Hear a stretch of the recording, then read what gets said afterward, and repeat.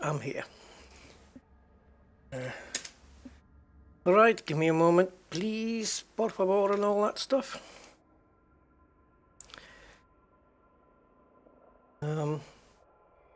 Yep, everything looks good on this end.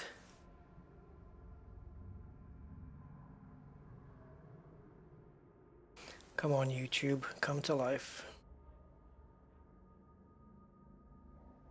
Sorry guys, YouTube's being a bit slow here.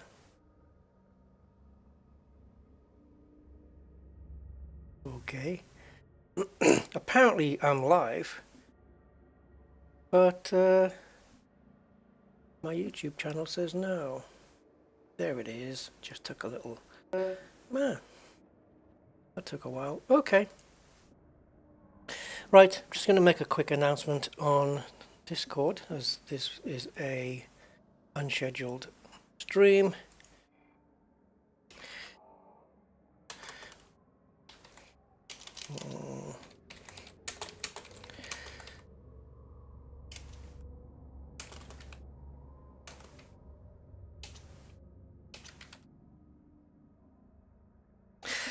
All right, so continuing the quest for G4 mats. First thing to do, get a fresh cup of tea. We need to lift off. We've got, I think, 4 jumps or 6 jumps? 6 jumps. So yeah, 6 jumps to the next location, and we are picking up the material that I wanted to do last, because it didn't have a tick on it, but it's the closest system to be the next in line. There's 4 planets we need to visit. This is the closest one, so it's for polonium. So let's just get ourselves out, and we do not have straight out, unfortunately. So we're going for polonium, and then we'll move on to whatever is the next closest. I don't know what that's going to be. But we need yttrium, technetium, and selenium after the polonium, basically, and that's it. And then I've got all my G4 bins are all full. But I'm going to budget for 1 a day, you know, 1 planet a day. So let's see how quick we can do this one. Last time when we landed, we hoovered up everything in like an hour. Maybe I'll get it done quicker this time, who knows. But the only thing that bothers me is the polonium doesn't have a... They've all got ticks on them. Tick. So unless this is an unconfirmed one or something. And I've got Edison ready to, you know, feed me into the planet coordinates. So we'll get it all done. Andy, welcome, sir. How are you today? I've been out today hunting for something I couldn't find. Well, not really. Yeah, I couldn't really find it. I found an alternative. I had to go to 3 supermarkets and they all let me down. But I'm looking, you know those metal tins of biscuits, like the Foxes or whatever? No. Oh, I'm sorry, sir, we don't have them. We only bring them at Christmas. People only eat biscuits at Christmas, do they?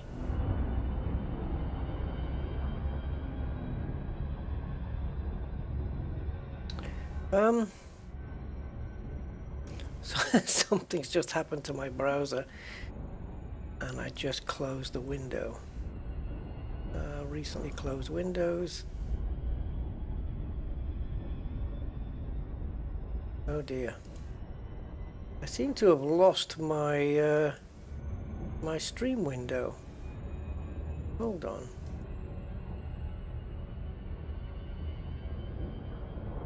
Oh, how the hell have I done that?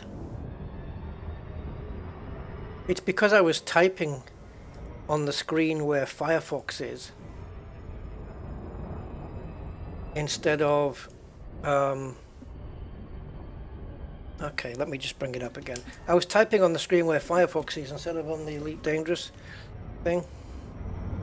And so, I don't know, one of the keys I was about to use for hyper jump, I think, did something on my stream. So I'm just going to bring it up again. There we go. Yeah. So we'll just get here and then we'll get to the planet.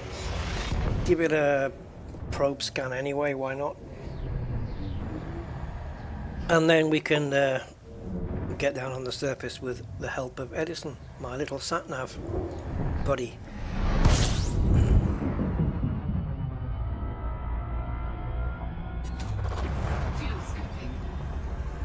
Okay, I'll be happy just to get the polonium today, but to be honest, if you think about it, if you really think about it, if I did polonium plus another one, then I would half the amount of time it would take me to do it. Instead of doing one a day for 4 days, I could do two a day for 2 days. See what I mean? So I could do 2 today and 2 tomorrow. So it might turn out to be that way, we'll see. But yeah, this is crazy because the last 4 streams on my channel, not counting, no, this is counting this one? Yeah, counting this one. Yeah, last 4 streams then have been Elite Dangerous, guys. So you've been overly saturated with Elite Dangerous goodness, badness, however you see it. Josh Rogan, hi Josh. And welcome to you. Alright, so let's have a look then. We've got another jump. D1239.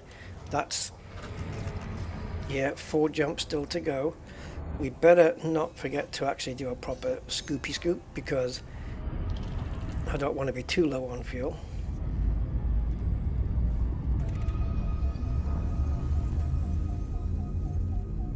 It'd be nice to have a 2-second discovery scanner, wouldn't it? Zzz.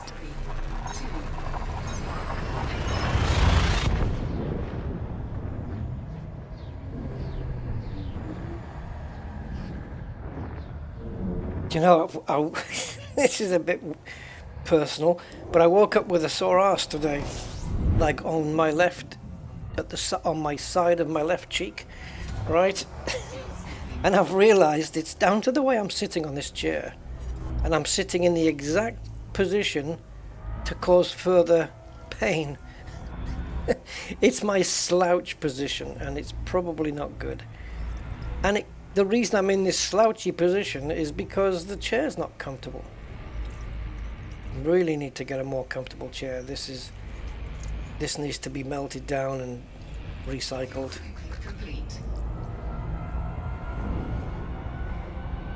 I don't think I'll ever buy another gaming chair after this one. It's horrible. Milan B, hi Milan, 07.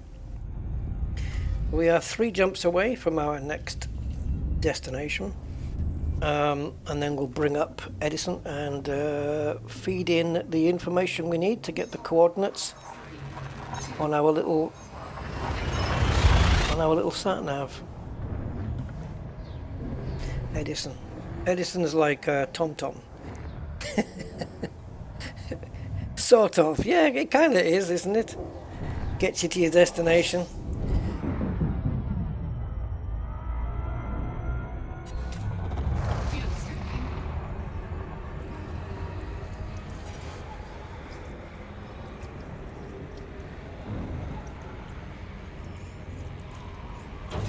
Yeah, so all the other planets were around. Because of how we've done this, I don't know what the most efficient route is between all of them, but the most distance of the furthest away planet from where we were, I think it was around 300 something, and then there was another couple that were 200 something, but this one I think is 150, 160 something. So it's the polonium planet, the polonium Braintree's planet, is definitely the closest one. So in reality, I don't think it really matters what order we do things in, if I do the polonium first or last. It's just that if the polonium was going to be a particular pain in the rear thrusters, I didn't want it to impinge on my collection time on the other stuff, you know. So here we are. One more jump away. Let's just make sure we get a nice tank of fuel.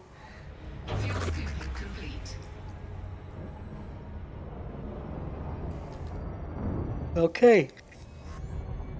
So, what planet are we looking for? Well, that's a damn good question. Oh, God. It seems to me, guys, I'm not going to throttle up yet. It seems to me that... Oh, Jesus. When I closed that browser window somehow, I shut down the Reddit. Oh, that gives me the thing. I've got it in my video description anyway, so I'll just go there. So we want to go to... I need the bloody reference sheet. Thankfully it's in my video description. There we go. See, I can't be without that. I need that. Okay. It's got important information on it. Christopher Butterfield. Hi, Christopher. Or do you prefer Chris? Yes, welcome. 07 and welcome back, everyone. Alright, so polonium A2. So let's do this. I didn't descan the last couple of systems because I was too busy yapping. Alright, so we want A2 then, which it'll be this fella, and there is a thing here. And it has repair, restock, refuel, outfitting, owned by Commander Kurad. Yeah, okay, this is where we're going. So let's just head to it, and then we'll bring up Edison and get the info fed in, and it can tell me where the brain trees are.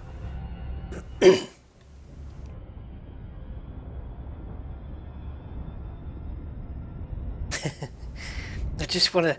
There's a place in the UK called Aintree. I just want to go out there and just paint a sign and just put a BR in front of it. It's so tempting. But it's easier to just grab an Aintree sign in Google Images and Photoshop it. There you go. I'll do that way. That way I won't have to vandalize anywhere. But it's so freaking tempting. Aintree. Braintree. And anybody who's an Elite Dangerous player going past that sign will be like, oh my god. Elliot's Vlog, good morning to you. Welcome, welcome.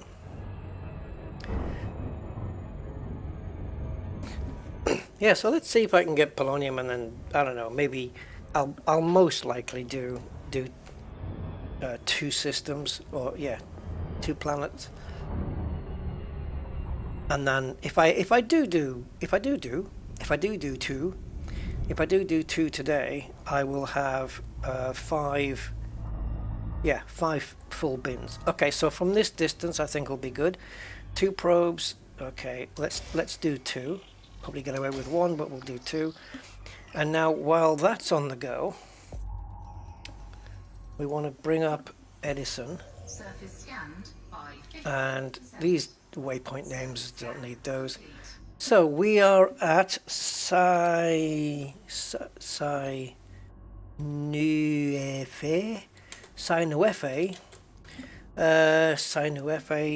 BY-F D12-39. That's it. The body is A2. Now then, here it should put the radius in. But before we do,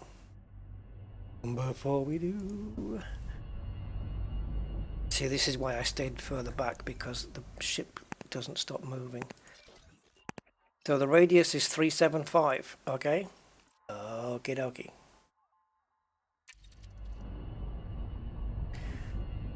So if I click on this database thing, yep, it's got it. Okay, so latitude is 36.3907 and the longitude is 46.3248, and start navigation, and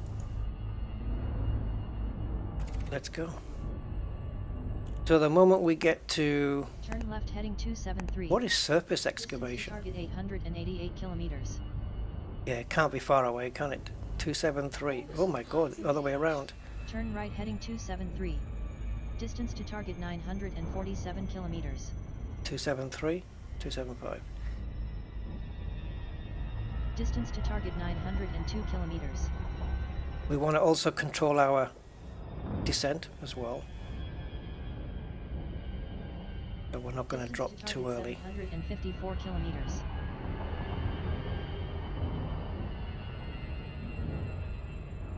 Do not want to get into the drop zone before. Right heading 277. Distance to target 617 kilometers.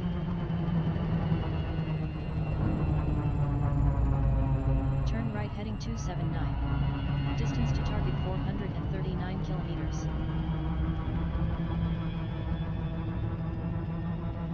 Distance to target 262 kilometers. Making a note of your altitude. Clear There. to descent. Clear to descend. Turn right heading 289. Distance to target 111 kilometers. Descent is 44. That's absolutely bang on, isn't it? Clear to descent. Turn right heading 295. Maintain angle 46 for descent. Distance to target 77 kilometers. Clear to descent. Turn left heading 293. Maintain angle 43 for descent. Distance to target 54 kilometers. Maintain Okay. angle 41 for descent. Distance to target 36 kilometers. We're just looking for the forest when we get down. Distance to target 18 kilometers.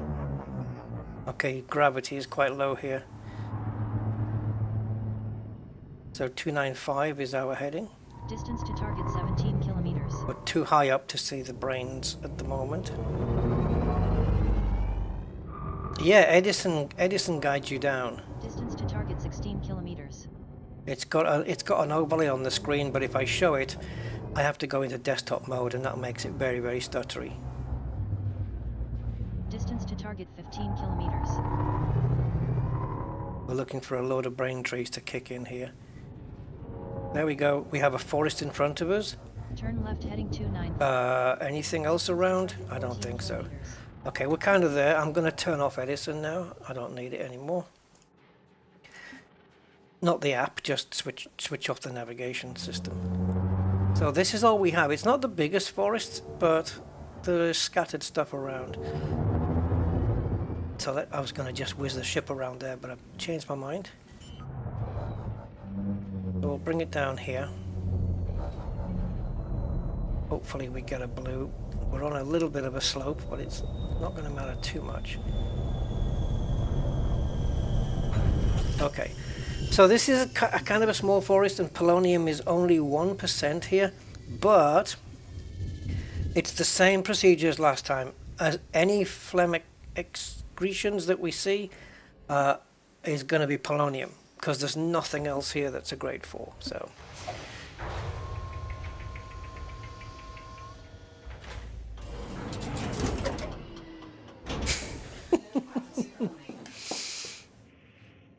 is that right, Andy? You haven't vlogged in a long time, just call me Elliot. No problemo. Alright, let's see if we have any here. Because we do have no polyporous growths. No, you can zap those if you wish, but unneeded. Now we've got a few more on the screen. Oh, polyporous growth. I wonder how many phlegm extractions I keep saying, but I know it isn't. Excretions we're going to see. So we'll bury ourselves into the forest until we get like a load of blips on the screen. Just put ourselves here. Please give me a fair few. Now in polonium, I think I've got a couple. No, I don't. I have 0 polonium, so this will be a first. What's the one I thought I had? Technetium. Yeah, I got 6 of those. Okay. Oh no. Oh god, no, this is bad. Uh-oh. This is why they didn't put a tick on it. We in trouble. We in trouble. Unless we can find another forest somewhere. This one is a absolute bust. It's all polyporous growth. Like all. Let's... Okay. Alright, let's zap one of them. I want to see what we're picking up here. Oh no, this is bad. No wonder it didn't have a tick on it. Zinc. So these are grade 2 materials. I don't know if... Yeah, I got it. Oh dear. Oh, right. See, this is why I wanted to leave it until last, because I wasn't sure about it. If you want grade 2 materials, sure. There's like a shed load here. The only thing I can think of to do is to get back in the ship and just do a little bit of boosting around the surface, right? And see if we can find another forest somewhere that may have some. The only coordinates I have is for this one, and I'm sure it won't be the only Braintree forest here. There's got to be more of them scattered around the planet's surface, so let's see if we can find another one. If not, right, then I don't have a need for polonium at present, but if I don't find any, I'm not going to spend too much time here for no hits, you know what I mean? So we will move on if it drags on. So we're going to need night vision for sure, because that's how we spot them. Actually, we could go to a light side, to be fair. If there's nothing here, we could go back up, come down on the bright side of a planet. But they are easier to spot like this. So let's see if we can just find another forest somewhere. Okay, you see there's a few scattered there, but it's not... Whoa, whoa, whoa, whoa, whoa, whoa, whoa, whoa, whoa, whoa. How big was that one? See, they appear so quickly sometimes. See, these are only scattered amounts, which it doesn't matter. If we can pick up maybe, you know, I don't know, let's say we pick up only 5, okay? And there's 3 each. That'll give us 15 in every run. And to fill the basket, or the bin, it's only 10 do-overs. So, but maybe this is the same planet-wide. Maybe it's polyporous growths everywhere. It's a pity we can't scan these from the air.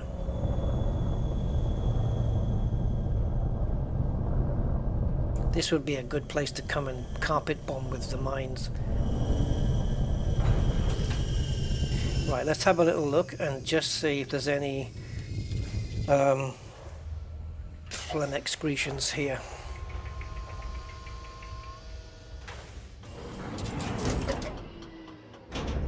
Low gravity warning. Low gravity. Little bit of gravy. Right, okay, so let's go here. Nope. This is what I think we're going to get a repeating pattern everywhere now. I think it's just going to be polyporous growth. So there's no tick on the polonium, basically because it seems like there isn't any on the brain trees. it's only grade 2s it's producing. This is not the results we've been having on any of the other planets. So we might have to find a different method to get some polonium. Yeah, they're all the same. I have a feeling that is going to be the same story for the rest of this planet surface. Because we've not even seen, is it cordyceps growths, which are the grade 1s? We've not even seen any of those, which is highly unusual.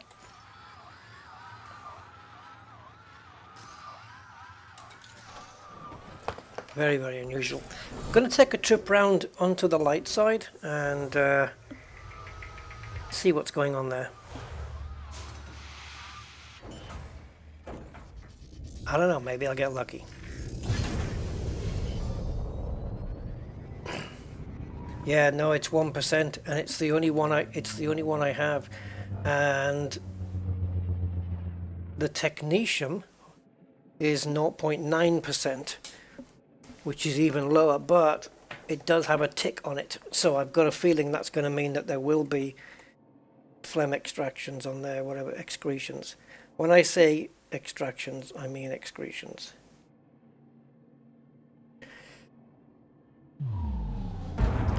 I'm just not going to keep correcting myself if I say it wrong. Yeah, but the problem is trying to find a 1.6 plus brain trees. That's the problem. Maybe there's a planet out here that's got brain trees that hasn't been found yet. Let me just do a little digging. 4, 3, 2, 1,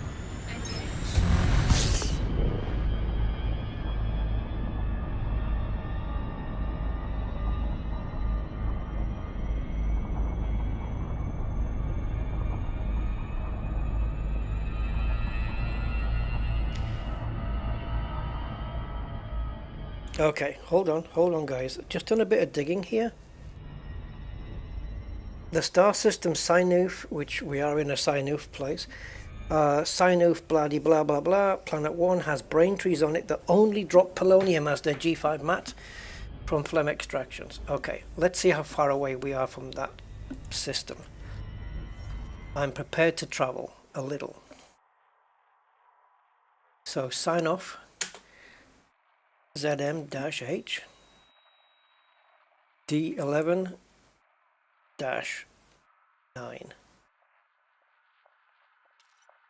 2 8. Okay, it's here. It's 83, which is 3 jumps.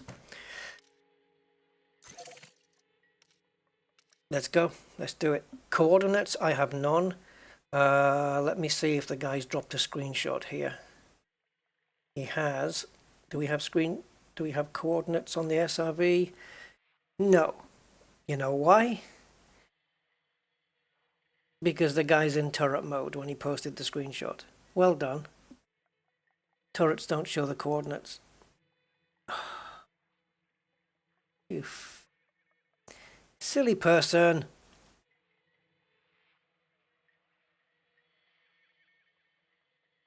All right. All we have to do is find a forest there, so let's go. Let's do that one. If it's the case, then I'll take this information. If this works out for us, I'll update the information on Discord and in the Elite informational channel, and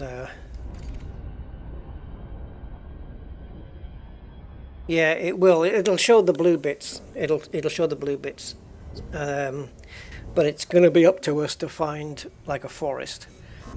You know, the bigger the forest, the better. So, let's go, guys. Another planet. Yeah.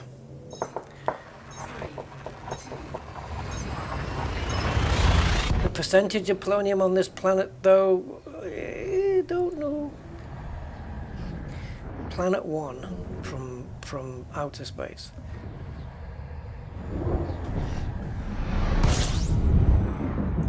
Do do do do do do do do do do do do. But yeah, maybe we'll yield something. I mean, this guy's obviously picked some up for him to post it, so.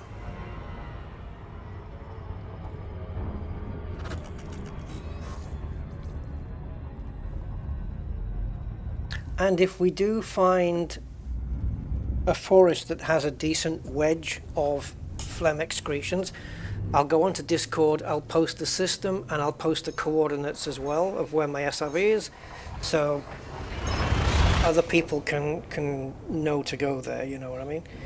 Because clearly the one that's on the reference sheet that I posted yesterday and in the video description is a little bit busted, unless there's somewhere else. Maybe there's somewhere else on that planet we just left that has them. I don't know.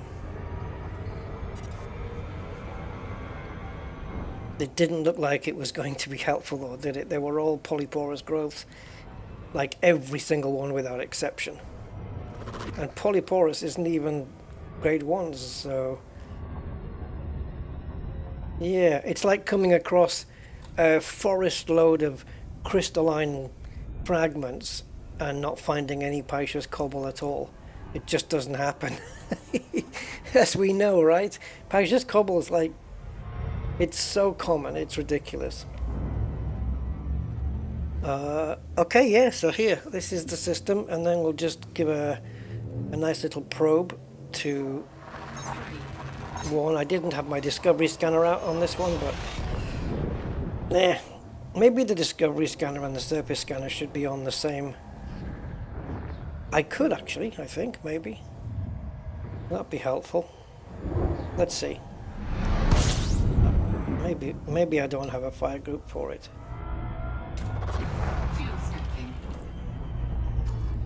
Let's have a look. Yeah, no.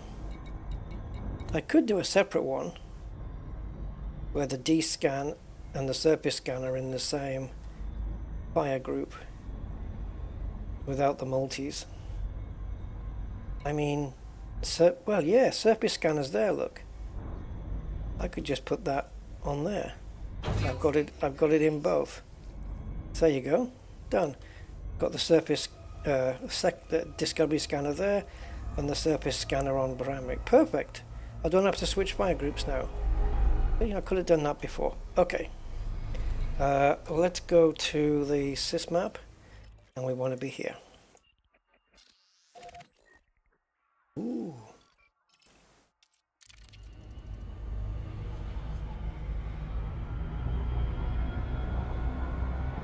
So we'll just get a little way, get the sun out the way there.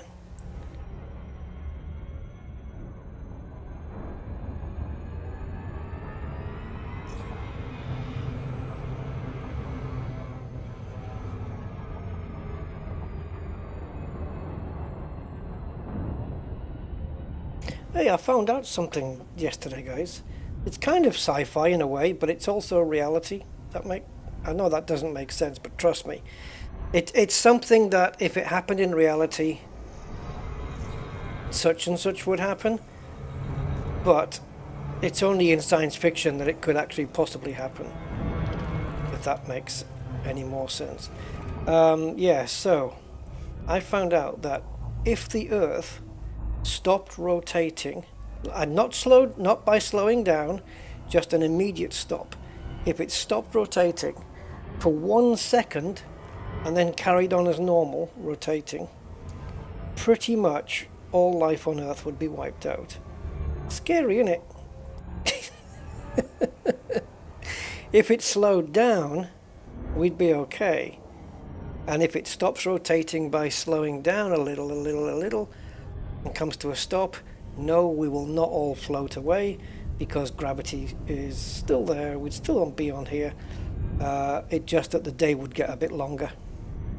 But the reason that we'd all get wiped out is because the Earth is spinning around at around 800 miles an hour, and if it suddenly stopped, we would keep going. It's like crashing a car into a wall and you not wearing a seatbelt. You keep going. Well, same with the Earth. If it just stopped, we would keep going at 800 miles an hour, hitting the first thing that would ever hit us, probably a wall of a building or whatever. We'd hit something at 800 miles an hour, and that's not survivable. Yeah, so let's hope the Earth doesn't decide to just have a quick 1 second break. Like a dead stop just for 1 second and then speeding up again. Talk about, that's like pressing the reset button, isn't it? Really. But if it's a gradual slowdown, if it decelerates to a stop, we'd be okay. Just grab hold of something, you know. Yeah, you'd have to be literally seat belted, bolted into the planet. But even then, it's still an 800 mile an hour pull on your body. I don't know how much G that would generate, but oh no. Oh. Normally brain trees come out first, and they didn't. I was freaking. All right, let's get down onto the light side for a change. Yeah, 800 mile an hour is quite a bit of G's, isn't it? I don't think it's humanly survivable, really. Seatbelt would probably go right through your body. Yeah, it wouldn't be good. So that's what would actually happen, but thankfully it would only actually occur in science fiction. The day the Earth stood still. They already did that title. Yeah. See, we wouldn't float off if the Earth stopped rotating, right? It's because it's the magnetic core that's generating the gravity still, right? Even if the Earth doesn't spin, gravity is still there, right? I know the centrifugal force and everything, but you would think that the spin of the Earth, if it's going to do anything, it would throw you off. I don't know. It's not like centrifugal force that clothes feel when they're inside a washing machine. It's not quite like that, so I don't know. But yeah, okay. I'm going to head towards, see this little bumpy area here? Yeah. I want to stick around a little bumpy area. Just to see if there's more chance of a forest existing. Because every terrain I've been on, where there's been brain trees, it's been a bumpy ride.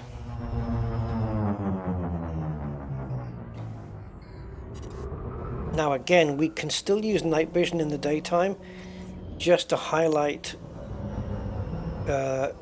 said trees. Gravity is pretty much Earth-like here. It's pretty much 1.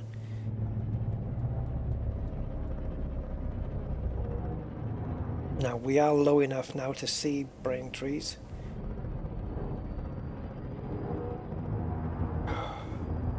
But how far are we going to have to go?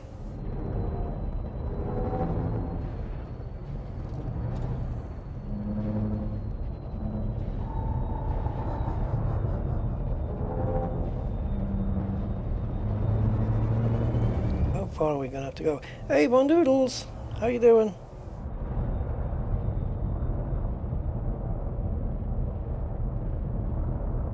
Inertia? Yeah, no idea. I haven't thought about it, to be honest.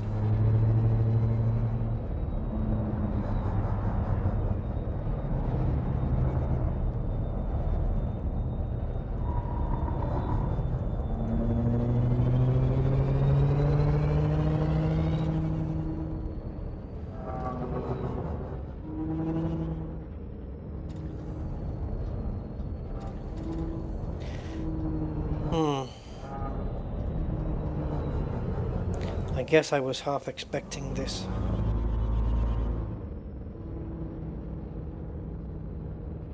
Okay, let's get on to the flatlands.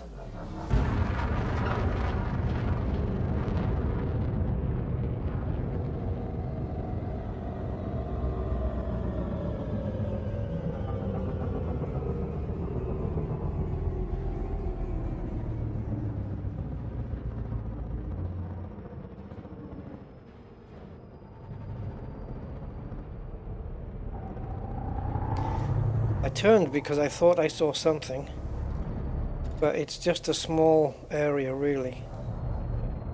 But you know what? If it's got the stuff we need, I'll take it. I don't want to park in the forest because I won't be able to get the turret out.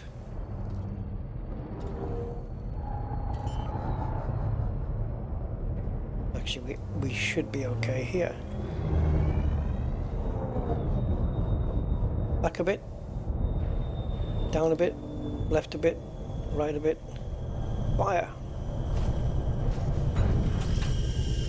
Alright, let us see if we are more lucky here.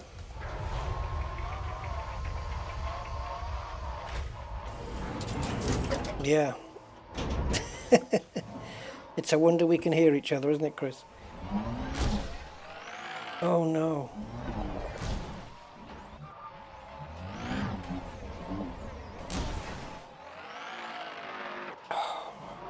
Fuck off then.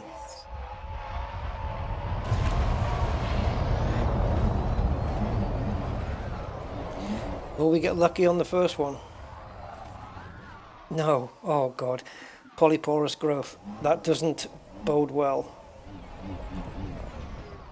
Now, the forest I was going to was based on which way the ship was facing, because I knew where it was based on the rotation of the ship. And now the ships had to be dismissed.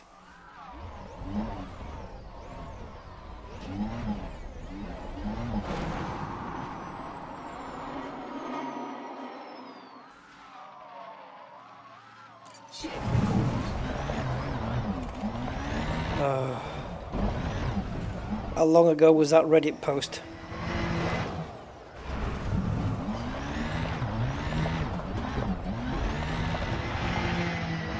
Has Frontier nerfed polonium?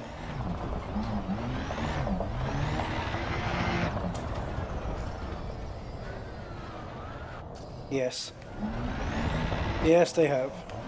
And everything else to do with it. So this is 2 planets now where we've had polonium on it, and the brain trees are just giving out polyporous growths now.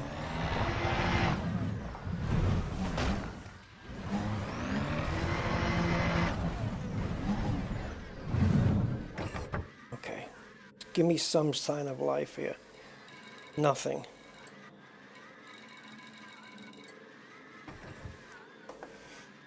All right, so clearly there is no polonium. However, that doesn't answer the reason why there is no iron, nickel, sulfur, carbon,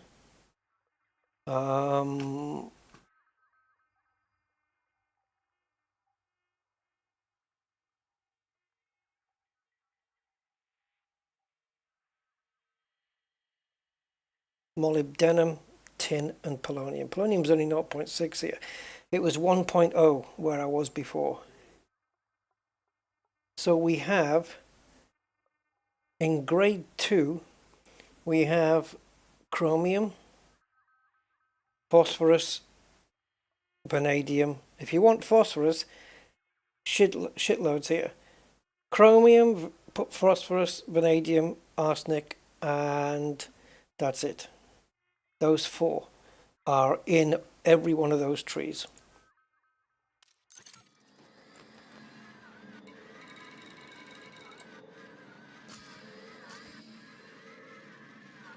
That's taking the piss. Frontier.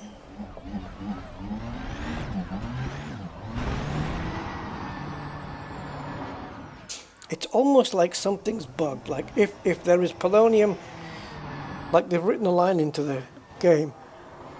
If polonium is greater than 0.0%, then only produce polyporous growths.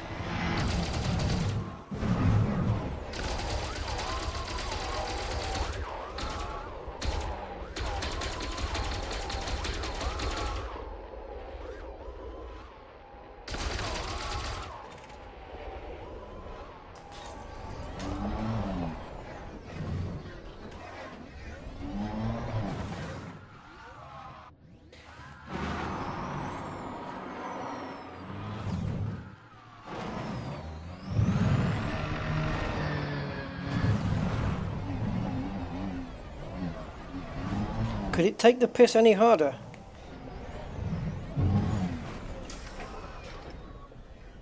You see, I had that material selected, I had the cargo scoop open, and it still failed to pick it up. It flew into hyperspace.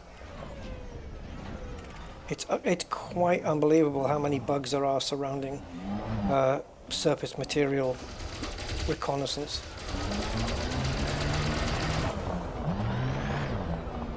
I mean, it's littered.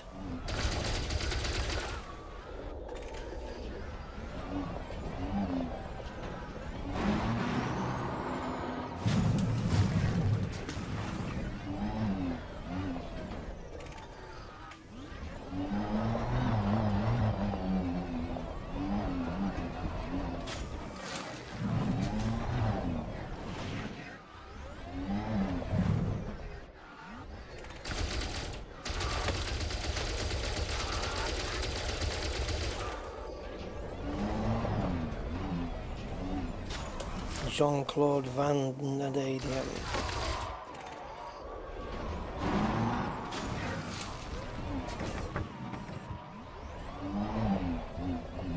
Yeah, but I've been to 2 areas on 2 different planets, and what is it? Am I supposed to think it's coincidence that it's been polyporous growths only? Like there's no grade 1s anywhere? Even if I was after the most common materials like iron and nickel and sulfur, there isn't any. How do you justify making a lesser common material appear more than a more common material?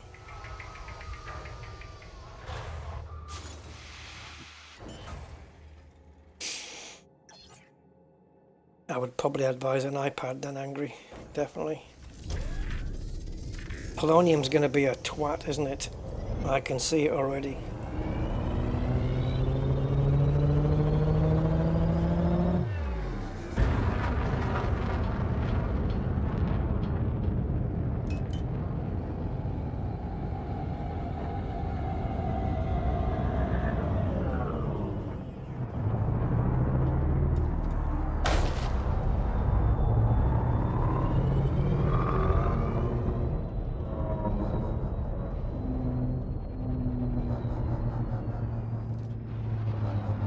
Okay, left and right. We're going to land in the middle. We're going to try and land in the middle.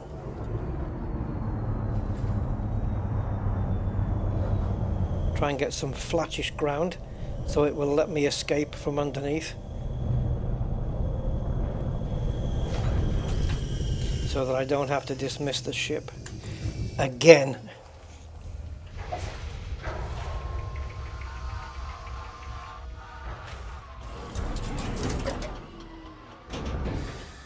I am expecting exactly the same results.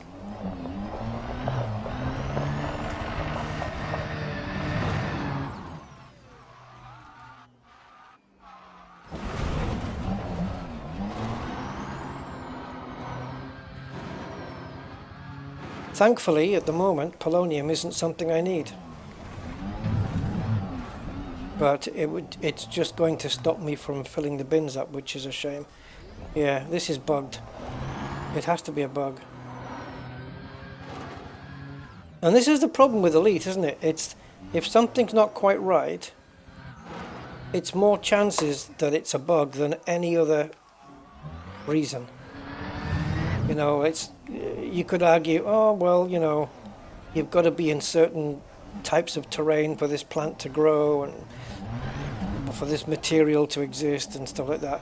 But you could sit and make up excuses all day that have got no basis or no foundation, but the chances are it's just a bug. Look at this. Absolute bullshit. Let me have a look at this Reddit post, see how old it is, because they've bugged it since then. Oh, okay, 4 years ago. Yeah, how about concentrating on something a bit more recent? Let me have another search on the internet, and I will not go for anything that's over a year old.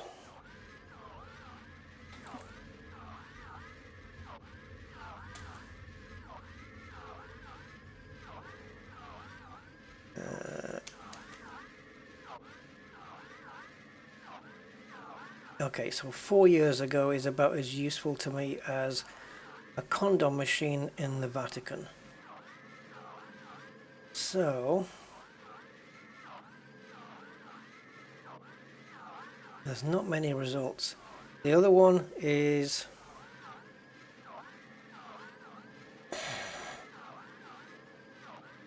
2022 November. Let's have a look. Oh, he's not giving away. Okay, here we go. We have a different system. The brain trees drop polonium, selenium, molybdenum and cadmium.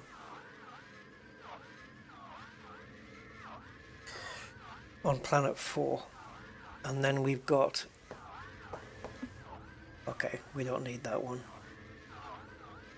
Right, I want to make sure that this system is different to the one in the reference sheet and the one we just been to. It is. Right, last go on polonium. If it yields no results, in fact, if it turns out to be that it is,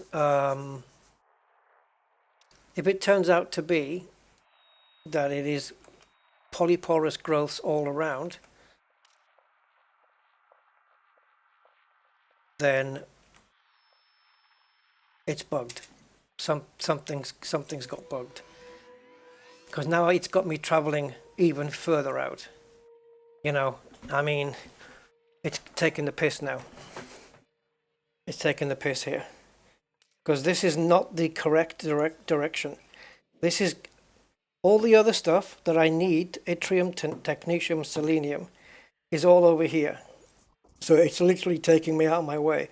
So if I'm to travel another 260 light years for the same shit results as what I'm getting here, then polonium has been nerfed to fuck. Which is something you would expect Frontier to do. Thing is though, it's a grade 4 material, so there's no need to nerf it. But it's not just polonium they've targeted, it's like the bug is that brain trees on planets with polonium are only producing grade 2 drops, and that's it. No grade 1s. The fact that there's no grade 1s getting dropped tells me that there is a bug. Because that's the strangest thing. It's the equivalent of finding a planet that only has yttrium and iron and never finding any iron, only yttrium. It just wouldn't happen.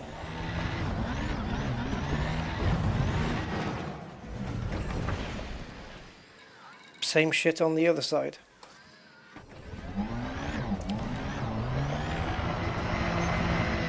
Well,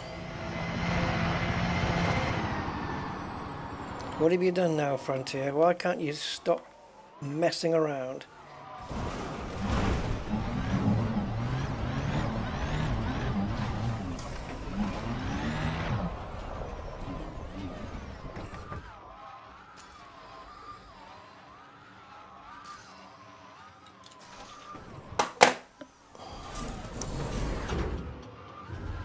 Hello Mark, Chad and Sim with Don, welcome guys.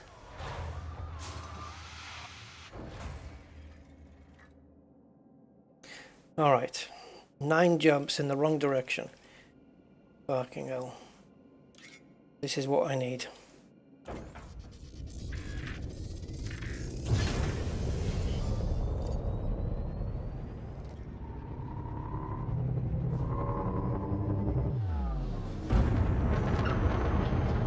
It's going to be the same.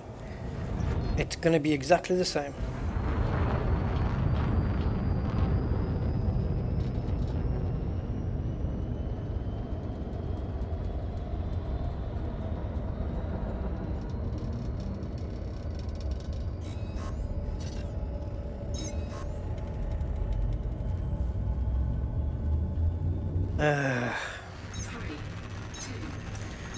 I should have fired up Flight Sim. That was my my intention.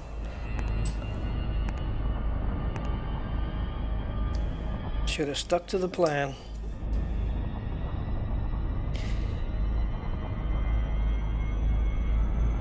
Let's see what happens now.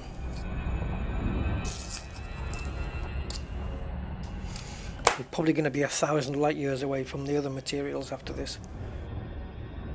Or at least, I don't know, maybe 600, 500, 600 light years.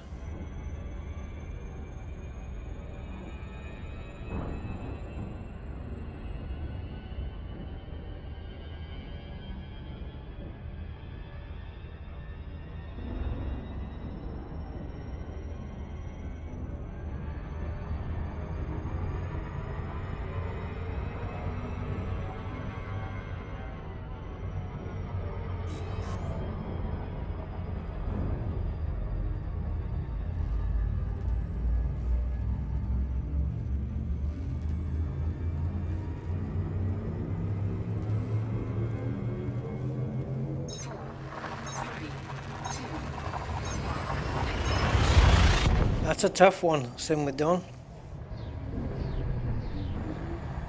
You see, yeah, that's a tough one, because normally I would advise people, if they're going to get MSFS, to go for the Premium Deluxe, because the upgrade path, if you ever want to upgrade it, the upgrade path is economically terrible. So it's best going straight for the Premium Deluxe. But it depends, how much is it now? I don't know when MSFS 2024 is coming out, and it depends how much you want it.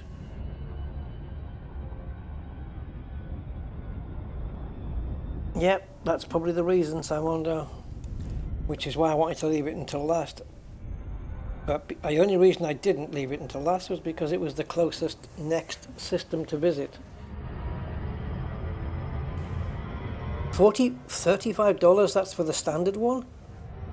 Hell yeah. It's worth it. Even if MSFS 2024 comes out in 2 or 3 months' time, I think $35 is a steal for MSFS. Especially with all the add-ons you can already get for it. And the add-ons that you buy should be backwards compatible for MS 2024. Or FS 2024 to be more accurate. Why is Microsoft 2 letters? MS. It's one word, for frig's sake. It should be MFS. And why are we putting the developer's name? I mean, we don't call it Frontier Elite Dangerous, do we? FS. Flight Simulator. Anyway. How much is the Premium Deluxe, Sim with Don? An upgrade path from 2020 to 2024? I don't think so. I've not heard of anything like that, no. It's a whole separate product. Fuel scooping complete.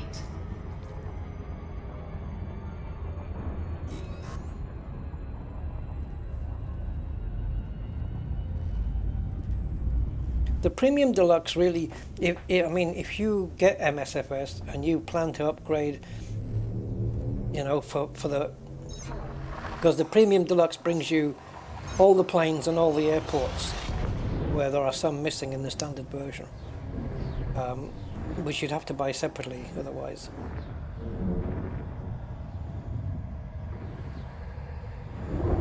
But $35 for Flight Sim, even standard version, that's freaking good, man. That is really good, I think.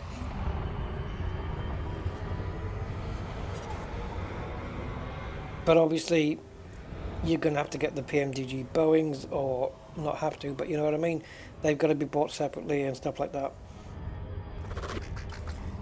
But then again, if you want a free jet, fly-by-wire A320 is a hot product.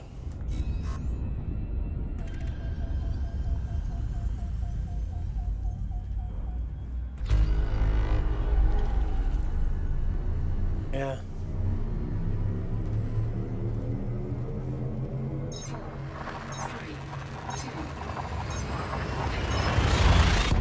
Yeah, they do.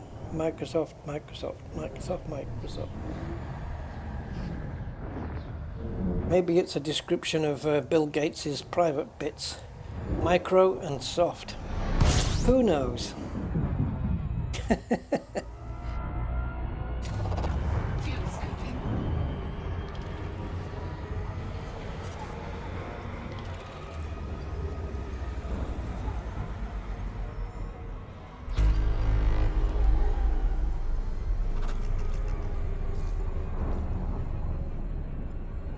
Aye. Billy boy.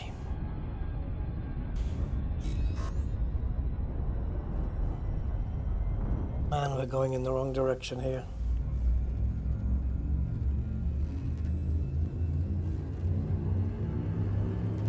Well, for me anyway. 4, 3, 2.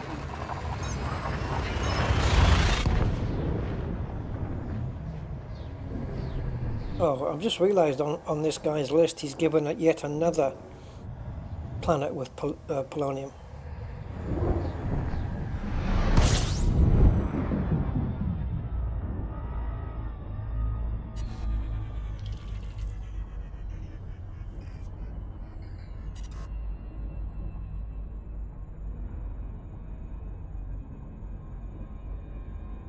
What?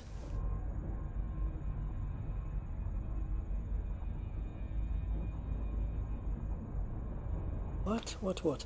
Let me read this out, guys, see if you make sense of this. Maybe I'll make sense of it if I read it out loud. Logging to horizons in the ship can be worthwhile after the planet has been scanned, because POI markers for trees are displayed there and you can easily fly to them. And then it says in yellow writing pointing to that sentence, no longer valid for Horizons 4.0.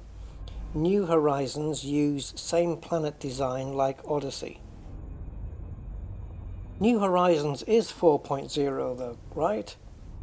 Or am I missing something here? In Odyssey the trees grow actually all over the body. Yeah, and they do in Horizons. So the POI markers are probably gone because of this. Yes, they will be. If there are no fruits on trees, just fly to another place on the planet. Sometimes you only find polyporous growth as fruit on all trees. I consider this as a bug. Oh, thank you. You're not just me then. Then drive around several miles or go back in Super Cruise and land on a different place. Sometimes you get stuck with the SRV at a Braintree, and getting out and getting back into the SRV helps in Odyssey. Once I had to completely log out and get back in to get the SRV again. Turning on night vision even during the day helps. I just did that. Put on Artemis suit. Okay, that's not going to help me. Yeah, so he's considering it a bug as well. I agree. In that case, drive around several miles or go back in Super Cruise and land on a different planet. Different place on the planet. Pfft, Jesus crumbs almighty. Gain damage!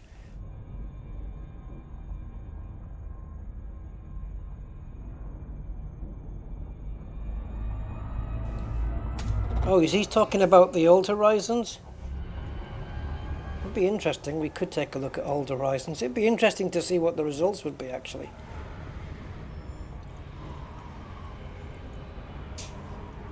Fuel scooping complete. How many more jumps to the next brains? Number 4.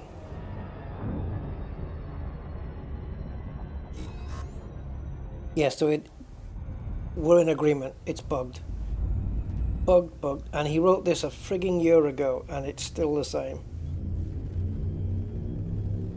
A year and a half. Let's call it November 2nd. 3,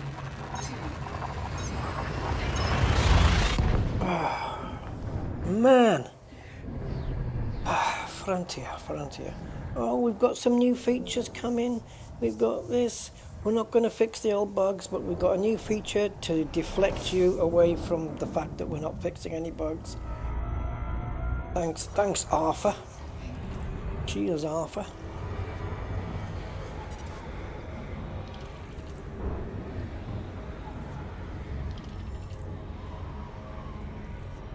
Oh, what have you done? Gain damage.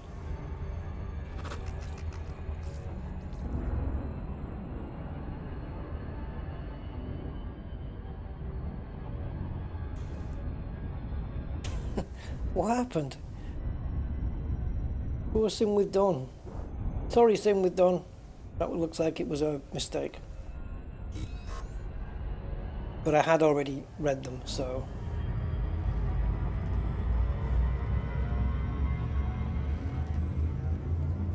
And they'll be forever emblazoned on the chat, on the stream, which is duplicated.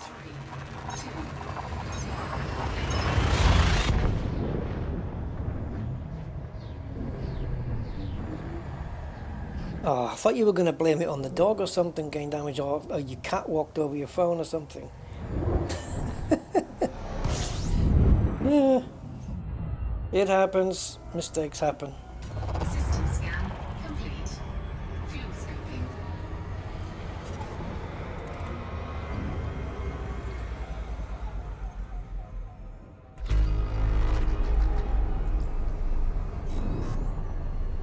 Do do do do do do do do do do do do do.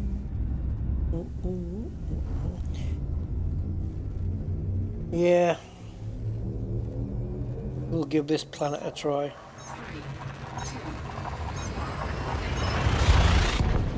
If this is the same crap, then we might have been better off staying in the first planet we were on, because at least that had 1% polonium, where these other planets tend to just have just less. But it's not all about the polonium, is it? Because the fact that it's producing polyporous growths only is meaning that there's grade 1s and grade 3s aren't even coming out either. So it's not like polonium's being victimized here, if you know what I mean.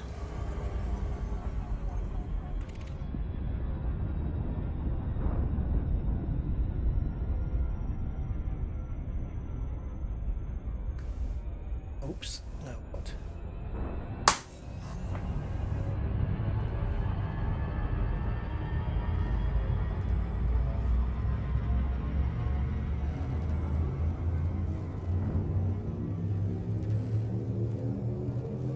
Yes, that's true, Mark. But on the screen there, if you look on the game screen that you're looking at, the stream, the chat is there on there as well. So even if YouTube deleted or removed the live chat that's on now, we'd still have it on the screen as if somebody was watching this stream back, like in 2 years' time.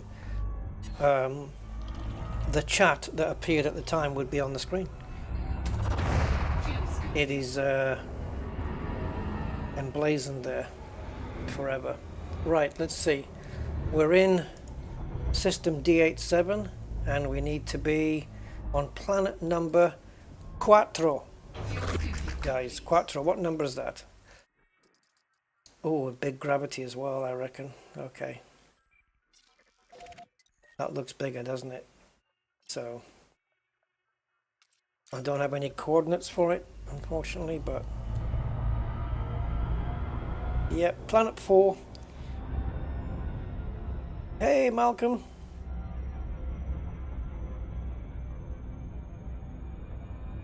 So the premium flight sim is 72. How much is it normally then? £130. Must be like $150. Either it's getting close to a 2024 release. There's no date though, as far as I know. But $35 or 36 for the standard. Yeah, it's a good deal.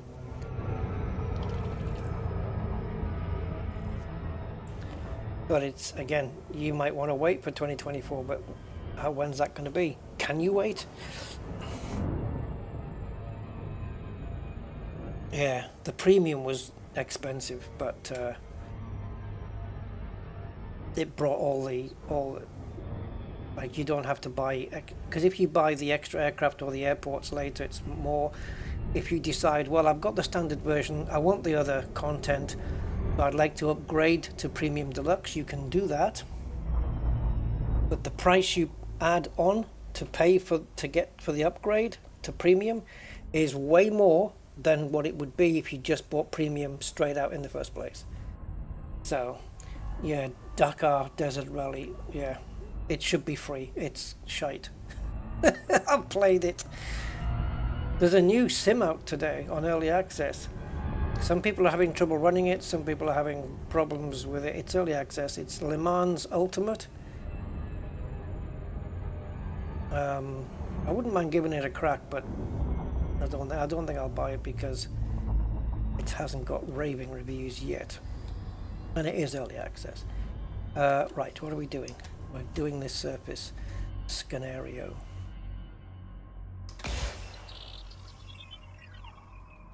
Seven probes. Oh Jesus, freak.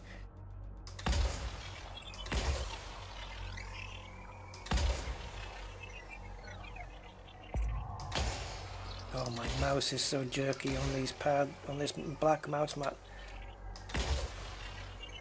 Maybe I'll order a yellow one. I don't know why yellow, because it's a colour I wouldn't normally think of.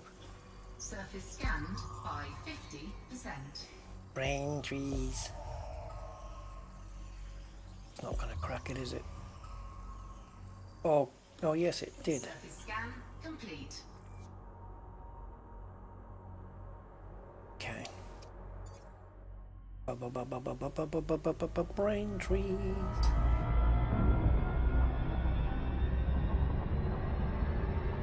Brain freeze.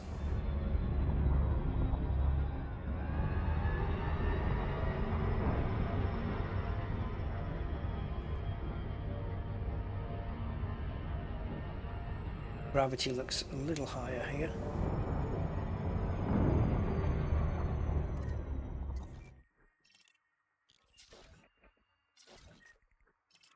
.92 gravity. Shiza. Polonium 0.7.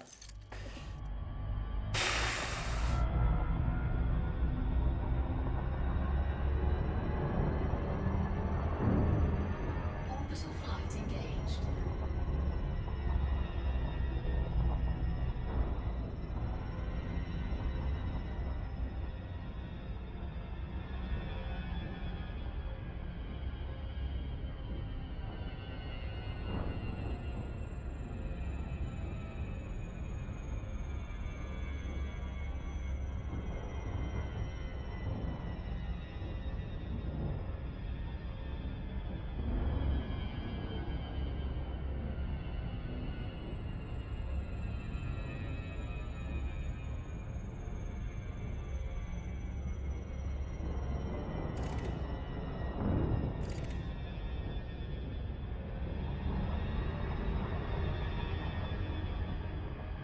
I'll have to go full shields up on this one just in case.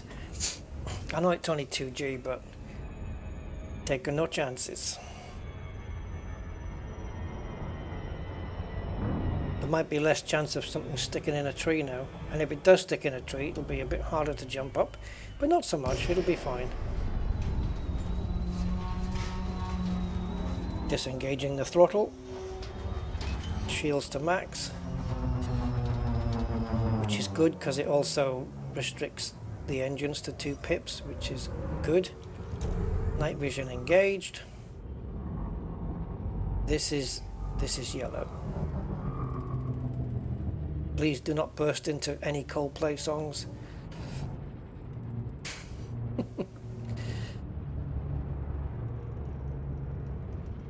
Oh, control your descent. I see trees, but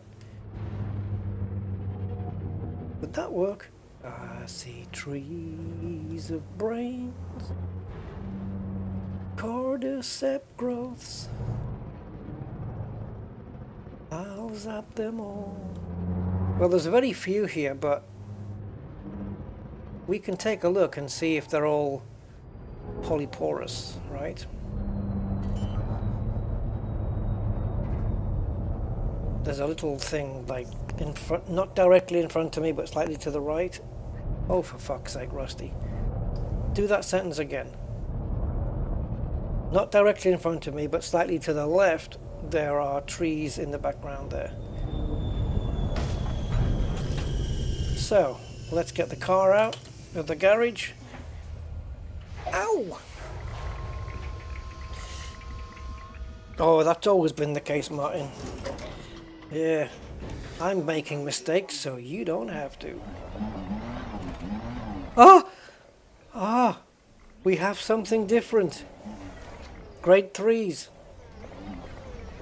Grade 3 materials, guys. Is there hope? Let's see how fast this drops to the floor. Grade 3, guys. Grade 3s. Okay. Let's just nip back a little because we just got one off the screen. Oh, don't tell me. Don't do it. Don't make it all mustardy and seed pods. Don't do it.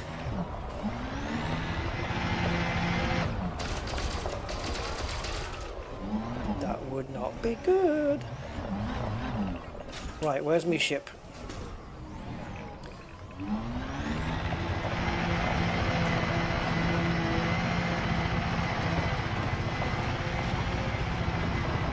Oh, this isn't wise, Rusty. It's 2 point...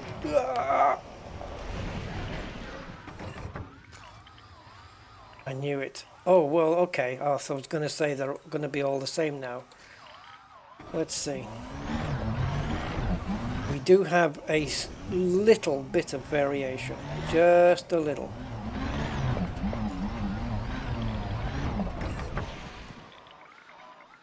Crystalline fragments doesn't help either. Cordyceps growth, okay. That's the 3 different types. Now, give me the excretions.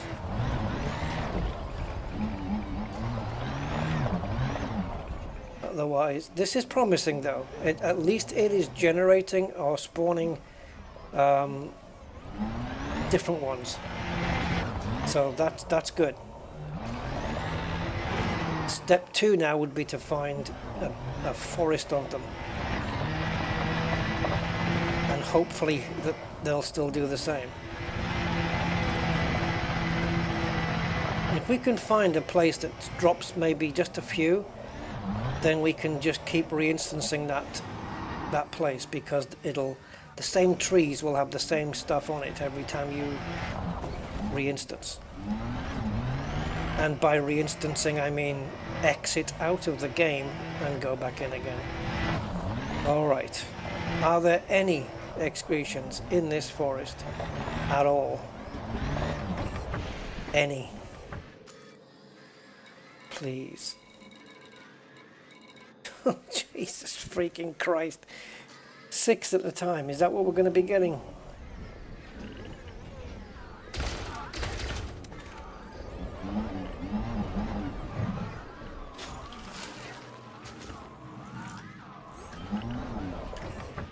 Oh, geez.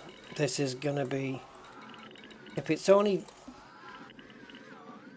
we're only getting 6 per run and there's 150 to get, how many runs is that?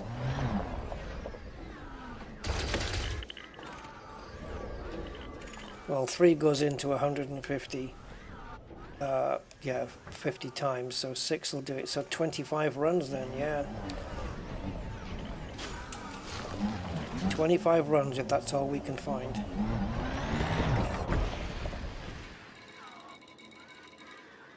Oh my god. There is only 2. Shite. We could get all the grade 3s and trade up. Like you could grab all the grade 3s. So you'd have to be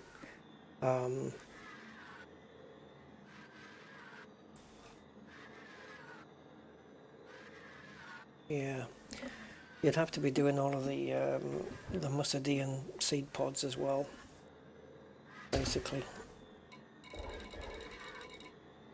These will get you the grade 3s. You can side trade 6 to 1. So for every 2 you get, it's 1 polonium. Just 1. I mean, that's like shite. It's not worth it.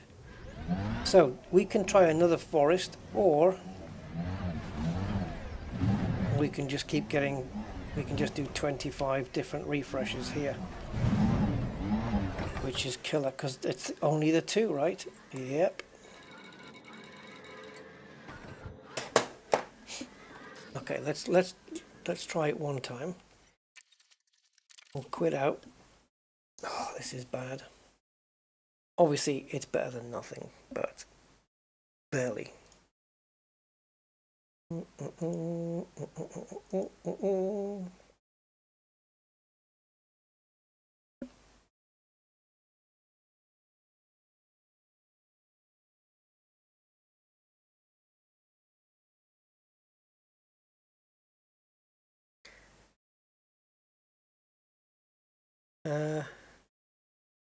Yeah, just waiting for it to relaunch then.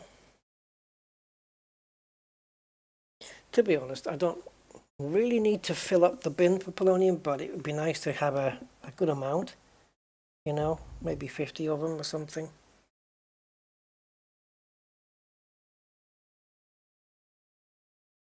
I'll tell you what, let's get a bit sensible here. Let's get a little bit more sensible. Now what's flipping, go away Discord, Jesus. Let's be a bit more sensible. Let's go to materials, polonium, and let's see what it's used in. I don't think you're not going to see this screen, but I can. So it's used in synthesis for AX explosive munitions premium, explosive munitions premium, and FSD injection premium. You only need 1 for that. Yeah, so for your, if you need to redo FSD injection synthesis, you need 1. It is also used on hard points. Aha! The only hard point it gets used on at grade 1 is mine launcher with radiant canister. I've never even freaking heard of it. The only use for polonium for me then is for FSD injection at premium, which is something I rarely do. So that's good info, because that means that I don't really need a lot of this stuff. I don't need a lot of polonium. So, given that, I am prepared to settle for a lot lesser amount. Holy crap, yes.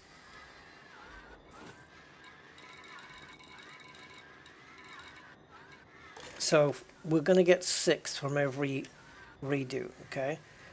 Yeah.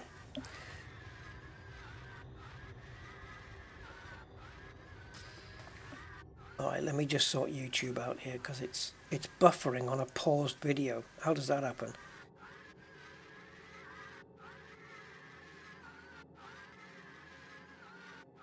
How can it buffer a video that's paused? Alright, that's sorted.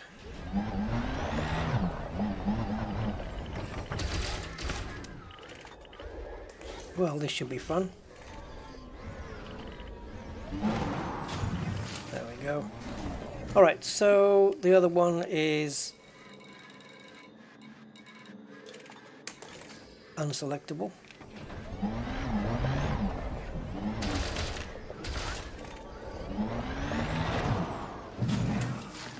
Okay, so what we do is just back off and stay here.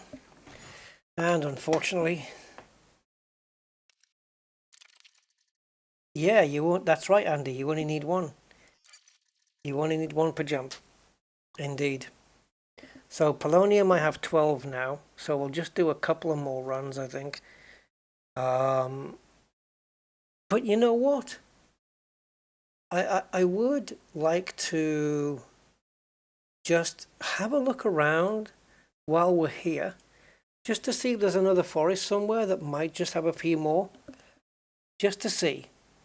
And if not, well, that's fine. We'll just make do with what we have, because this mine launcher with whatever that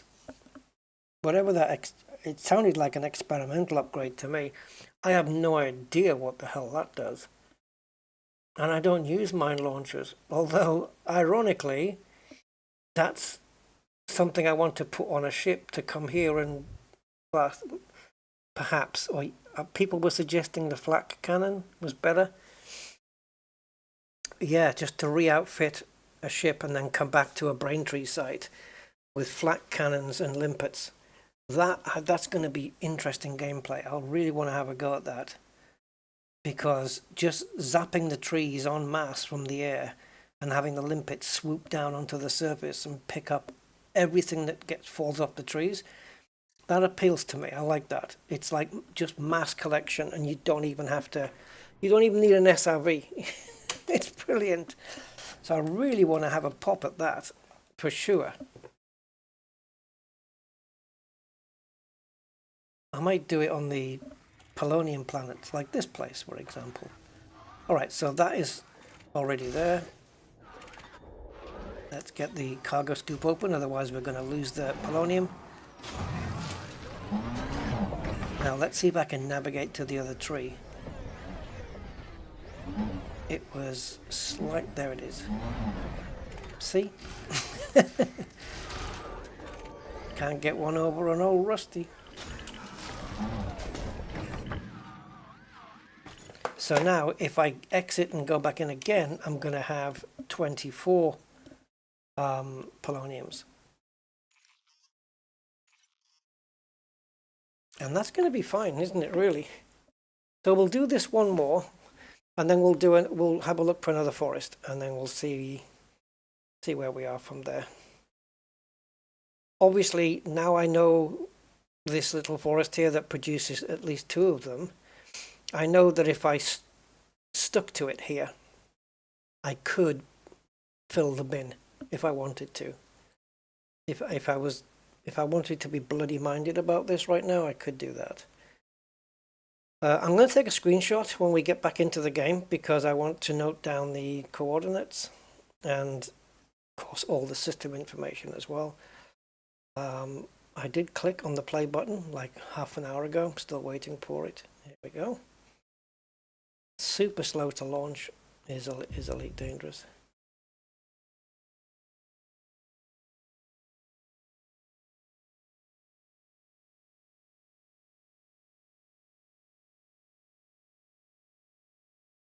It's weird how it says Odyssey when we don't have it. But it is an Odyssey-based account with John Beamer, but just not with this account. Horizon, see, is no Odyssey. Looks like I've earned 14 arcs in this stream, somehow. Alright.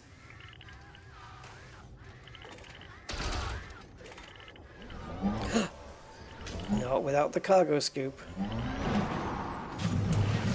Okay, and the other tree.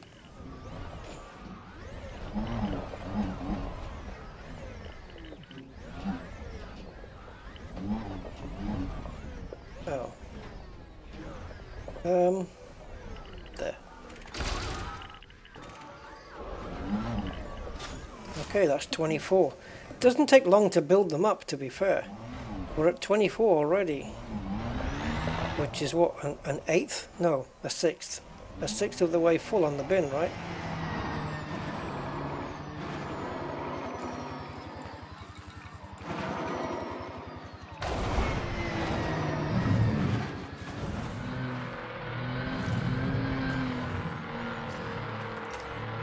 Fuel replenished.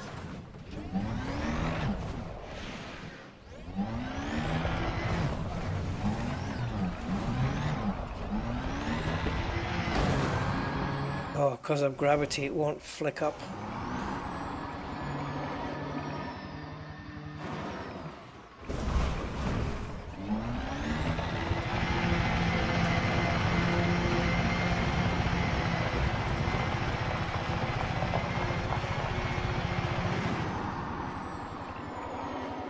Yes, we've got 24. If we call it 25, 25 is a sixth of the amount that we can get.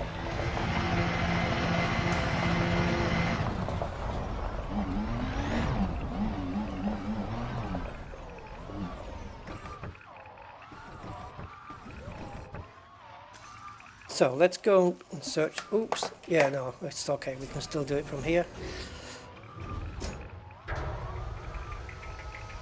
I wanted that screenshot. There we go. But I want the screenshot properly from there. The only problem is you can't see the numbers hardly. All right, so let's go night vision on because it's just easier. Full engines. Being careful with. Actually, let's go 3.3 on the pips. Due to gravity. If we can find just a great big forest, we might just get lucky.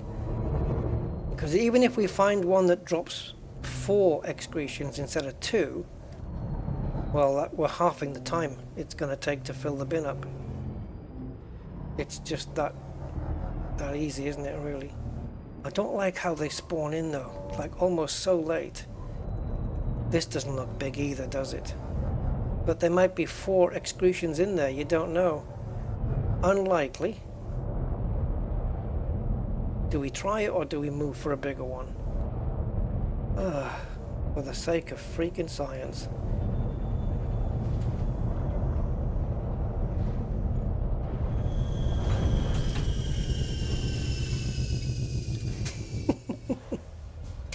I might as well have a look. You never know, there might be 4 here. There might be 5.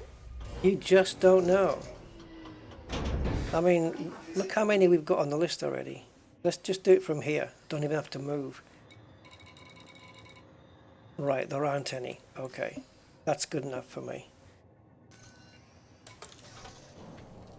We parked so close we could just scan it from here anyway. Nice and easy. The SRV is capable of scanning items that even the ship can't manage. Right, let's try something a little bit bigger. All of those brain trees in front of us would have been in range of the scanner, so I don't think we missed anything. Alright, let's get something bigger if we can.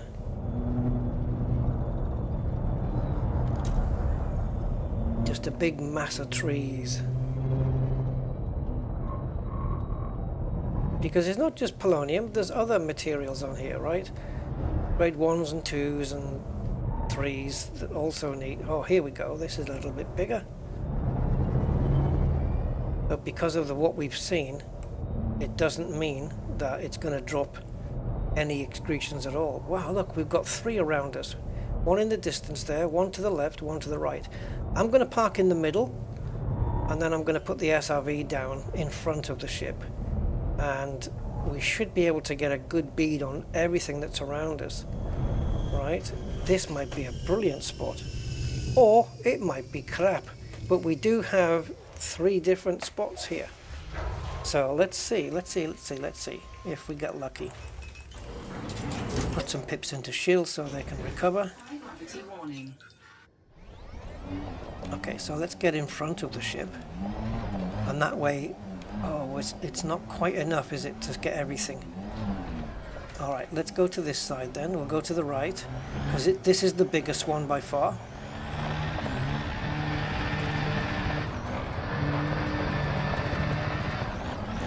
We'll just get everything on the screen here we can. That's a lot. Okay, what have you got for me? 3. It's better, right? But if we can go to the left-hand side and get a couple more, yeah, it's better. All right, so this time we're going to get 9. We'll get 9 from here, which again is, we're reducing it by 50% here, just doing that. The amount of, we're reducing by 50% the amount of quitting the game and going back in that we need to do. That's great.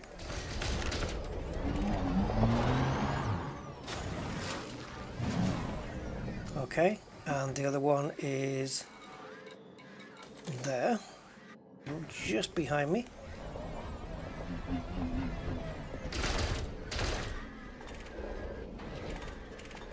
I'm banked up, I can't get that one. There we go.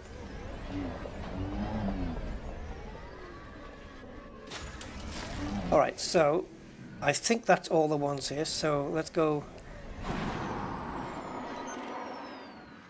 Alright, so we'll go over to the ones on the left hand side, and then we'll go visit those down there. In fact, let's go down there. No, let's go here first. Because if there's more here, we may not need to visit the one at the back. There's only a few here, but to be honest, it might not yield any. Let's see. I'll tell you what, when you accelerate with the SRV on a 2G planet, it does feel like there's a bit more friction holding it back a little. 3 more? Cool. That's 18 in one run. What if those remote ones can produce another 2? That'll be well, I don't know. 18 plus 6, 24 in each run. Which is better than what we were getting before, I would say. It used to take 3, it would take 3 runs for 24 in the last forest. Now we can get 24 in one go here. This is much better. So I'll be honest, guys, wherever the coordinates of my Cobra is right now, that's the money shot, because we've got, at least for polonium, which is difficult to get hold of by the looks of it, this looks like the best option, or the best one I've seen so far. The best shop.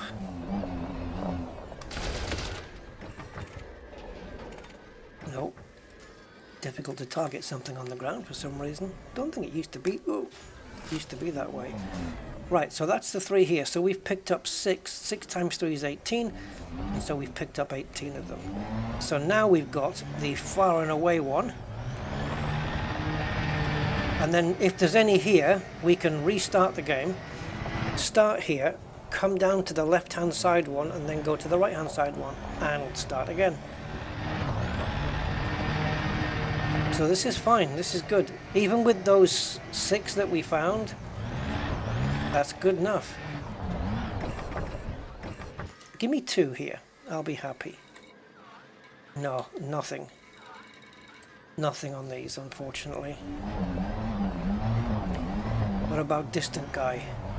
Let's wait for him to pop in on the scanner.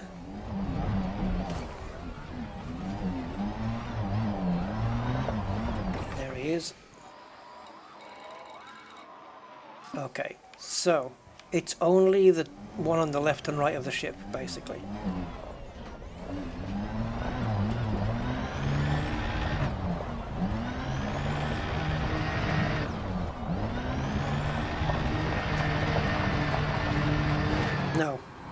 No, Irish, you can't trade like that. So before I restart the game, we're going to go back to the ship. Ideally, if I can get on top of it, all the better.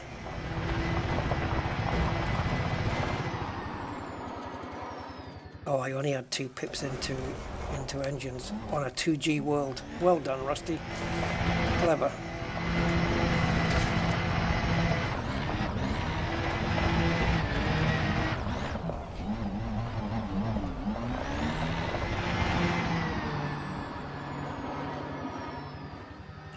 Oh, I bastardized my timing.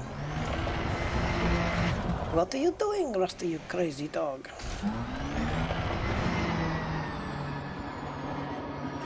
I don't do anything without reason.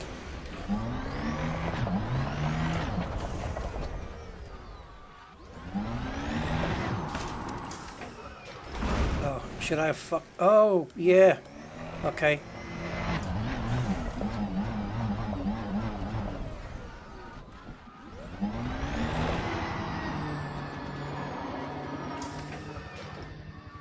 Okay, I need more speed because the ship is disabling my drones systems, my SRV systems.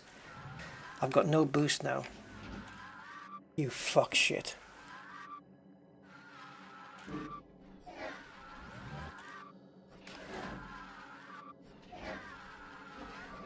I wanted to be on the roof because then the screenshot would have given me a clear view of left and right forests.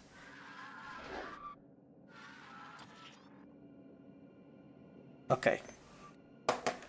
We're going to screenshot this just in case Frontier fuck this next thing up.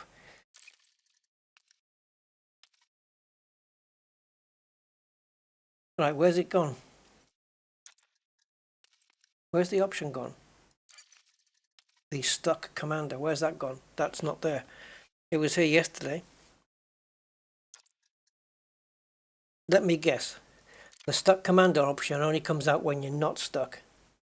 No, I don't want to dismiss the ship. That's the point. It has to be at the coordinates it's at. It's pointing directly at both things. That I needed those coordinates. The stuck ship was here. I know that dismissing the ship is the answer. I know this. But the whole point was not to dismiss the ship.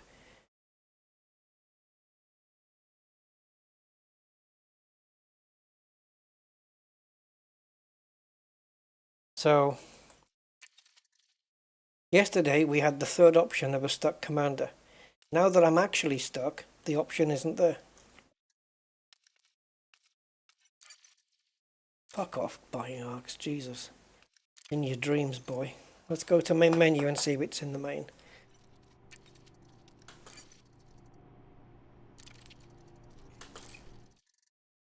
So, the ship better be in its place. This is why I took a fucking screenshot, because I knew that Frontier would fuck me over. It's not a problem, we can get straight back to where we were. It's not a problem.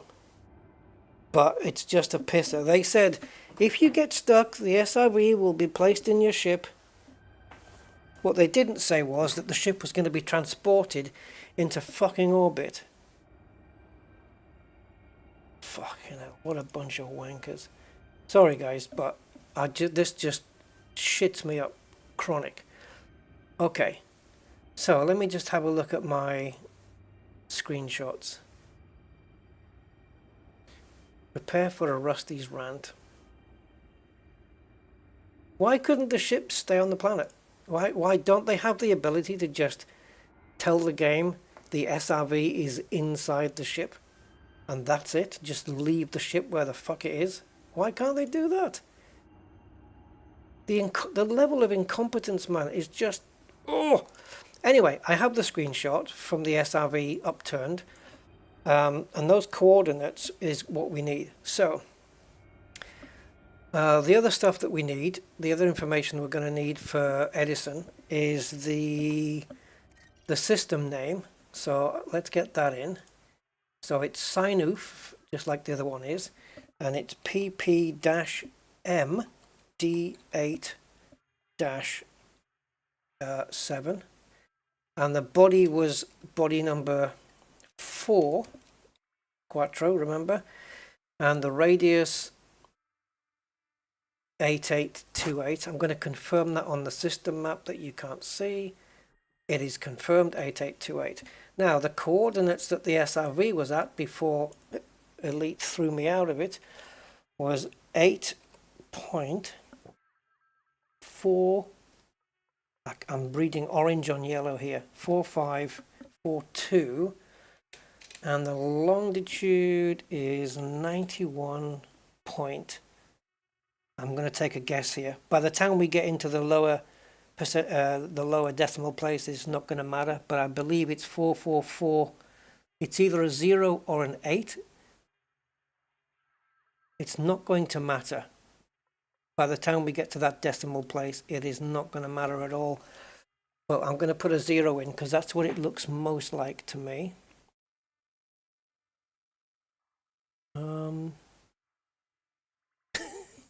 It looks...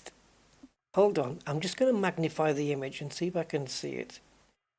Aha, I can magnify the image and it is clearly an 8.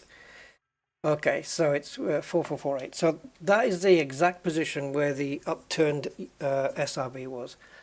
All right, cool. So if we click on Start Nav, and then I'll go back into the game. And then I go here, and it's there.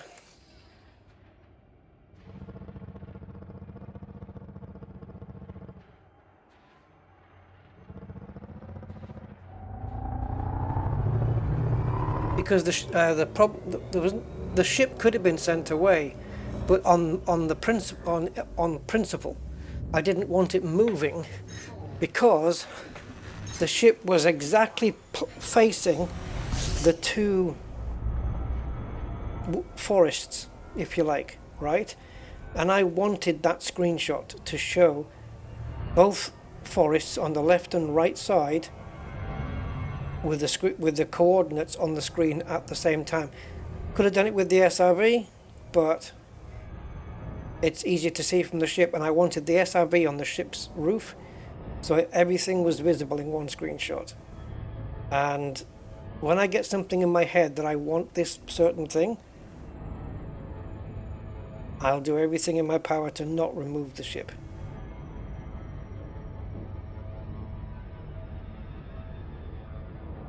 It might have been an idea just to go to the main menu and back in again, actually. That might have freed the SRV. Right, we know we were on the light side, so let's try and at least start up there.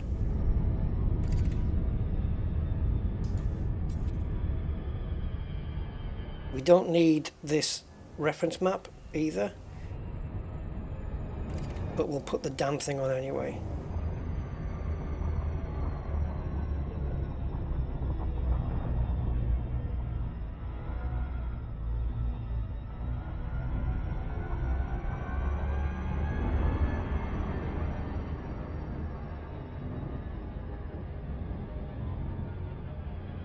It's actually better with it on in this case. Distance to target 7,100. Oh, for fuck's sake. 1 miles away. It's actually better with the blue on because yellow on orange just does not work. 7,519 kilometers. Distance to target 6,719 kilometers. We could not be further away if we tried. Turn right heading 275. Distance to target 5,178 kilometers. Clear to descent. Turn right heading 277. What do you mean clear to descend? Descent. 3,000 kilometers away? Well, maybe. Yeah, okay. Yeah, we are high up. Right heading 279. Yeah, I'll go with that. 2,762 kilometers. I'll go with that. Clear to descent. I don't have a degrees though. Distance to target 2,614 kilometers. She's telling me 34 degrees, but I don't have a measurement. Distance to target 2,396 kilometers. Alright, give me an angle. Distance to target 2,174 kilometers. 281, make up your mind. She's not giving me the angle. Distance to target 1982 kilometers. I know we landed in a big blue spot, right in the middle. Distance to target 1,826 kilometers. I'm kind of worried she's not giving me Turn left heading angles, Distance descent angles. That's kind of worrying. kilometers. It makes me think that it's behind me or something. Turn left heading 281. Distance to target 1,694 kilometers. Distance to target 1,672 kilometers.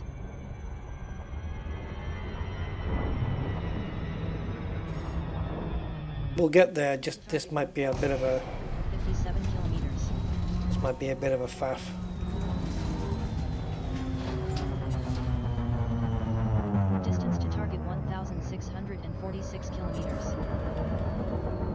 Yeah, you see, you fucked it. I told you.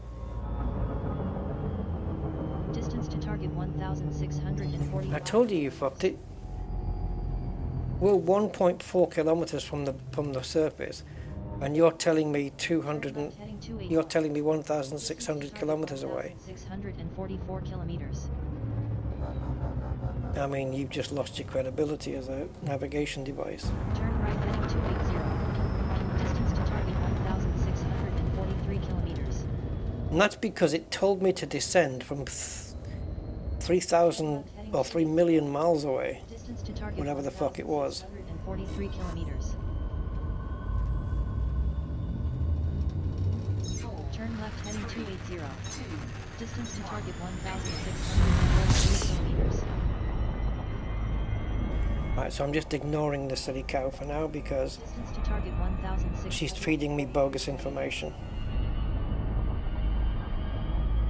The planet radius is 8,800 and she was telling me that I was 7,300 away. Think about that. Think about the logic of that. It makes no sense. If I'm 7,700 away on an 8,800 planet, then I'm actually 1,100 away. Right? It's Turn right heading 281. Distance to target 1,600. it's a ball. It's not a flat planet like Earth is.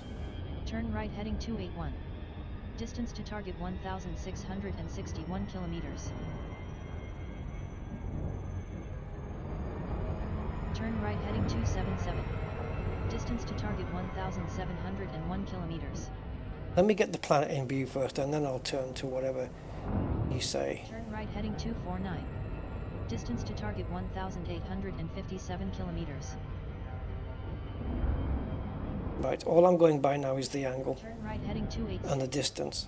Distance See, we're heading further away now. 184 kilometers. This woman's off her tits, man. Turn right heading 323. Distance to target 1,818 kilometers. And she wants me to descend now. I refuse. On the grounds that it doesn't make sense. Now it makes sense. Distance to target 245 kilometers.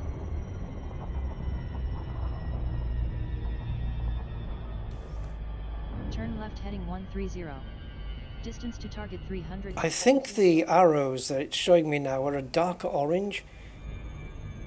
It's almost as if to say To target 272 kilometers. that it's like round the other side of the planet or something. Distance to target 222 kilometers. Okay. Considering we're 360 in the air, that's an amazing feat you've just managed. Distance to target 152. Apparently, according to this, it's floating 100 kilometers above the surface. Distance to target 98 kilometers. Not bad, we're 200 up. The one time Distance to target. I needed the coordinate system to work. And it kind of is. The coordinates are definitely, the top one's going down, the bottom one's going up. That's correct. Distance to target 26 kilometers. That is correct. So, let's see. Distance to target 2 kilometers. I knew polonium was going to be a bitch. I knew it.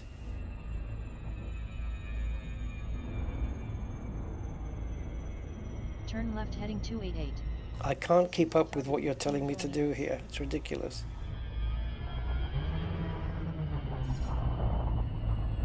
Turn left heading 232. Distance to target 15 kilometers.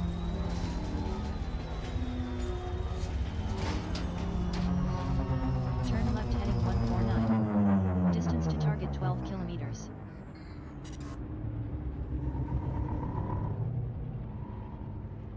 Turn right heading 142.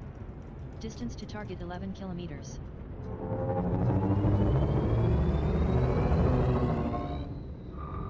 Distance to target 10 kilometers.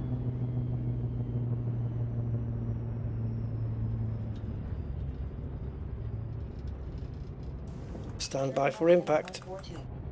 Distance to target 9 kilometers. Okay, there's the far off forest, Turn there's the right forest, and there's the left forest. distance to target 8 kilometers. Okay, you got me down. Forget it. Shut up. Go away.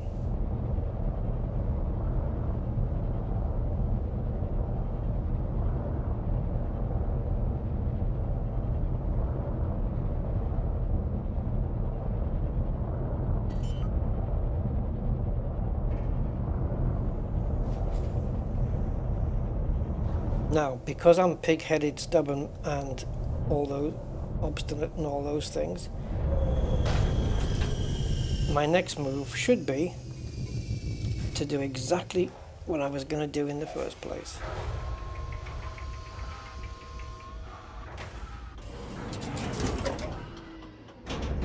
High gravity warning.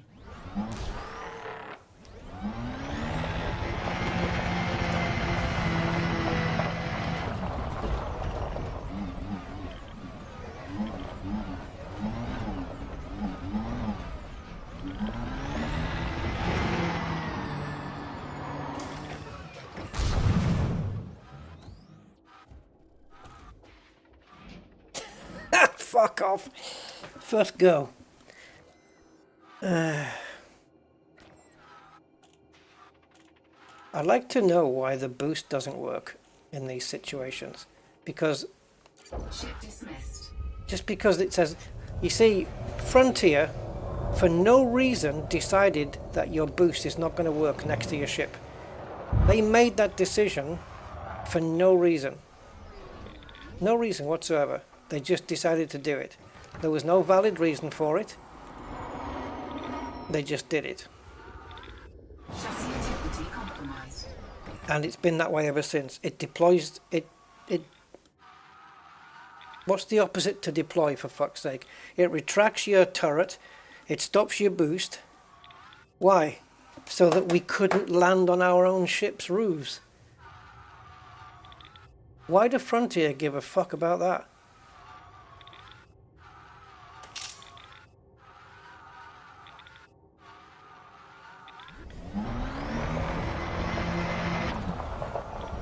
Ship recalled.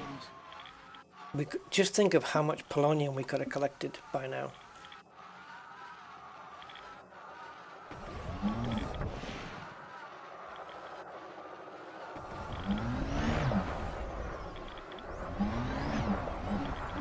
I'm going to give it a chance to land right there. If it doesn't, I'm going to land it there.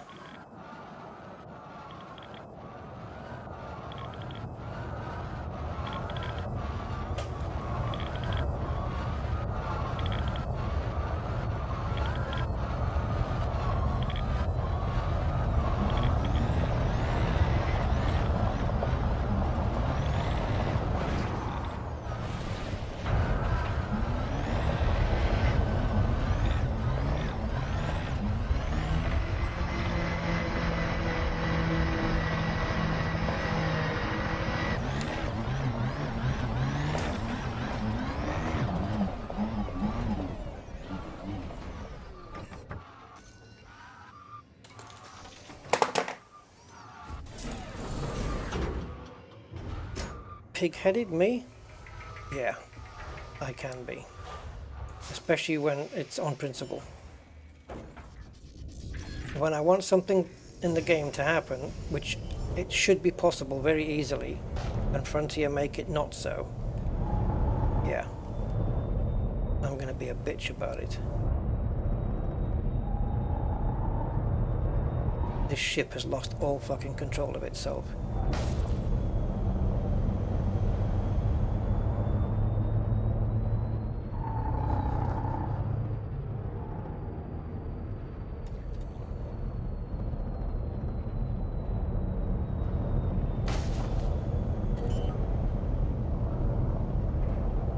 That's what the donuts were for, by the way, just so I had a place to park the ship.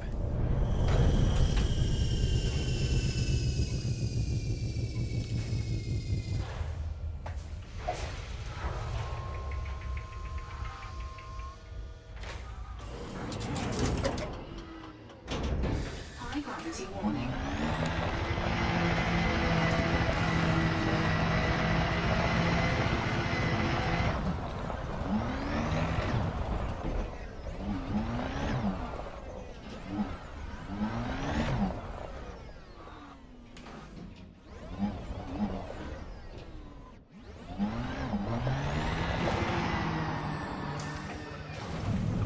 can hear the sound of the ship commanding the SRV, which is a ridiculous notion that the ship can tell the SRV to stop doing something. It's absolutely ridiculous. Or it's either that or the SRV is doing it, you know. Well, I'm too close to the ship. I need to disable these systems.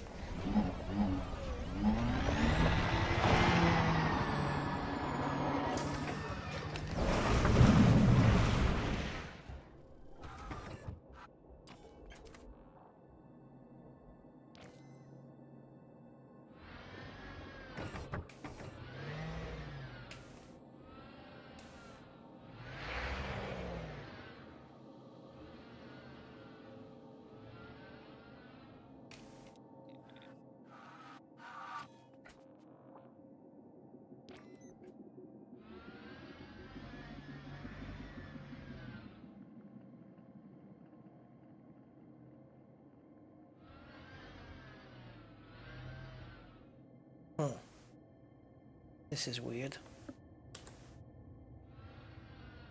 Okay, now I got you. The paint job just throws you off as to what is the middle of the ship.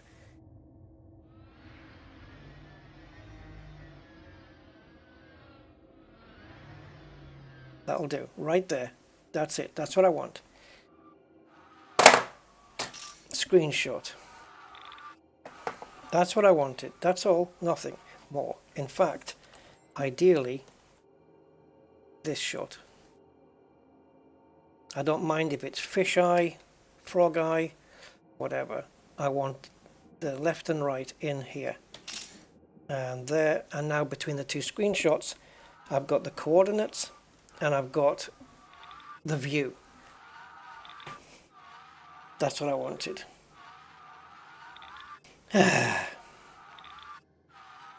Yeah, there are a lot of bugs that is years and years old. And there's a lot of them that are relating to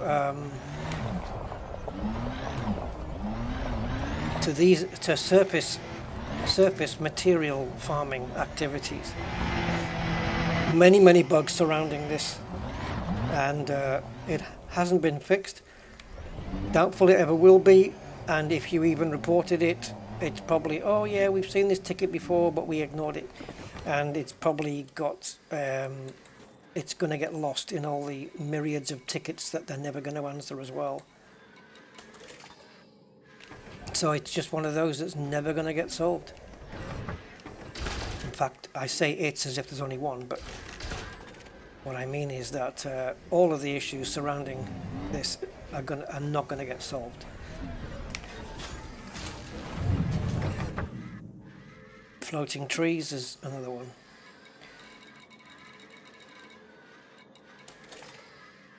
The disappearing materials bug is one. The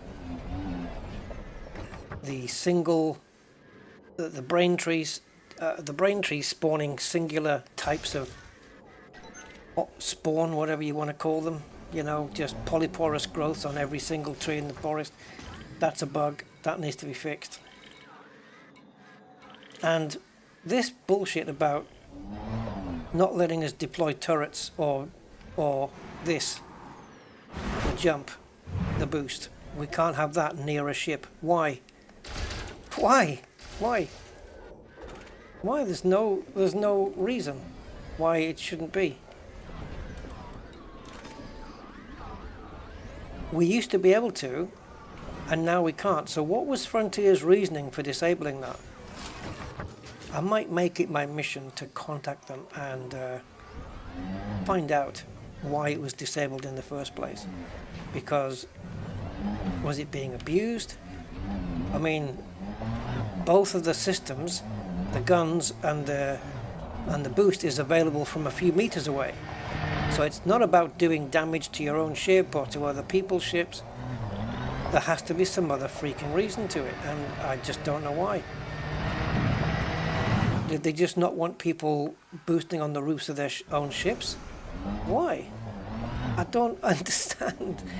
What the hell do Frontier give a crap about that?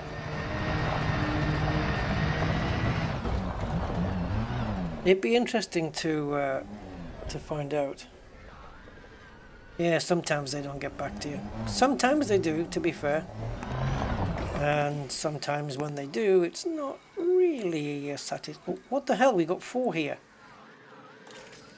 We got a bonus, guys. We got 4. How did we manage that? Did we miss one last time? Clearly.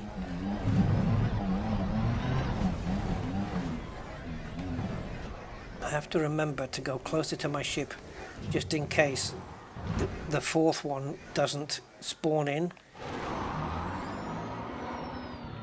after collecting these ones.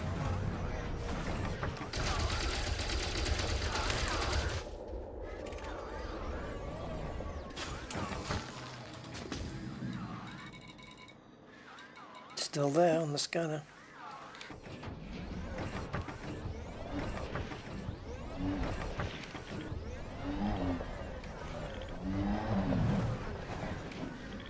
See, and another thing, this is not necessarily a bug, but it's just fucking laziness, right? Is this contact panel here, the ever organically moving contact panel. We know that polyporous growths are grade 2s, did we say? Can't fucking remember now, hold on. Ba-da-ba-bum. Yeah, well, give me my mouse pointer back, you prick. Okay, so right, so let's have a look. Alright, so cordyceps growth is grade 1, polyporous growth is 2, Musardian seed pods are 3, and phlegm excretions are 4, right? So it would make sense to put cordyceps growths first, because they're grade 1s. Polyporous growth second in the list, group them second, Musardian seed pods third, and phlegm excretions 4th. And then on top of that, when you've got these grouped together, the one that's first in the list is the one that is the next closest to you. Now, that would make pickup and picking up of stuff like this just so much easier. Even if they didn't order the groups correctly, even if cordyceps, which is grade 1, was at the bottom of the list or in the middle, don't care. If these were in order of distance, so this one is like 50 meters away, 65, 81, 95, 103, 117, you could just pick one up. But there is a thing to this though. This could be, for example, 50 meters away. That might be 75 meters away. But it doesn't mean that when you pick this one up, that that's going to be 25 meters away. Because these two might be in opposing directions, okay? So, what would happen is, you go to your nearest one, pick it up, and then maybe these would reorder because of whatever direction you're moving in. And then the next top one on the list is your next nearest. So you're always going to the nearest one every time, rather than just dotting around. So right now, the first polyporous on the list, if I can get a fucking bead on this, the first one on the list is 55 meters away. Let's see if it does. Let's see how much this works. Next one is 97. So far, so good. Next one, 100. Ooh. 124. 122. So that's in the wrong order. And the last one is 61. So, yeah. It was going well for the first 3, and then that was it. So just little quality things like that would make life so much easier. And not just here, but obviously in any raw material scenario. You know, if you've got a list of like crystalline fragments and clusters, put them in order of rank and then in order of distance. Or forget that. You can mix them all up maybe. Just put them all in order of distance. I'll still be able to pick it out. If this was mixed, if all these polyporuses and cordyceps were all just jiggled up in a list, but everything was in distance order, then you could go, right, this is my nearest phlegm excretion, and that's my next nearest one, and there's my next nearest, you know what I mean? As long as it's all distance, it'd be great. Oh, hold on, I've already got that one. But yeah. But this is stuff that I think is programmable. I think it can be done, personally. Because the game knows, you click on each one, the game immediately knows the distances of every one. So, why can't they just order the list? You know? Quality of life, that would be. I don't consider it the fact that the list is jumbled. It's not a bug. It's not a bug. It's just the way that they've chosen to do it, really. It's just awkwardness, and you find that in a lot of lists as well.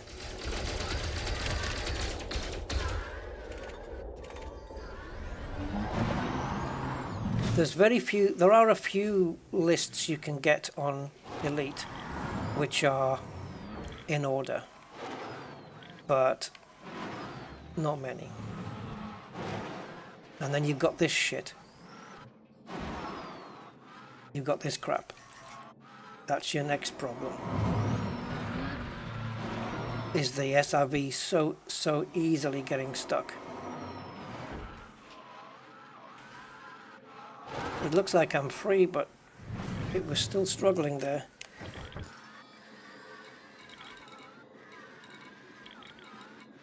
Terrible.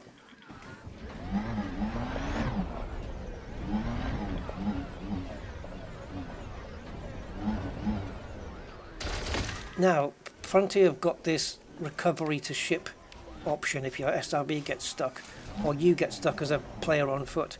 That's brilliant. That's a great option to have. But they messed it up.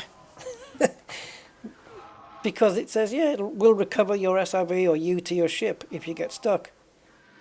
Brilliant. Absolutely great. Genius option. What they didn't say was that they'll put your ship into space at the same time, which is unnecessary. They don't need to do it. What can you do? Let's quit the desktop. How many poloniums do we have now? Wow, okay. 63. Kiwi guy, hey man, welcome. I always thought it was in distance order as well. Yeah, no, it would be nice, wouldn't it? But no, they're not. There's no actual order. And the other thing with the contacts panel, you'll know from when you're doing like a HASRES, for example, and you want to pick up materials, and let's say you get phase alloys. So you've just blown a ship up and they've dropped phase alloys, and you think, oh, I need those. And you're trying to scroll down to highlight it and lock it in, but the list is moving all the time because you're moving. So if the contact list isn't doing fuck all, if it isn't doing, it must be ordering in some way for that list to be moving around all the. You noticed, right, that the items, they're floating around and they move and they jumble up and down, and it's like you have to try and catch the item.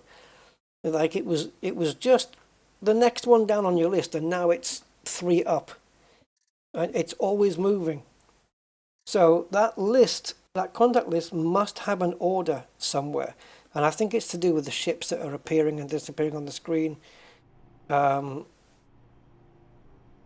Something's making it change. Something's making an order change, but what that order is known only to Frontier and the inner circle of senior management, I think. Fuck knows what it is. It's annoying though. Yeah, it is annoying that it's just constantly organically fluid the whole time. But if it's reordering something in a, in an actual order, then it kind of makes sense. If your ship's moving around still in space, then it makes sense that the list shifts around a little bit, doesn't it? It does make sense. Even if you're stood still, though, it's shifting because you've got ships in the res zone flying to you, from you, you know, stuff like that. So, but I just don't know what order they're using at all. No idea.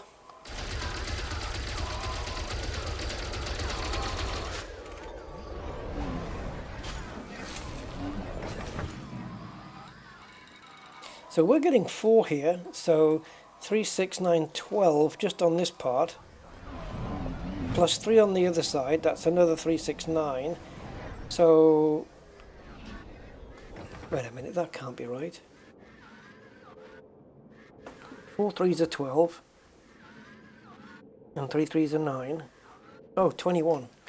Don't know why I had 19 in my head. I thought 19 can't be right, it's not divisory of 3. Yeah, so we're getting 21 on a run here.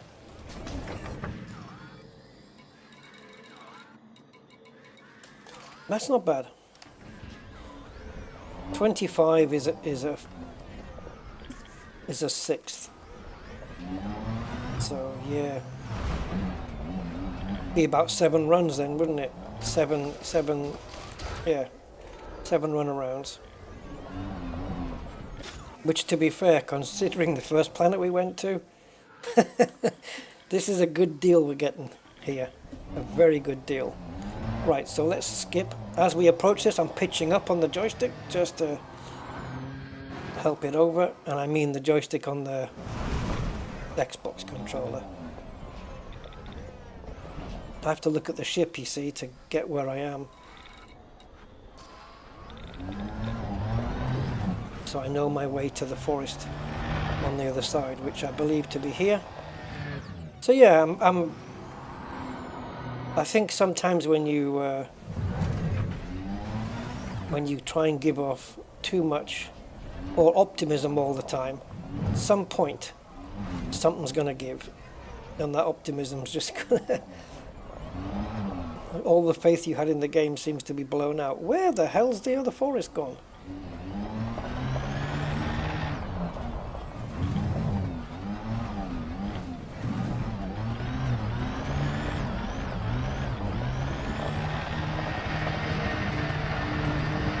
Talk about going in the wrong direction.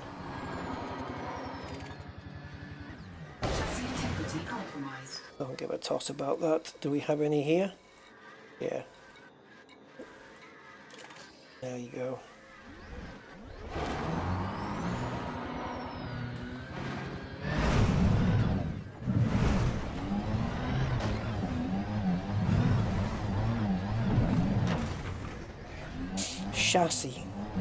Chassis integrity. I know a guy who used to pronounce that word chasis.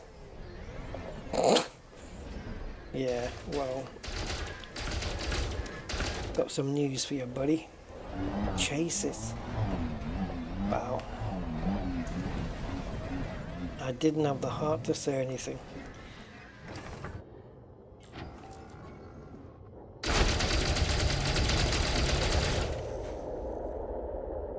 Man, did you hear that echo?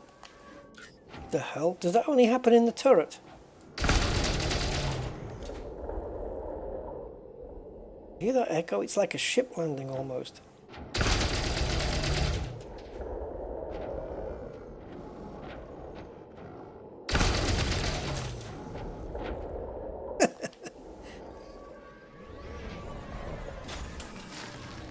What did I just zap? Molybdenum. Sure, why not? It's right there. Do you know what that looks like? It looks... This looks like, you know, in the box of licorice all sorts, you get the pink and purple jelly ones. That's what this looks like. Pink, yeah, pink and blue. Pink and blue jelly one. Well, the blue one looks like it's been half chewed. Mind you, so do the pink ones, yeah. I don't know, licorice all sorts. I like licorice, and the jelly ones weren't really licorice at all. They didn't even belong in there, but they were my favourite ones. Oh, and it just reminded me of, I don't know if you guys had these in the States or anything, but licorice torpedoes. They were like capsule torpedo shaped, crunchy candy, I guess you would say, with licorice in the middle. I loved those, they were cool. Yes, you know, for all the flack you can give to FDev, you're right. The sound department, they always nailed the sounds. They did. They always have done. Yep. I can't criticize any of the sounds, I don't think, in the game. They did a brilliant job. I think that's pretty widely acknowledged, isn't it, by most of us. I mean, the exception, I suppose, would be that a couple of people don't like certain ships' boost sounds and stuff like that, but that's just subjective. It's to taste, isn't it, really? It's subject to taste. Some people like the boost sound of a crate, some people don't, and that kind of thing. But overall, yeah, they're very good at sound. The guy who does the sounds, or the sound department in Frontier, is very, very good. Very good. Sometimes it can be, you know, really atmospheric. And it's amazing, you know, even in movies like Star Wars and stuff like that, when you look at behind the scenes documentaries of how some of the sounds were made, just using items from the sound guy's kitchen, you know, tin foil rubbing against something, and that made the sound of the lightsaber clicking in or something like that. Ridiculous things like that they used to generate those sounds. And it was the same in Doctor Who as well. They would use just household stuff and produce these, you know, add effects to them, maybe reverb and echo. I can't remember what they used for the lightsaber, you know, that it's some weird, it's a weird thing that they used, and they just synthesized it afterwards. Yeah, I heard it in a documentary once, and amazing. It's creativity, isn't it, when you get to that level? It's just thinking, how can I make this sound? Oh, I know, I'll get a potato peeler and I'll rub it up against an old carrot and underwater or something. It'll and then suddenly you record that and it makes this sound, and you think, yep, that's the sound I wanted. Well, how the hell did you figure that out? What made you think? Did you just go in the kitchen, have a rummage around, and then just pick some items and just try and make noises and go, oh, that sounds like this, that's going to sound like that? Sure. I love the creativity of it back then. Now you can synthesize all sorts of stuff. But yeah, it's brilliant. Feedback from a piece of equipment that was being picked up. Is that what it was? Feedback? Yeah, this is what I'm talking about. It's just silly stuff like this. Yeah, feedback. And the sound of the lightsaber is just brilliant. And then you see how it was, how it came about. And not just sound effects, right, but visual effects, like how they made Superman fly in the original Christopher Reeve film. I know a lot of people say, like, Henry Cavill he's the Superman guy. Please. Nobody looked like the comic Superman than Christopher Reeve. That guy he was 6'4", he was pretty muscular, didn't need a fake suit to wear to show off his physique. He had the blue eyes, he had the looks of Superman. They should have put Christopher Reeve. It would have been nice if Christopher Reeve had been Superman in the more modern times with the new effects, because that guy he looked the part, like, totally. If you just look at the comic books and just look at Reeves' Superman, it's brilliant. Henry Cavill and Brandon Routh were good too, by the way. But yeah, Reeve is my Superman guy. Right, I think we need to get to the front here, in order to pick up the 4, right?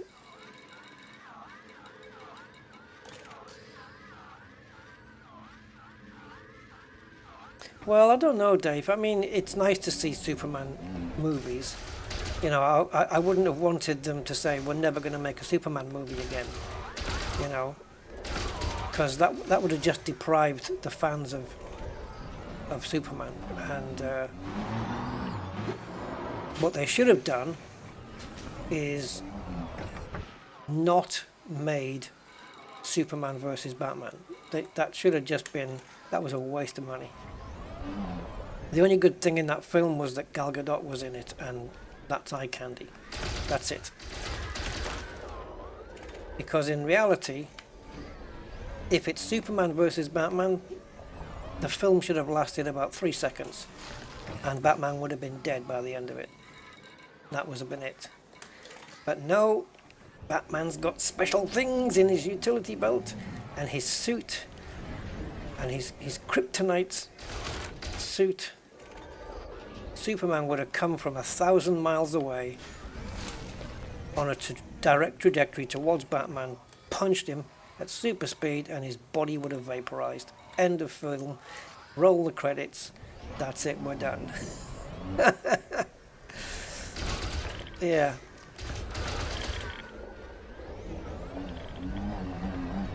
I mean, what's next?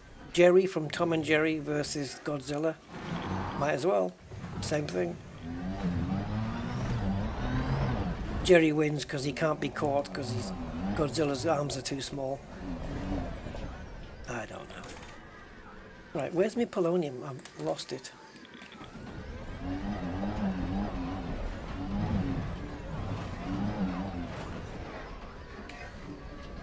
There we go.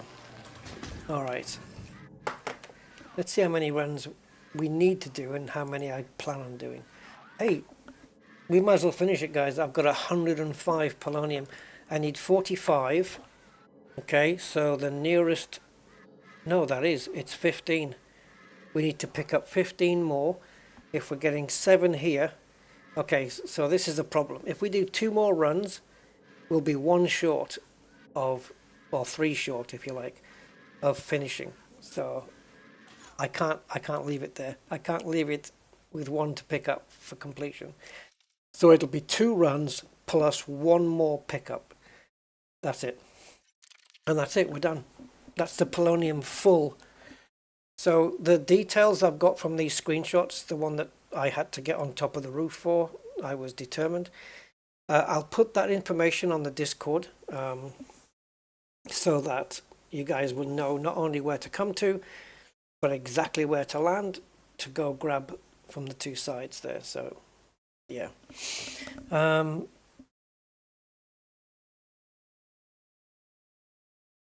Yeah. Oh, Adam West. Yeah, Adam West was great. It was a very camp version though, but I loved the original Batmobile. It's just the sound of that turbine, that afterburner turbine. I'm thinking of Kit. Yeah, the afterburner going off is just amazing. The Batmobile was awesome. The original one. My neighbour across the street is a set builder for films and movies. Used to see his basement. I could be probably in that basement all day looking at stuff. Yeah, amazing.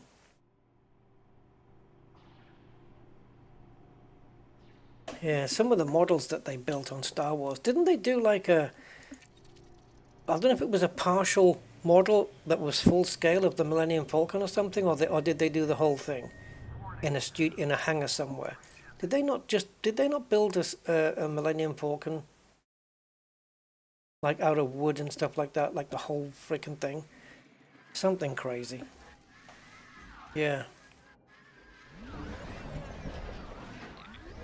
And sometimes, you know, these film guys, they spend maybe 2 days setting up or building something and setting up something for for something that's going to be in the movie for about 5 seconds, and that's it. And harking even back to the days of Thunderbirds, right, where in the 1960s Thunderbirds, where there was no CGI, everything was models made by Jerry Anderson and his wife as well. All the models that were made, the effects that they managed to achieve with those models was just mind-blowing to me. My favorite scene was always, I don't know which craft it was. I don't think it was Firefly, but they had it might have been Firefly before its wheels didn't come out or something. But they did a landing of this airplane, futuristic airplane, and Thunderbirds. And it was coming down onto the runway, and the back wheels hit the ground, and it went that sound, and some smoke came out the wheels. How the hell are you doing that with a model? How are you producing that puff of smoke that the wheels bring out when the tire lands on a model? How? I don't know how they did it, but they did it. It was brilliant.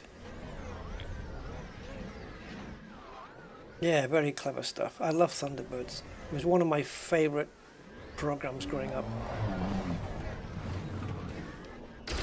I could easily watch it all now as well. Now, m'lady? Now, Parker. Dun, dun, dun, dun. Thunderbirds was awesome. Yeah, movie magic. Yeah, it's fantastic.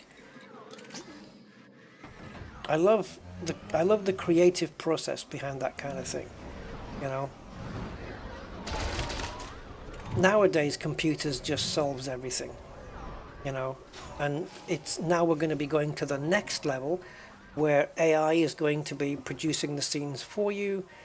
Yeah, because you know now we have to do like get a guy in a suit with all of these sensors on all over the suit, and he walks across a set, and then the computer knows in relative 3D space where all of those sensors are, and then you can animate like a robot to retrace those steps. You don't need that anymore. AI's doing that now. AI will take a person let's say a person walks through, oh, I don't know, walks down a street, right?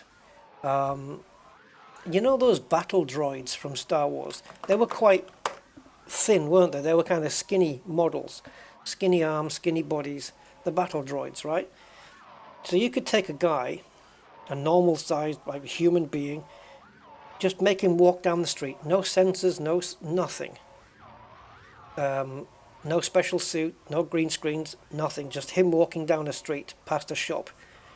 And then you could use AI. I've seen this happen. I've seen it done already, where the AI re-renders the video, removing the guy from the scene, right? So there's no masking needing to be done. There's no, you know, like as he's walking past a shop doorway, it'll remove him from that image, regenerate the shop doorway in AI, and then put the robot in its place. And so now you end up with the robot doing the walk that the human did. And all the AI's done is it's put the robot in, done the walk, done the animation, and it's wiped the guy out from behind. And you can't tell. You cannot tell. It's ridiculous. So AI is going to be the next step for the movie industry. So they need to get and keep up with it.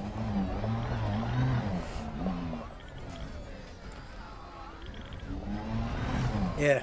Did we do this side? I don't know. Oh, we are on that side. Yeah, we did both sides, didn't we? I've got 33 remaining. I'm doing 7 threes are 21. Yeah, I'm happy with that. Let's come out. AI is in its infancy right now, but I've already got some new AI tools on my PC that are doing some quite clever things as well. Now they're doing text. Woohoo. Generating text now. Yeah, and AI can also write the script of a movie. It's not brilliant right now, but it will get better. It'll be able to write the script. It'll be able to provide background for all the characters, their lives, their backgrounds, and then, or you can tell the AI, look, I want these characters. I want this guy.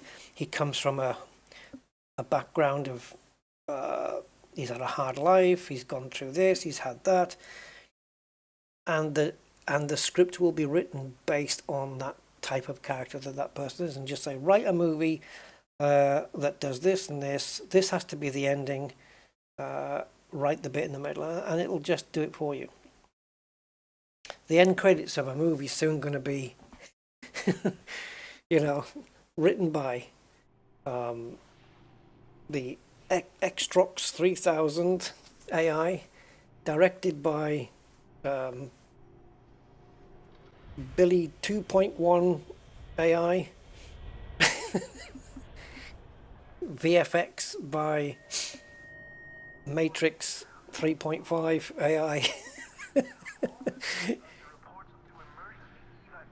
You won't need actors, but you can't like just say, oh, I want Brad Pitt in the movie, and then just tell the AI to make it Brad Pitt, because obviously Brad Pitt owns the intellectual rights to his own image, and he's obviously not going to, I don't think any actor's going to agree to having their image used in that way unless they get paid what they would have done had they acted. But even then, I think some actors are just going to just not go with that. They want to be in the movie, I reckon. Yeah.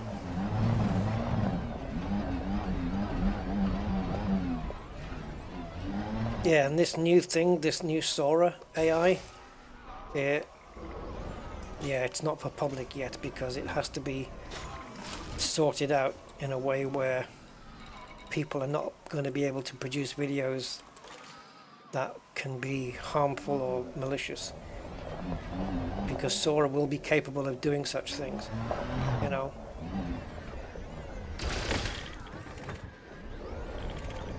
I showed an example of Sora on one of my videos, didn't I? On one of my live streams, and it's getting to a point now where you think it's 2 or 3 years' time. Poof. I mean, ChatGPT is already doing kids' homework for them.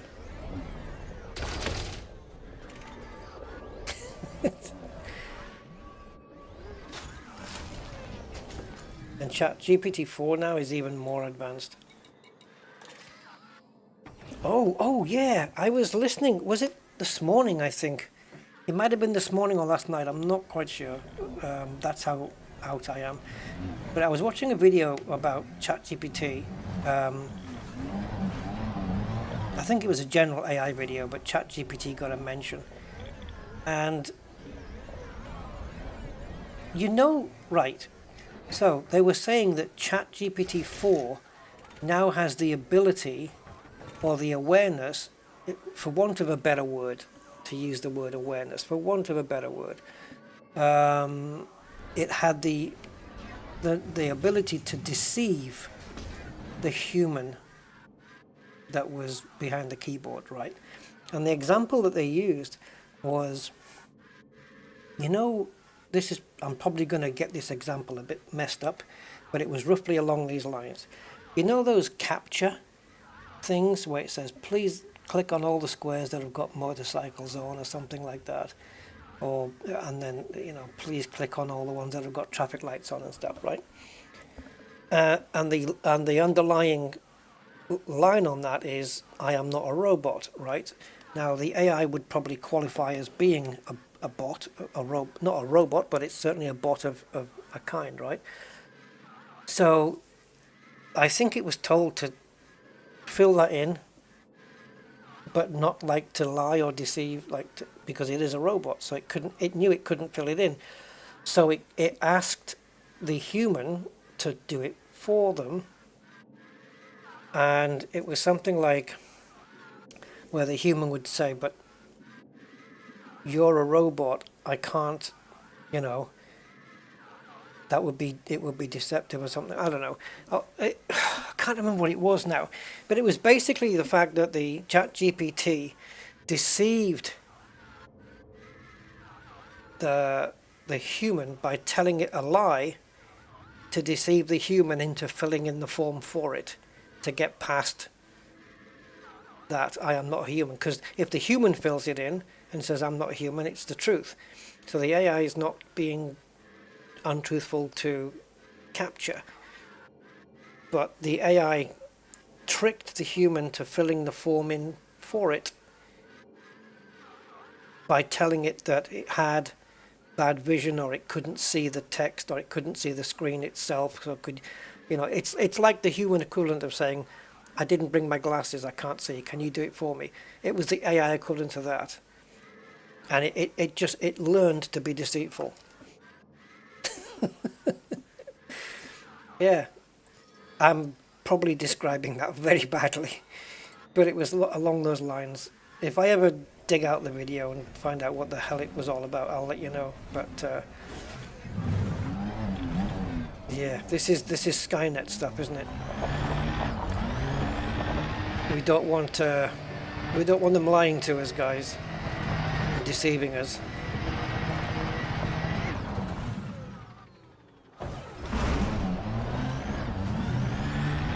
Are you a robot?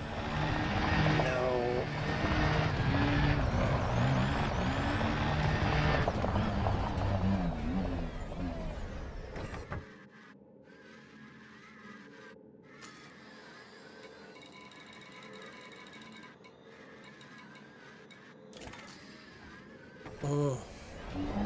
I'm fascinated by AI, but it's, if you think about how it can be used in a malicious way, yeah, that can be scary, because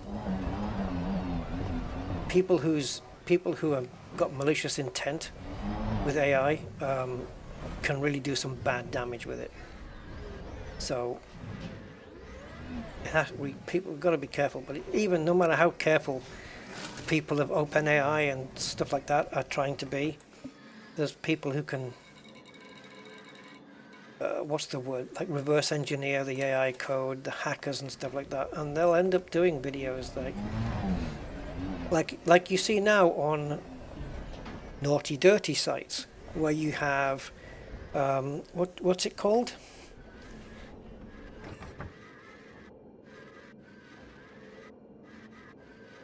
What's it called when they get they'll get like a porn movie or something, or a clip, and use a celebrity's face in place of that? There's a word for it, I think. Yeah, but anyway, so that's already happening, and so it's no different from doing it with like a politician or a president, or I don't mean putting them in deep fake. That's it. Yes, I don't mean putting them in porn movies, but I mean making them say things that could cause a war potentially that they never actually said, and stuff like that. Yeah, deep fake. That's the one you're going to get more advanced. I've seen some deep fake videos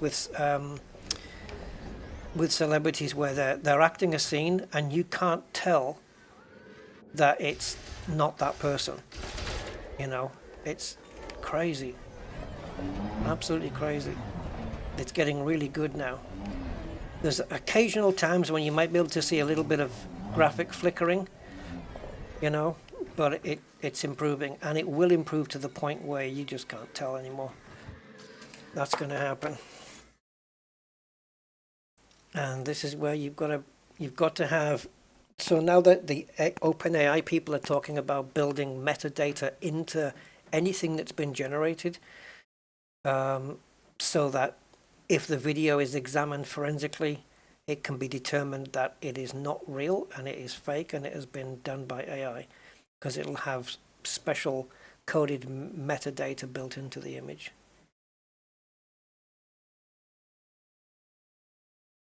What? Naughty dirty sites. Ordinary late night viewing. Unfortunately for me, ordinary late night viewing is YouTube. I'm a little bit more boring, I think.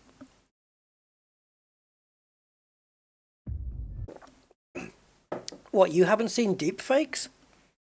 Jesus, they're all over, man. And you know me, I get into the AI stuff. I've done AI videos on my thing, so of course I've come across them. In fact, I could generate not a video, but I could generate an image of a celebrity just using the face, taking a face out of an image and putting it onto another one, because I've already done loads of those. I did some for a friend of mine just for a video. Yeah.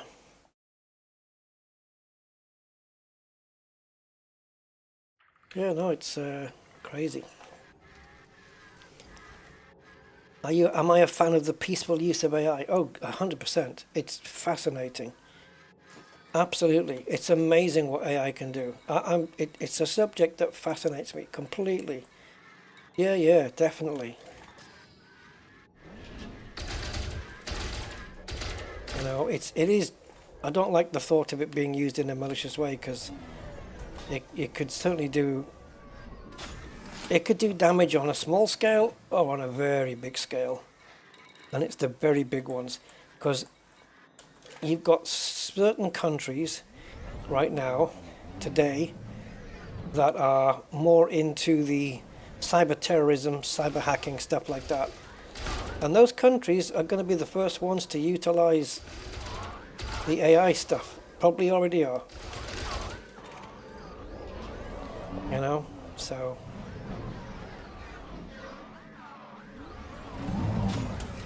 Yeah. It's from that side it's scary. But as long as, I think the more fake AI videos that are out there, for now, it might be a good thing, because it will raise awareness of, it will get people used to the fact that things are fake. Because if you look on what's it called, the YouTube Shorts, there you go, on the YouTube short videos, there's so many, not AI, but humans just faking scenes that never happened. Oh, is that the new iPhone? You know, oh yes, oh, or those, you know, those gold digger ones where you got the guy with a McLaren 720 GT or something, not GT, what is it called? McLaren 720 supercar, probably rented. And you've got this beautiful woman comes along, and the guy talks to her, and she's like, oh, I'm not interested, no, sorry.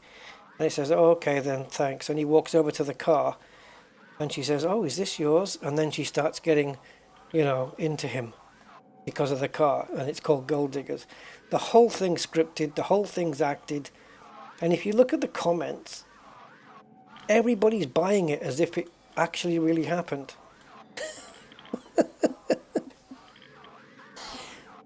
People can be quite gullible, and the more fake that's out there, the more awareness is going to be that there's fake stuff, and things should be scrutinized. I think they should be under scrutiny. Look where my ship is. Where am I going? Yeah, AI is going to improve a lot, and I think it's unstoppable. I don't think it's. It just has to be managed now. We have to be careful with it. It's going to happen. It's going to be in all aspects of life, even gaming. It's going to be awesome in gaming. It's going to be brilliant for gaming. But in other areas, movies, it's going to be good for as well. But yeah, just it's the malicious side. People thought it was malicious when you photoshopped somebody. This is next level stuff. This is Photoshop on steroids. Even Photoshop can do AI stuff now.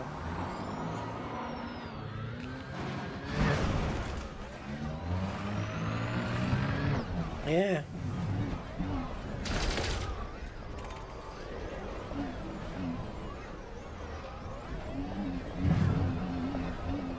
So yeah, it's one of those things that's just both exciting and scary at the same time. Kind of like the next update from Frontier. Oh guys, look! Polonium storage full! Woohoo!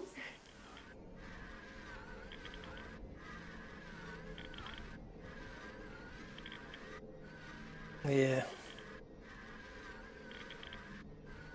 Yeah, AI tech is right there. ChatGPT 3.5 is there for everybody. Stable diffusion, which is what I'm using. Automatic 1111, Comfy UI, Forge. I'm using all of those. It's amazing what they can do. The images. We're done here, guys. Polonium is done. And I think that's the hard one out the way. I hope so. Let's see how far I've got to go for the next one. Which I might as well do now anyway. If I don't blow the SRV up beforehand. So, we have 3 more to pick up. Yttrium, Technetium and Selenium. Selenium is probably going to be maybe the easiest one because it's got by far the largest percentage. But we'll see. And then the one we go to now will be the one that's closest to us. So we'll see.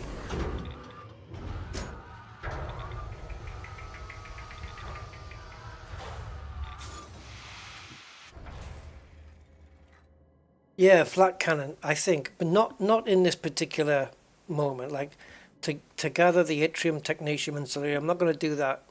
I'm going to do it the standard way here. But this is only for G4s. I don't mind coming back to the Braintrees with my flat cannon and the limpets to pick up grade 3s, grade 2s, grade 1s. But for the grade 4s, I'm just going to do it this way for now. But yes, I would definitely like to come back and do it with that. Yeah, for sure. ChatGPT 3.5 is free.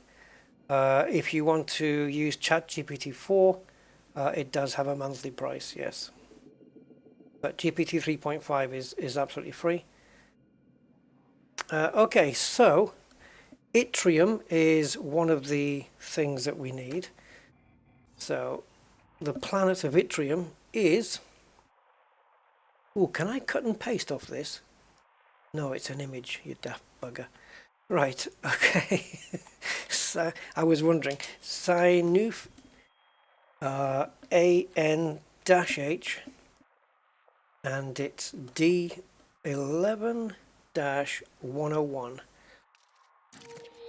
243. Okay, do I have any advances on 243?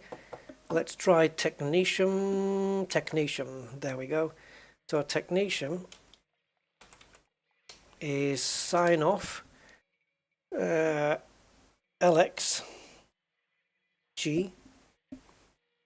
LXGB. That's the ICAO code for Gibraltar Airport. Anyway, B44-11. And you are 255, slightly further away. closer than I expected them to be, if I'm honest. I thought they'd be a lot further away, seeing as how we moved all the way to this other planet. And now the other one is Selenium. This one is in a different place, so this one might be the furthest away because it is HR 3230. Actually, no, not. So I think the Yttrium is the closest. So Yttrium, Technetium, Selenium, I think that's probably a good order to do it in. Hey Mick, addicted to matting. Yeah, I just wanted to get it done. Just want to get it done and out the way, really. I don't know about addiction. I mean, if I could avoid doing it, if there was a better way to do it, a quicker one, I would take that. It's kind of a thing. What am I typing Yttrium in for? No, this is just a thing that needs to be done, and that's why I'm doing it, really. So Sinoof. So Yttrium next. Yttrium and Polonium. My God. To have a bucket full of those two would be nice. Once, and then 101 or 101. 101. We already had it there. 8 jumps then to go to Yttrium. Let's go to Yttrium. So we've got this place sorted. We have it coordinated and marked in amongst all my donuts. Are my donuts still there? No. Oh shit, we're coming down again. Freaking gravity. Alright, so luckily we found a nice little forest.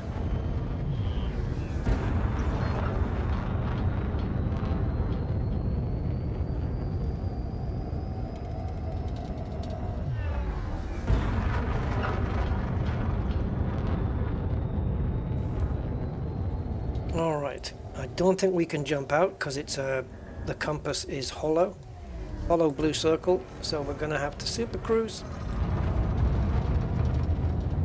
4, 3, 2, 1, engage.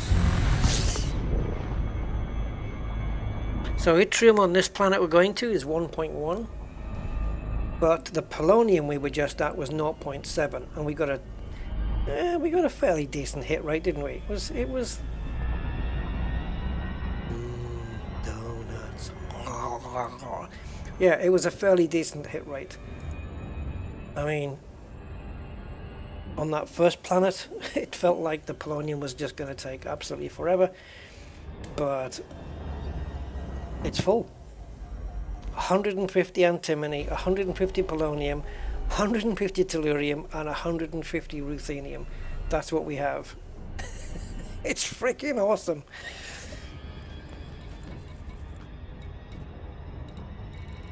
Look, there's the antimony at the top. Look, full bin. And finally, the polonium. What's the other stuff? The ruthenium is full. And tellurium. The other one, tellurium is full.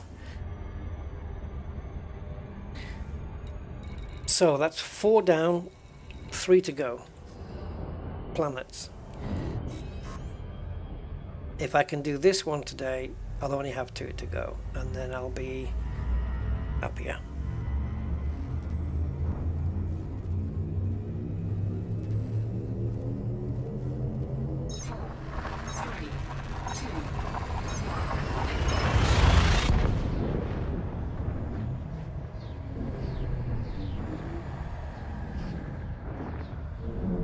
Do any of you guys just want to double check this, see if it's still working? I think so. Do any of you guys have an Alexa device in your room just now? Or in your house? Because if so, would you go and ask it a question? Go and ask it, who is Rusty Dog? And see if it tells you that I'm a YouTuber. Just ask it. Tell me if you want. Ideally, tell me which country you're in, And tell me if it tells you. It doesn't really matter the country really, but it's just interesting to know because I think it should tell you. It might have the numbers out of date. In fact, it will have the numbers out of date. There's no question about that.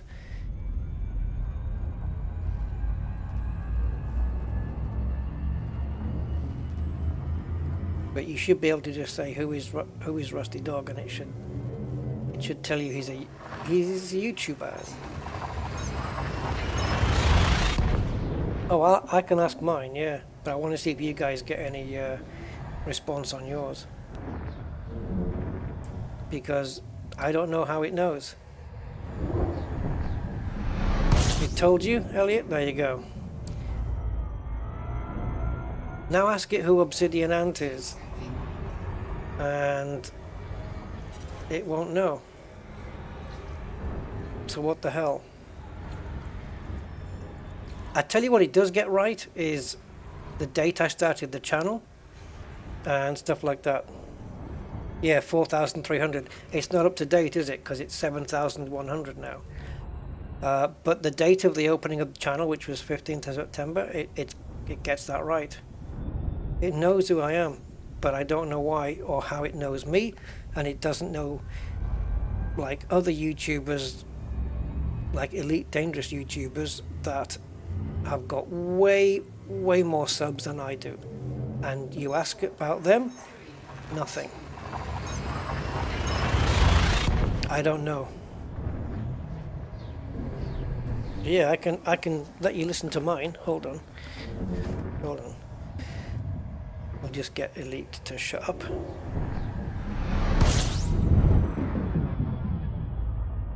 Okay. Alexa, who is Rusty Dog? Rusty Dog is a YouTuber with 4,233 subscribers. Since creating their channel on the 4th of September 2015, they have received 816,218 views on 362 uploads. That information is so far out because I have 1,100 videos, I think, and I went over 1 million views like a year and a half ago. So yeah, it's very out of date. That is. If I look at my analytics, I went over 1 million views quite a while back. I don't know what it is now, to be honest. I don't really look. Maybe freaky, but all the AI stuff wasn't out back then. I just tested it one day.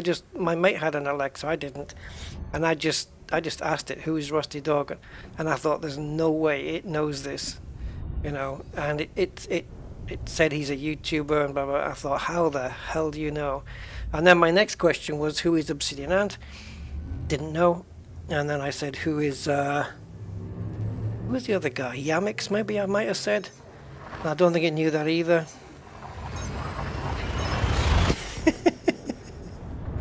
Yeah, that happens. Alexa, sing me a song.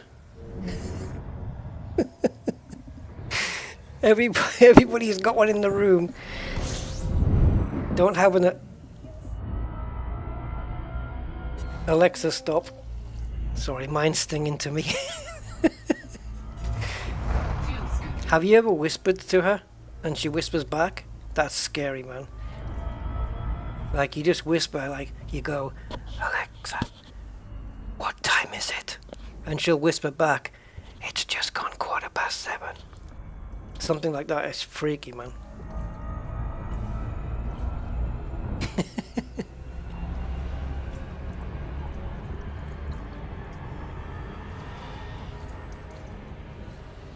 They're not really AI based, though, are they? Not actually, but I think future ones might be more AI driven.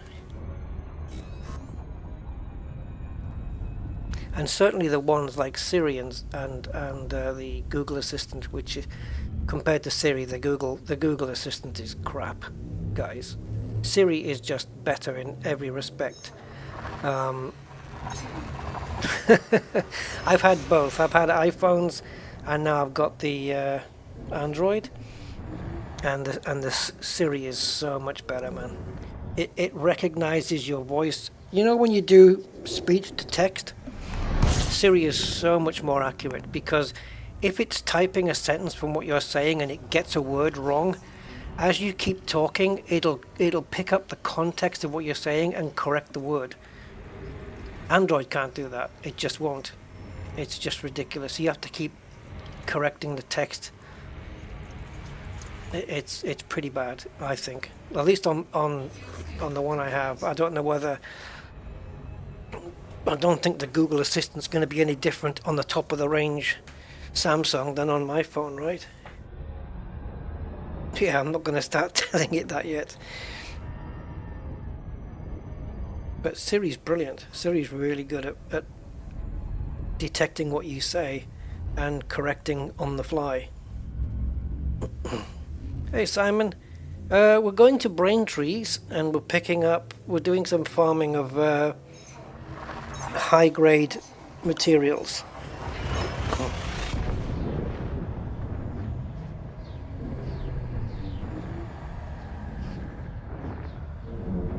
I forgot to descan these last systems.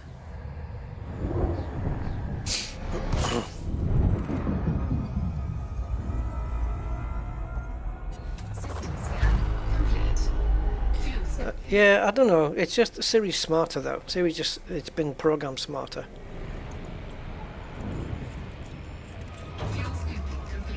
The amount of times because I like, when I'm sending messages back, I like to do speech to text because it's just faster. And the amount of corrections I have to make. And I look at the text, I think, how on earth did you get that text from what I said? It's not even remotely close sometimes. The Siri isn't perfect, but it's a damn sight better. Yeah, mine's just the Amazon one, but it's just a little, the Echo Dot, I think it's called, the Echo Dot. Yeah, I got two Echo Dots. I got one in my bedroom and one in my computer room.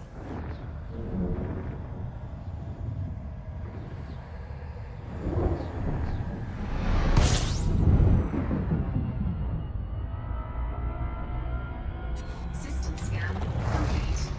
Fuel scooping.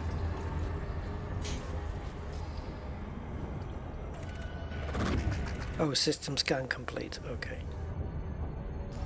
Are we there yet? Next jump.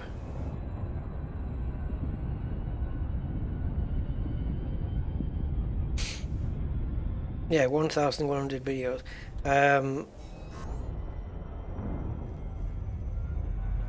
Actually, my subscribers is 7,000. I can tell you the exact amount. If I go into my studio, it's got the exact number. Which fluctuates. Okay, so 7,115 is my subscribers. 7115. And I thank all of them. Brilliant. I've had 25 subs in the last 25 days. So that's one subscriber a day. That's not counting. Yes, it is counting. It's counting ones that have left as well. So if 5 people have left and it says plus 25, then I've actually gained 30 and lost 5, which is plus 25. You see what I mean? So, yeah.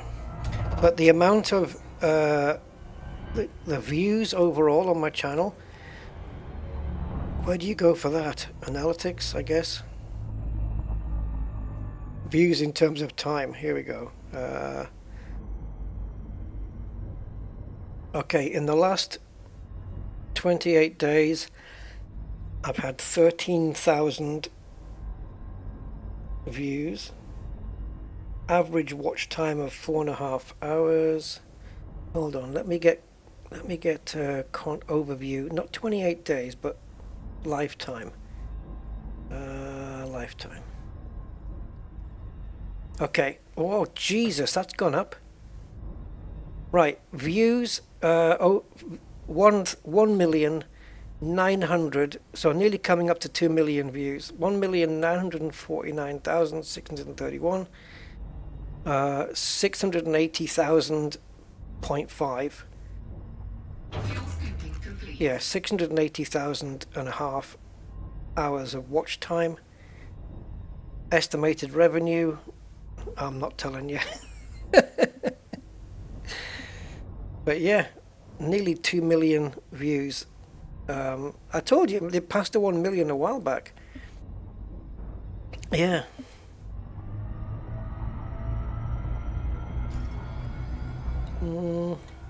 I don't even know where we're going now, guys. Hold on. We're in Yttrium territory, right? So we want planet AB1C. Oh yeah, lovely.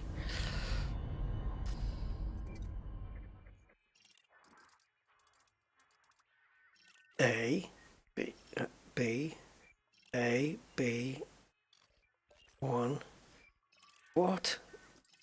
What's AB1C?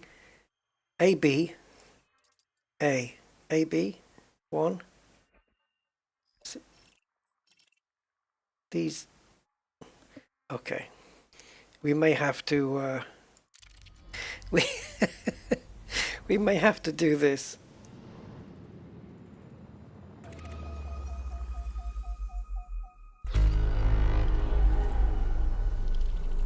No, Freaky, that doesn't even get counted. And in fact, the revenue on here only counts the super chats plus super thanks. I don't think I've even got super thanks on enabled.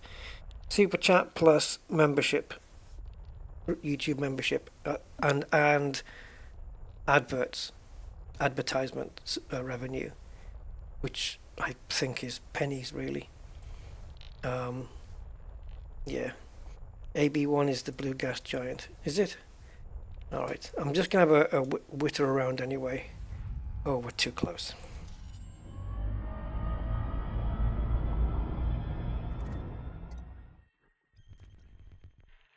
Well, if you're right. So is it this then?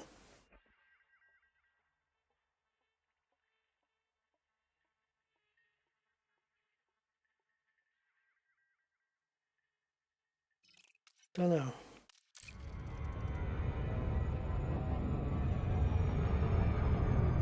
Yeah, the revenue doesn't count the gifts or the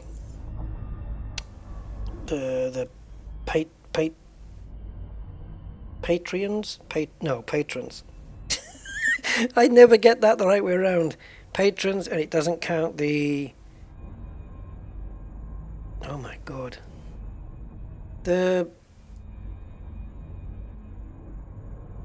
Why am I struggling with this? Stream Elements. Right? Yes, because it used to be Streamlabs. So the Stream Elements donation thing, it doesn't count those either.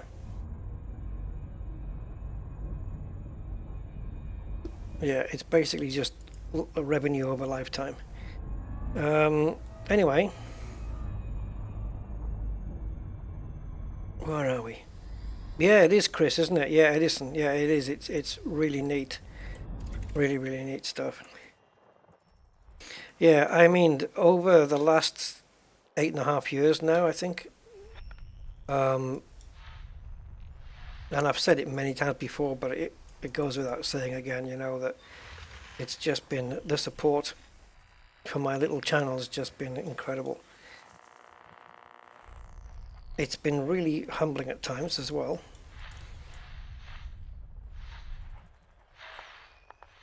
We're gonna go here. Yeah, it's been quite astounding.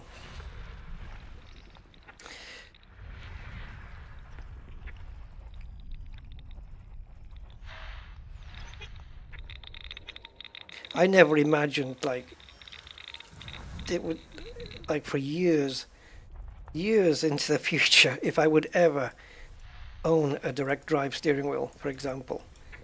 And not only do I have one there, but I got 2 steering wheels for it. And it's like, how did this happen? And it's support from the channel, and you know, amazing. my new PC internals, joystick, unbelievable. Graphics cards. I've had 3 graphics cards gifted, man. It's just staggering to me. Blows my freaking mind.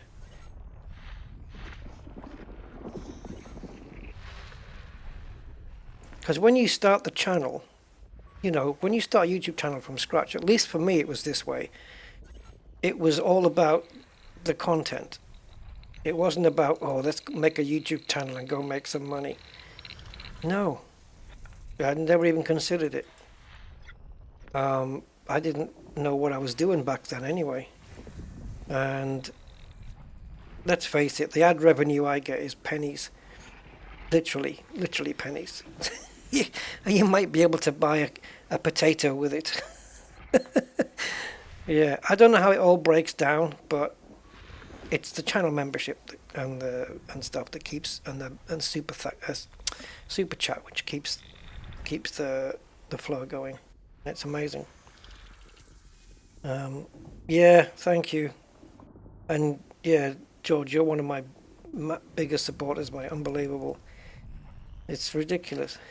And then I sometimes I'd look at myself in the mirror or something in the bathroom and I think, I'm Rusty Dog. Like, I'm not anybody, right? I don't consider myself anybody, but I just think of it in terms of, you know, so many people on the internet know me as this character, and it's like, it's weird because it feels like sometimes, it's a weird thing to say, but it feels like Rusty Dog is actually not me, it's somebody else. You know what I mean? I don't know what that, it's weird. It's a weird thing. The card I'm using right now, okay, it's a 3080 Ti. I was originally gifted a 1080 Ti when they were at their highest price, I believe.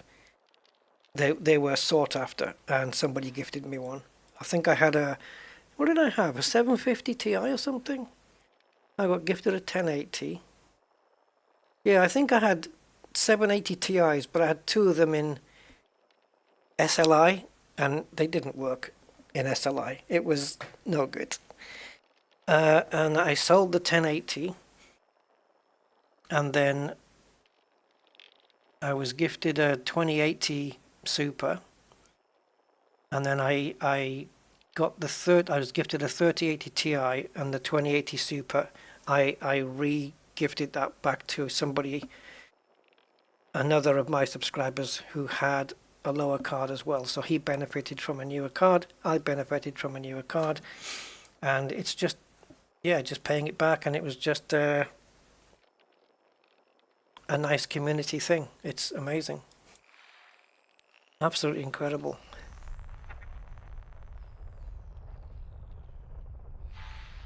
And I've seen, there's YouTubers that I watch, you know, and when they live stream, you know, people are donating the whole time, you know, like every 5-10 minutes. But they've got those personalities where, you know, when they put new content out, you just want to go and watch it and see what they have to say and stuff like that. And I've never seen myself in that mold. For me, I'm not on that level. But I don't know, maybe people think differently, but for me, I don't think I compete on that level. But I don't know. I don't know, I swear too much when I want to. Why are these not resolving?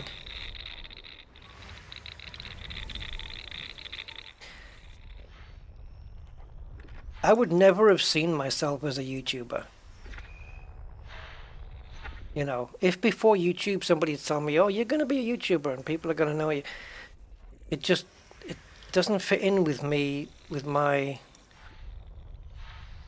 I don't know, it's weird, but I've got used to it now. And I was just able to find that when I talked, I could, like a DJ, you know, on a radio, you've got to keep talking, you've got to keep going. And I found that even though I'm rambling with a load of probably crap sometimes, I can talk for 4 to 6 hours, and because it was always scary at the beginning, thinking, what if I get 10 minutes in? Think of this for my channel. Okay, think of this for my channel. That I would think about getting 10 minutes into a video and be worried, what if I run out of things to say? What do I do? Ah! See? Rusty thanks you, Bud, for your kind donation of... That's what I'm talking about. Thank you, man. Quality over Guan. Quality over what? I missed it on the text. Thank you, Mr. Budman. There you go. I wasn't pushing, by the way, but thank you.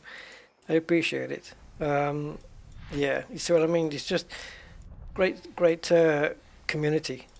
And also when you go to the elite meetings as well, you know, and you see all the community of people there, just really great bunch of people, really nice. I don't know if you guys have ever been to an elite meeting thing, but yeah, just it was full of, and I'll be honest, some of the people at the elite meeting in LaveCon, they look like sci-fi elite kind of geeks, right? Just that. I'm not trying to be, it's not a diss or anything, it's these are the guys that you look at these guys and you know that they know fully the subject that they're going to talk about. So they might be fully into something like The Hobbit or those kind of things. And I guarantee you, those kind of guys, they know every freaking fact about every freaking thing, and you're not going to catch them out. You know, they just know stuff, and it's brilliant. Yeah. Keeps you young at heart, I guess. Hey, Philip. Have you done it again, gain damage?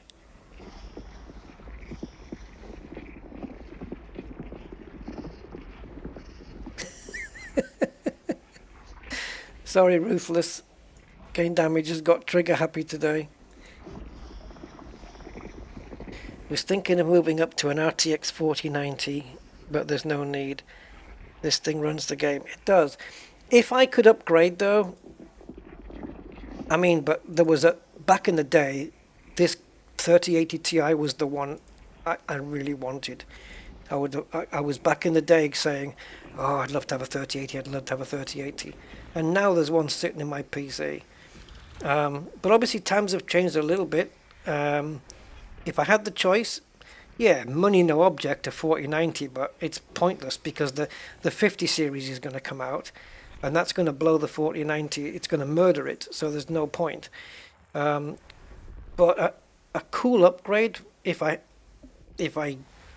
got one, would be a what's it called? 4070 Ti. Yeah, 4070. It's a lot less damage to the wallet, but it's got really good power to it, you know. But right now with the 3080, everything I want to run, it's running. You know, flight sim, it's running. I don't get any stutters anymore when I'm arriving at the airport after a 2-hour flight, whatever. I used to get really bad stutters before, but the 3080, I guess, I'm gonna guess it's down to the extra VRAM. But it's just not stuttering anymore, and it's brilliant. It's fantastic. It's not doing that. Is this where we're going, guys? It can't be. What the hell was it again?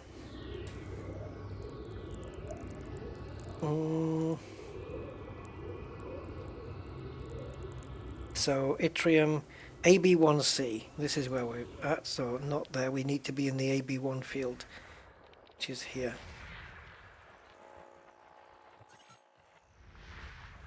There she is. That's where we're going.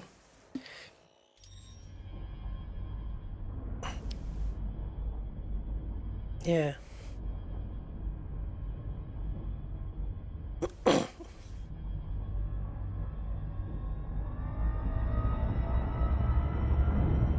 think my ultimate goal now on the channel is 10,000 subs, which is a small amount compared to others, I know, but I would be happy with that. If it stayed at 10, I'd be happy with that. That's good enough for me. I'm not greedy. I don't need 100,000 or 1,000,000 or anything like that.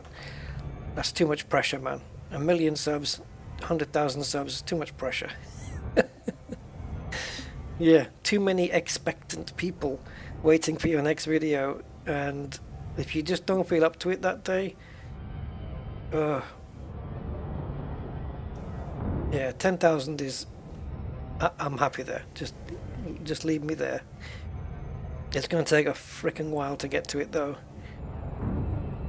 but who knows, maybe one day. But yeah, I don't ask for much, man. Just 10,000. I think it would be manageable. Anything after that, I think it'd be great, obviously, to have more, but it's nice and manageable. Right now, it's too manageable because I don't get enough comments on my videos afterwards. But if I got comments, I think 7,000 to 10,000 people. You know, if you look at the percentage of people who will comment on a video, I like to try and answer all of them, like I try and do on the live chat. I haven't done that today as much because I've been focused on this, but I like to try and answer everybody, give everybody the time because they put their time in, right? So it's only fair you give some back. And if I had like 100,000 subscribers, there'd be too many comments. I wouldn't be able to answer anybody individually anymore. You know, I wouldn't have there'd be too many. Do you know what I mean? So, oh come on, gain damage. It's fine. It's an accident, man. No worries. Just stare at the screen. Don't touch it, and yeah, I don't know. But don't get angry about it, man. It's totally fine. I'm cool with it, and I think. Well, I'm hoping that Ruthless was okay. Mistakes happen, man. You should know that from watching my streams. It's cool, honestly. Okay, Freaky. Yeah, catch you on the next one. Yeah, no, I don't get that many comments, unfortunately. I'd like to have a few more, but I don't know. Maybe I would generate more comments if I did shorter videos, for example. Maybe that. Right, let me just point. Let's surface scan here first, and then we'll Edison our way down.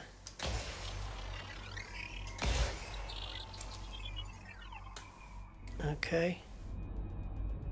So let's have a looky. Right, Edison. We are in sign off. Surface scan complete. And we're in AN-HD11-101. And the body is AB space 1 space C. I hope it can interpret that. We'll find out, because the radius should be, oh Christ, it's a small one. It's not the smallest one. The Technetium one is freaking tiny. But we've done that one, haven't we? Technetium? No, Tellurium we did. Technetium guys, is 387 kilometers radius. Wow. Okay, this one is 807. If it gets it right. It has. Okay, so yttrium is on minus 50.2389, and the longitude is 103. I'm getting ever close to this planet. 7574, and you may begin your navigation. Gracias very mucho. I'm using Edison for the navigation. Is it Jacobo? I'm using Edison for the navigation, and I'm using Odyssey Materials Helper to keep an eye on how many materials I'm getting. But it tells me in the game as well. Oof. Okay, so the turn left heading and all that stuff. No, I'm not going to listen to her telling me to descend until my distance is really close. Turn right heading 217. I need to be in the blue zone. Target 1770. The blue zone makes me go faster. 0 is the fastest. 1416 kilometers. Okay, it's coming down. 1200. When I get to under 500, I'm going to start doing something. To target 996 kilometers. The smaller the planet, the quicker that's going to go down. Turn left heading 221. Distance to target 604 kilometers. Now, Clear to descent. clear to descend. 32 degrees, 34 degrees. 34 for descent. 222 at 33. 336 kilometers. Dark side again, eh? Turn left heading 221. Maintain angle 31 for descent. Distance to target 211 kilometers. Distance to target 143 kilometers.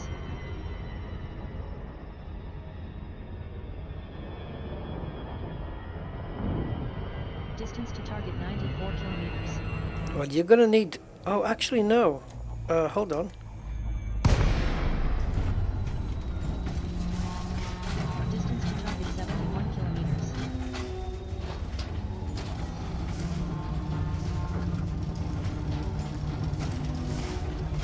Turn left heading 219. Distance to target 50 kilometers. Oh, this is just fucked up now. I wanted the map. I can't bring the map out. Distance to target 28 kilometers.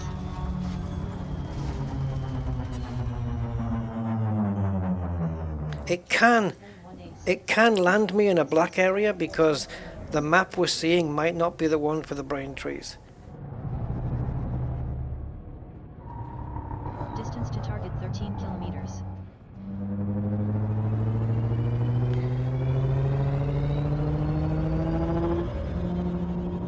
Distance to target 11 kilometers.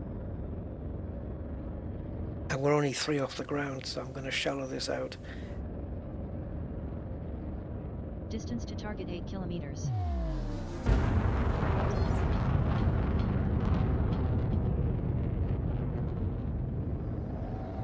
Distance to target 3 kilometers.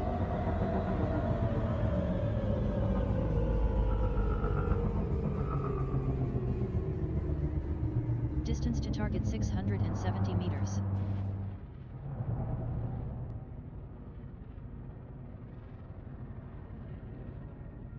Turn right heading 354. Distance to target 46 meters. Okay, that wants me at 12 degrees. That tells me we're on top of it. Turn right heading 015. Distance to target 273 meters.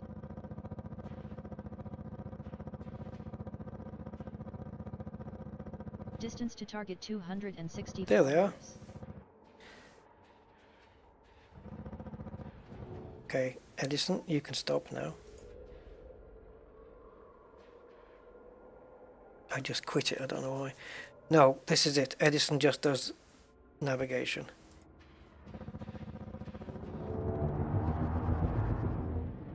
Navigation to any coordinate waypoints. So once again, we've got a collection of trees to our left, one to our right, and a couple are scattered in the background to the left there, but nothing major. So if we bring it down here, it's not a major pile of trees on either side, but yeah, it's better than the kick up the arse. It depends how many excretions we get.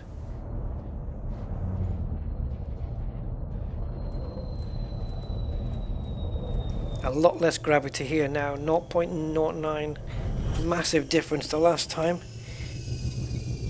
Okay, yttrium.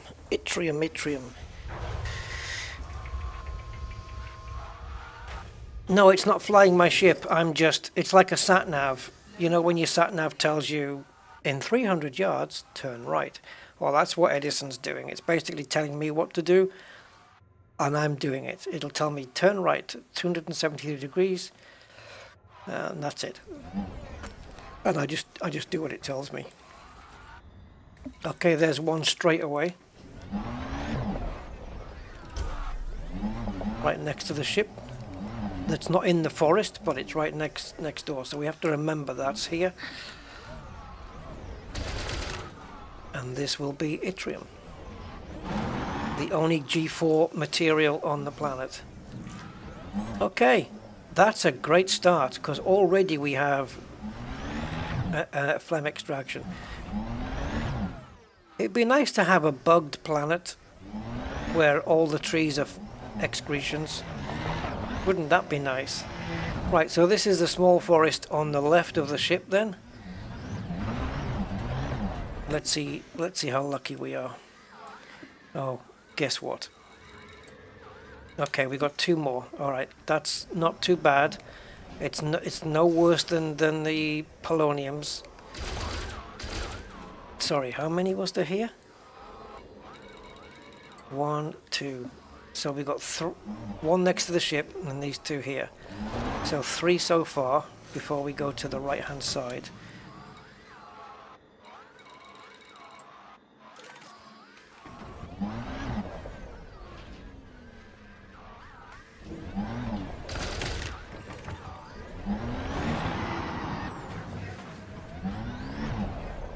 I can show you Edison on the screen, on what it looks like on my screen, but the gameplay is going to be jittery as hell.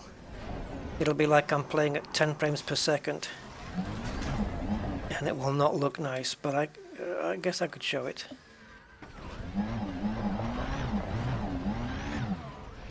But it'll have to be after I've done this yttrium.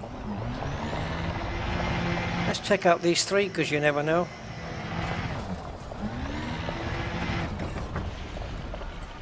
No, all polyporous growths. Okay. So we've got a bunch to our right and a bunch to our left. So we'll go right and smack dab in the middle until they're on screen. I think that's everything in range now. Oh, very nice. 3 at least. 4, 5, 6, 7, 8. Holy dudes.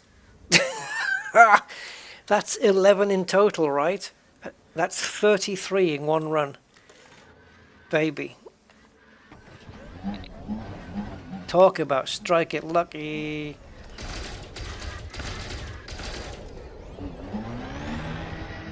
Wow. Jackpot. Nice. It does make up for the polonium. Yeah, the last... Oh, God. Yeah. I know, the beginning of that polonium run was just cruel. Absolutely cruel. This is brilliant. We've got a load of them here.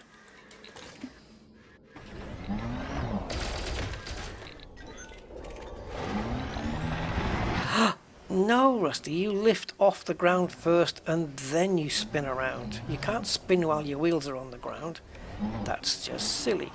Now. Up, spin, forwards. No, you're going backwards now. Try again. Go forwards. Up. There you go. Smack those trees. Smack 'em, smack 'em. Yeah, this is great, man. Awesome that we've got these. So if I do another run, I'm gonna want to do it from the ship, because we've got one there, haven't we? We've got one right next to the ship.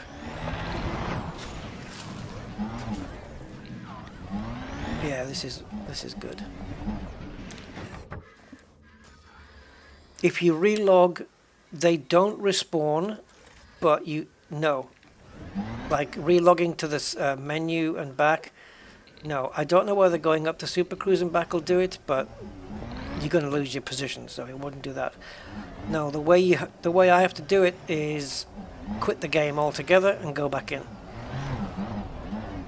But because I'm getting 33 for every run. I can do it in 5 runs, right? Somewhere during the 5th run, we'll have a full bin at this rate, which is pretty damn good. I mean, I've been on for 3 hours and 40 minutes just getting the polonium, which is ridiculous. Some of that was travel time, some of that was swearing.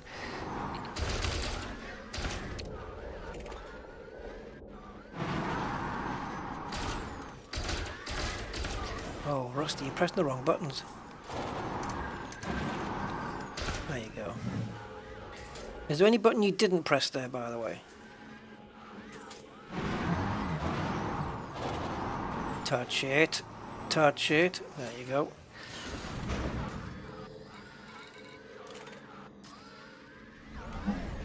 Because this lists in no particular order, it doesn't really matter which one you pick. Oh, I did get it. I was trying to do the whole thing in one go.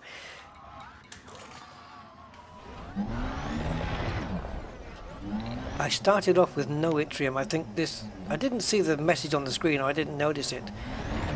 But it should have said new material discovered when I did the first one. I don't recall seeing it though.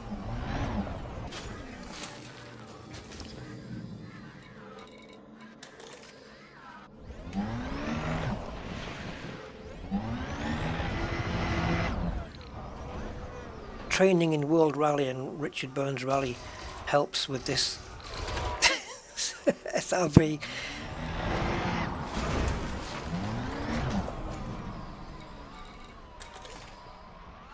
And there's plenty of grade 3s and grade 2 materials here as well, and grade 1s, plenty of them, if you were so inclined as to go for them, you know. Alright, I believe that's all of them, and even if I moved around the outskirts of the site, I don't think we're picking up any more. So we have in the bin 36 yttrium. Oh, 36. So on the next one I'll have done 72. Unfortunately, 75 is half of 150, which is the full bin. So we'll be just short of that. So yeah, we can't quite fill the bin in 4 runs, but it'll be in the early stages of the 5th run that we'll do it. Okay, run number 2 then.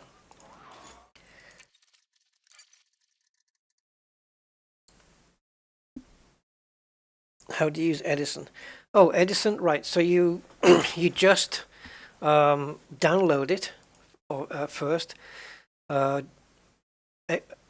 it or whatever it is to a folder, run Edison the exe, or install it. I think it might come with an installer. Just run Edison, and then it'll ask you to type in the system name and then the body name. The diameter you can get when you honk the planet, I guess. It'll tell you the diameter, but it'll fill itself in automatically, the diameter, if you click the button above it, radius, sorry. And then you just type in the coordinates, because it presumes you already know what the coordinates are to get to this particular location. And all it does is that you feed in those coordinates that you've been given, and it will guide you to where that spot on the planet is, basically. It's just you feeding in coordinates of a planet and saying where on the planet are those coordinates, and it's just going to guide you there. When you get through, when you go past the orbital cruise stage, before you get to glide, it's guiding you through all the way down to the ground. That's the upshot of it. It's very intuitive. Once you run it, it's quite self-explanatory. But as long as you need to have like waypoints. Like me, I'm using a reference card for all of these planets. So I'm using this, which I'm on the yttrium one now, and as you can see, the coordinates are down here. So I just tell it that the radius of the planet is here, but it also knows it. The app knows it anyway. And then you've got the body here, AB, which AB goes together, and then space 1, space C. It'll ask you for the system name as well. And that's it. And it'll just guide you in once you get there. It'll use an on-screen overlay. It's very, very cool. Very, very cool. I've been using it for quite a while now. Yeah. There used to be another program that would do that as well. Was it EDSM or something? Yeah. Can't remember. Right, let's get these excretions again. Let's not forget the one that's next to the Cobra as well. Otherwise we're only picking up 33 instead of 36. Did we get it? We did. Got the cargo scoop out, that's super important. Is that the left side? Is that the left side, Forest? My ship's there. Yeah, it is. Okay, we don't need to go over there yet.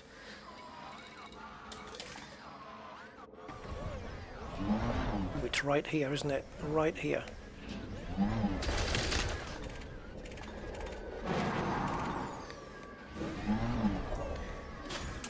ED Discovery. Yeah, ED Discovery. That might be the one I'm thinking of. Yeah, I know there's another utility which does like loads of different things that will also do the coordinate directions. Yeah. Edison is just for that. It doesn't do anything else. It just dials you in with its voice and tells you direction to go and all that juicy stuff. Oh, I'll get it in a minute.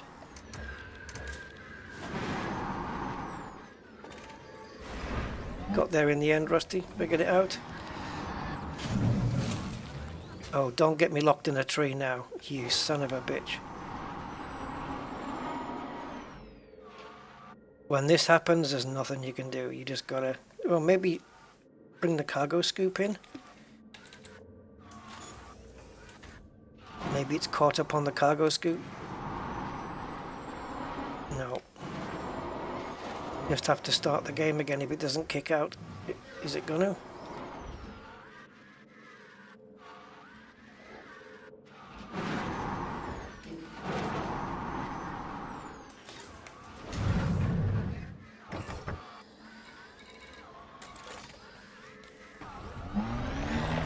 Sometimes I find more success of not getting stuck in a tree by just slamming into it so hard.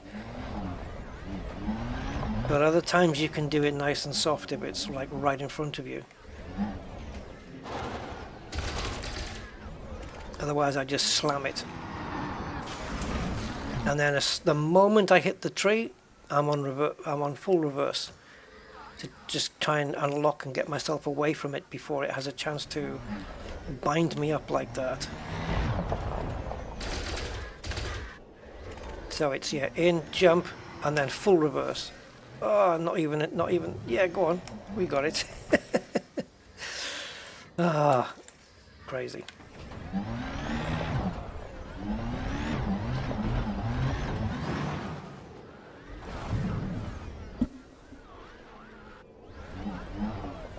ED Discovery's it's not a tool I use anymore, but I know that it's very, very good, very comprehensive, isn't it? It's got loads of informational stuff in it as well. Like, isn't that the one where you can jump from one planet to another, and it'll feed you information as you jump in or something? Yeah.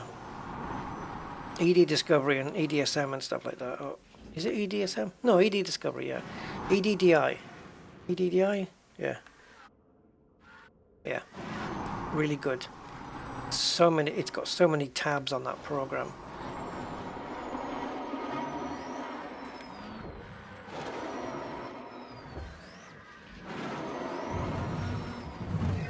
I want to break free.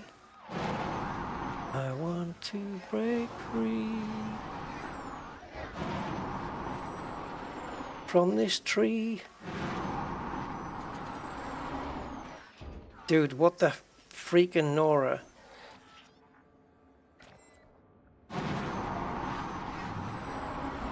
You're so self-satisfied, I don't need you. Oh, Christ on a cracker. What the hell was all that about? What the hell are you doing? Stupid brain tree.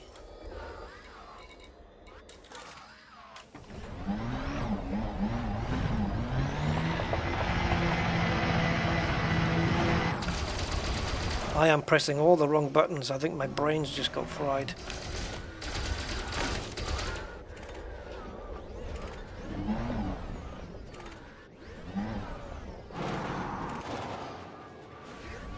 Gentle.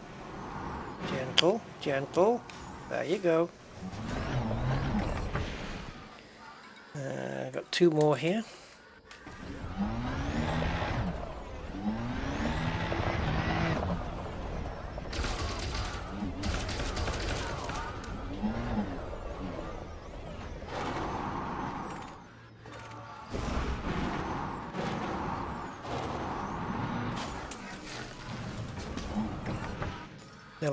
They're like wet walnuts, aren't they? That's what they look like to me. So after this, I want to go down to get the one at the ship. Right? Although it doesn't really make any difference. I was going to say because I'd want to be in the forest for when I next do the restart. But actually thinking about it, it doesn't really matter.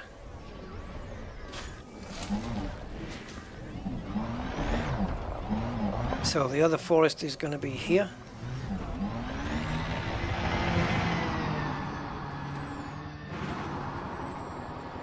We know that those three don't have any, so there's no point stopping by.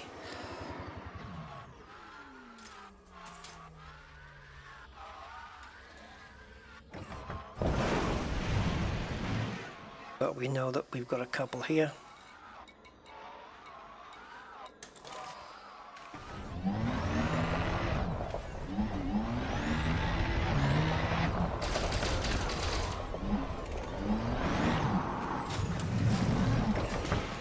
Okay, next one. Can we go up the list? Yes, we can. Easier to go up, isn't it? And just have it slide down. Back off.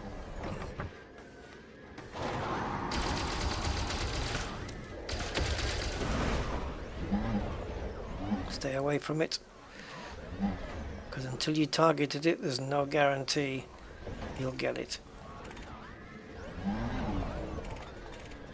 Look at this. Look how this tiny window it is to target the basket thing.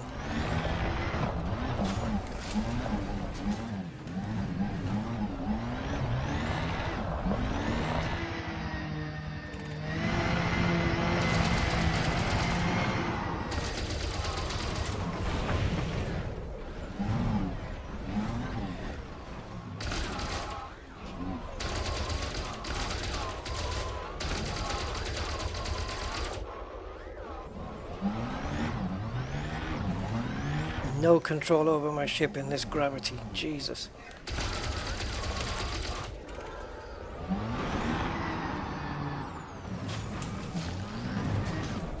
Now we'll sit by this tree because that's going to be the first one to redo. Okay, we do indeed have 72 yttrium now and 78 empty spaces in the thing. So if we manage to collect 2 more runs clean, that's 144 out of 150. So yeah, that leaves us with 6. So we'll have to do 4 runs plus picking up 2 more on the 5th run. And we're done. Finito. That's yttrium done and filled. This is clearly, by far and away, once you get the right place, it is clearly the fastest method of picking up the highest grade raw materials you can possibly get. There's no quicker way. Right?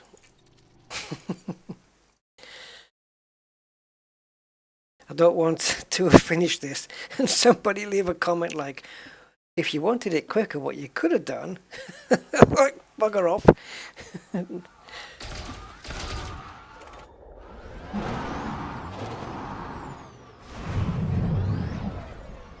Oh, that's a good thing it didn't disappear there because I didn't have the scoop open. That's a bad mistake to make. Okay, so my ship is there, so if I venture off to the left-hand forest first,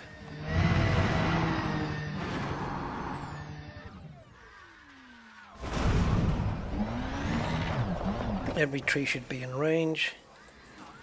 So we should have 2 here. There they are, as long as they're targetable. We're in the right spot.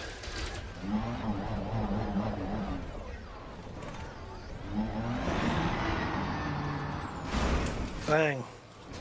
Screw you, tree. Do you know what, Philip? I was asking about that yesterday.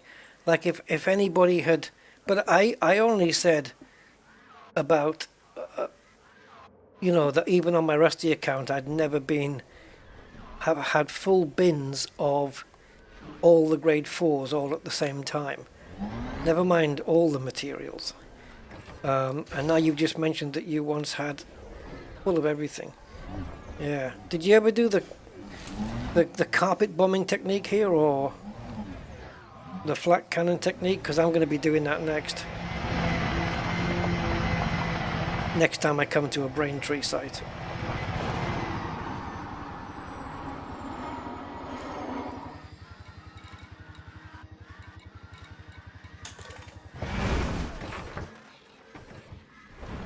You see what I mean about these constantly moving?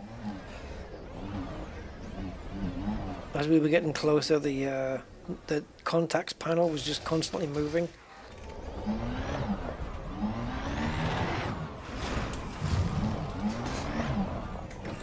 Okay. So we'll have over 100 now, 108 I think, right?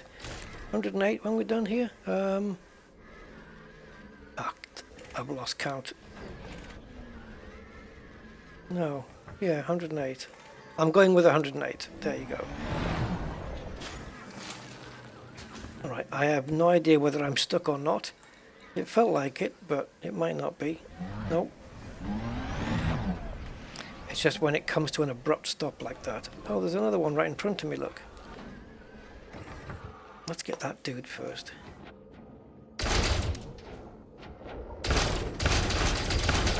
When it's not targeted, your lasers are not going to be quite on point.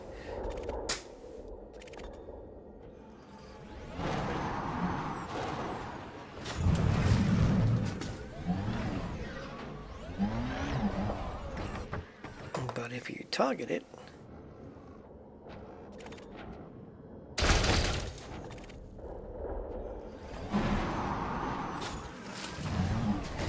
okay.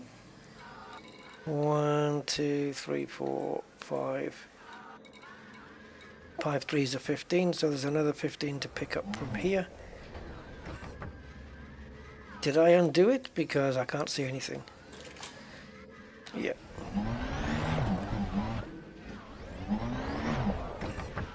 Oh, racing around.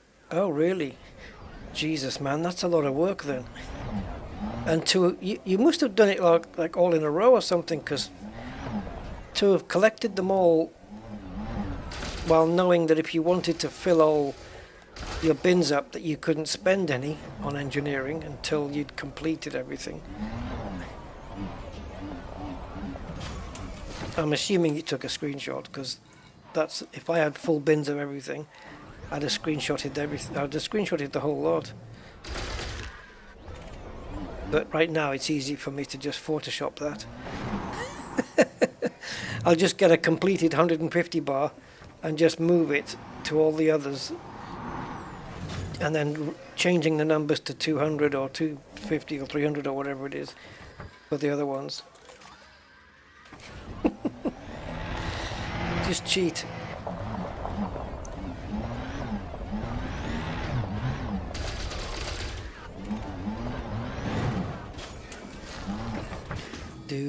Great, that's in my head now.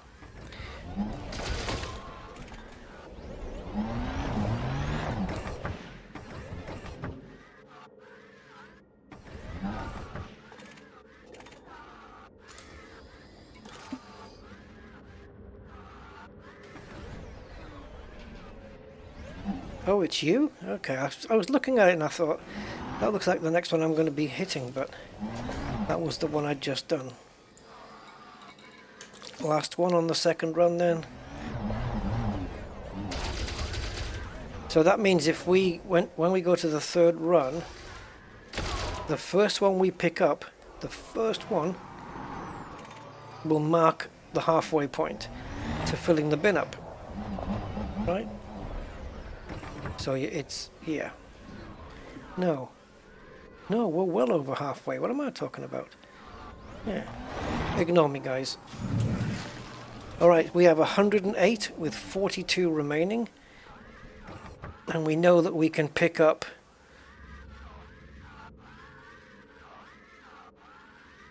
36. Yep, we're going to pick up 36 on the next run. We've got 42 left in the bin. It's all going good. I think I want to do the same run. I want to start from the ship again.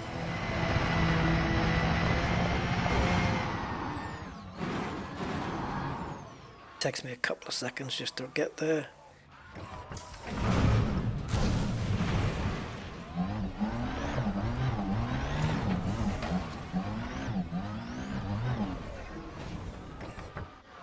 Right, so we'll just land there. Yttrium's just about done, guys. Crazy.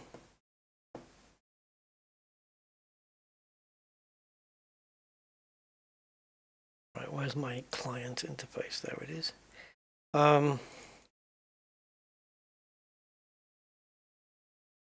Yeah, when you guys are playing Elite, for example, doing whatever it is you're doing in the game, do you guys tend to have music on in the background or something else? Maybe TV or the other half saying, when you getting off the machine? When you getting off that computer? No, I mean, the question is, do you guys have music going in the background? If I'm playing on my own, I tend to. Obviously, certain games you can't. You know, you like World Rally, for example, or Richard Burns. You need to listen to the co-driver, so music's out. Can't be done. Sim racing, no. I like to focus totally on the game, on the driving. So music's out for that. Elite Dangerous, yes. Depending on what I'm doing, yeah. I'll have music on in the background for sure, but not loud enough where I'm going to miss crucial messages or sounds or stuff that I need to know, you know. But yeah, I tend to like some music. Budman has me on in the background. How much of my back catalogue have you gone through? I can't imagine like anybody would, for example, like binge watch my channel, like maybe watch more than, like you can't binge watch my channel with my live streams. I don't think that's even doable. That would mentally exhaust anybody. Like I don't think anyone's watching a 6-hour live stream of mine and then going, right, I'm going to do this 6-hour one now. I mean, I don't think that's a thing. Unless maybe you're ill in bed or something and you just need to get the time passed.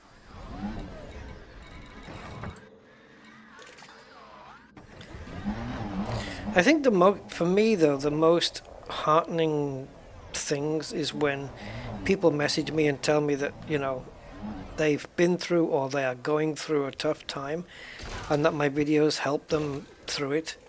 That's like the big boss message, you know. And I've had some messages from people like heavy stuff.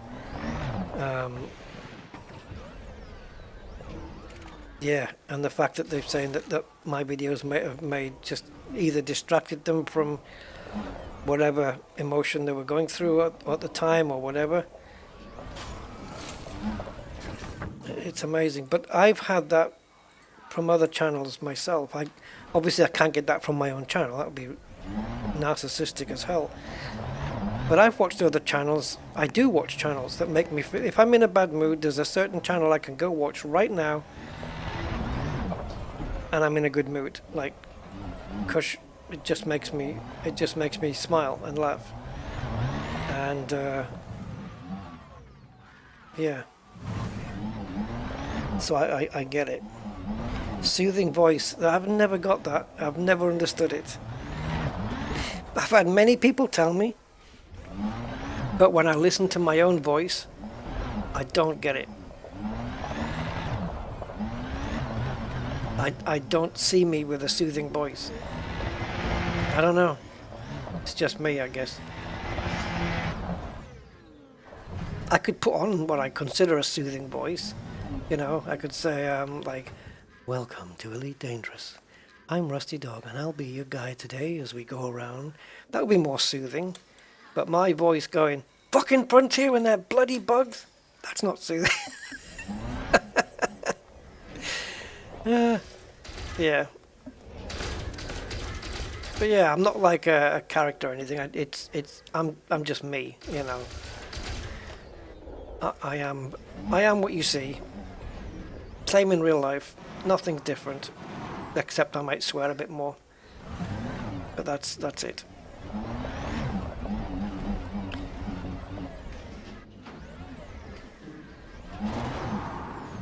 Oh, come on. You're watching you in the background in the middle of work. Ah, yeah, people do that, I know. I just don't want anyone to get sacked, man.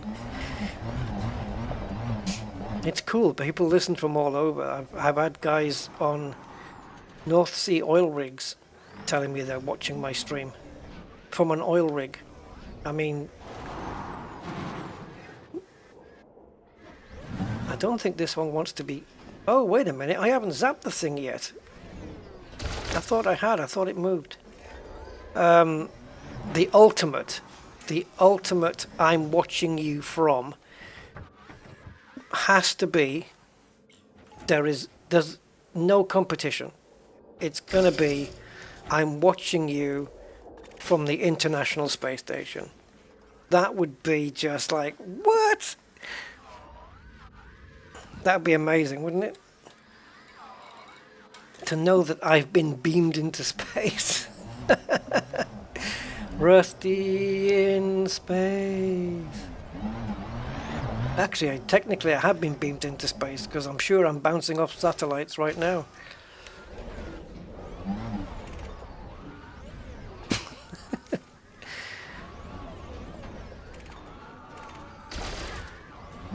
Space shuttle return has been delayed because pilots are finishing off a Rusty stream. Yeah, I didn't shoot it, Simondo. What the hell am I talking about? Sci-fi games and sci-fi audible. Yes, there was a time I spent listening to... I know it's in the game already, you know, the Elite Audio, the Elite Dangerous Audio music. But I've got the actual original soundtrack on CDs. Frontier sell it, don't they? Yeah. Yeah, they must do, because that's where I got it from. Or did it come with my package of Elite? I can't remember. But yeah, I have it on, I think it's 3 CDs. And I have played that in the background. You know, but I only play like the exploration stuff because it's soother. I don't want to is that right? More soothing. I don't want to play the combat music while I'm exploring. It's out of place. But another one I'll listen to while I'm playing this, if it's not, you know, maybe I'm listening to Oasis or something or whatever. But if not, if it's instrumental, it will likely be like Jean-Michel Jarre, like Equinox, Oxygen. Listen to those while I'm playing. That's brilliant to listen to while you're playing Elite. Yeah. Oh, they should have got Jean-Michel Jarre to do some of the elite music. He would have killed it. We might be up a tree here, guys. No, are we going to come down again? Yeah, we are. Because we were on top of it and not crabbed up the side.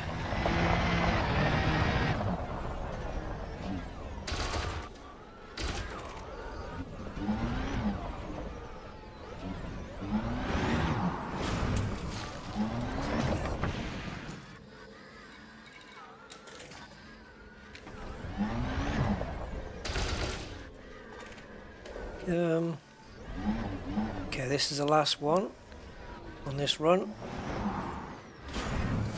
Okay, now we've got is there one left? Did I miscalculate?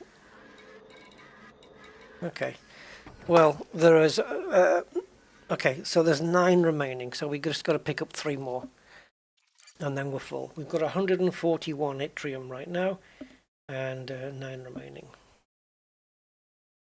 So I'll pick up these, and then we're already 4 hours and a quarter in, which is nuts. So we'll probably be about 5 hours. No, what am I talking about? We would be if I went for the next one. Yeah, we'll do yttrium, and then technetium and selenium. Can wait until maybe I'll do it tomorrow. Do another video tomorrow. No carpet bombing, not yet. That's not going to come for a while yet. I might come and do that for the grade 3s, 2s and 1s. But all the grade 4s, the next 2 planets after this are going to be done this way. And I'm really glad the polonium's out the way now. So yeah. We've got a full tank of polonium, and we are 3 excretions away from a full tank of yttrium as well. So we've gone from new material discovered to full bin. This yttrium has not taken long at all, eh? What's it been like? 40 minutes, 45 minutes maybe? I don't know. It hasn't taken long, this. Now there's the first one. I can already see the second one.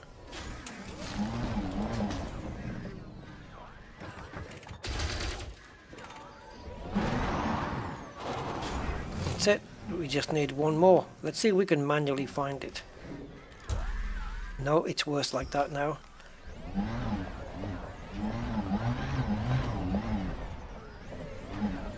So we're just looking for the yellow. Oh, yellow.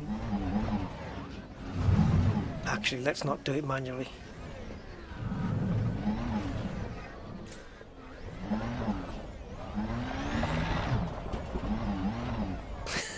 No, screw it. And there it is, our final one.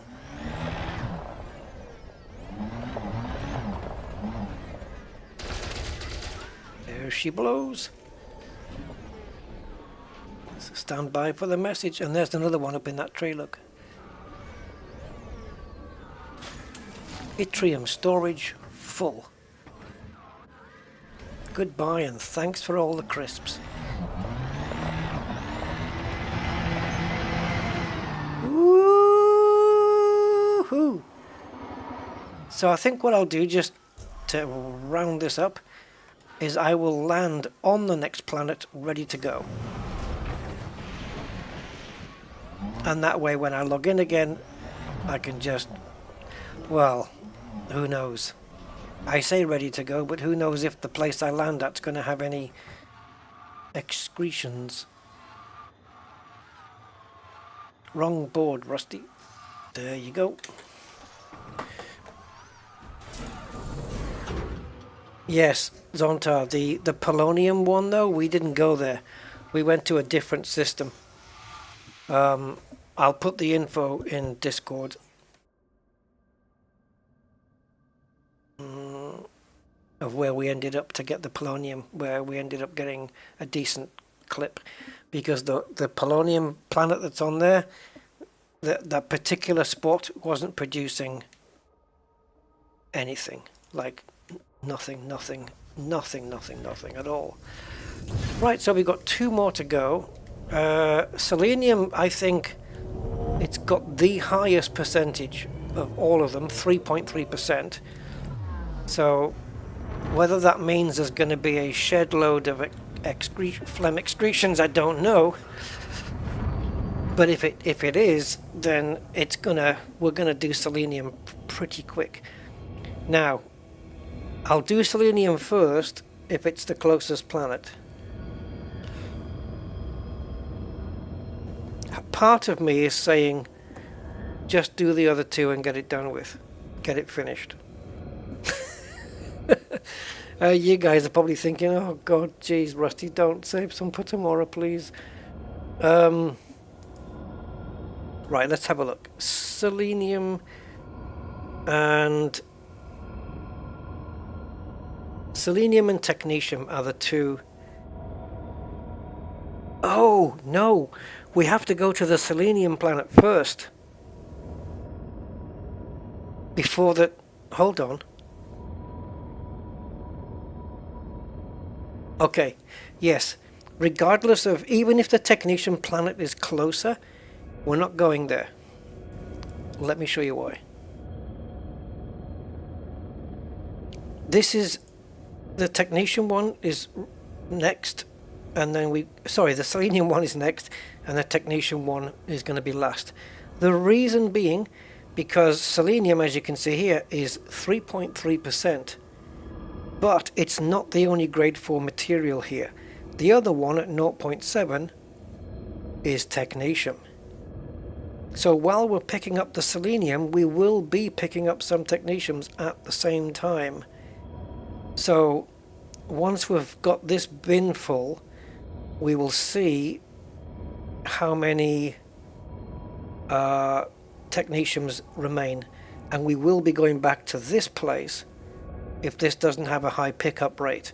We'll go back to this planet because, as you can see here, it's the only grade 4 material on this planet. So every excretion on this planet will be tellurium, but not every excretion on this planet will be selenium. Now this doesn't have coordinates. It says it's a landmark. Interesting. I don't know how we're going to find that, but let's go find out. So it's HR3230.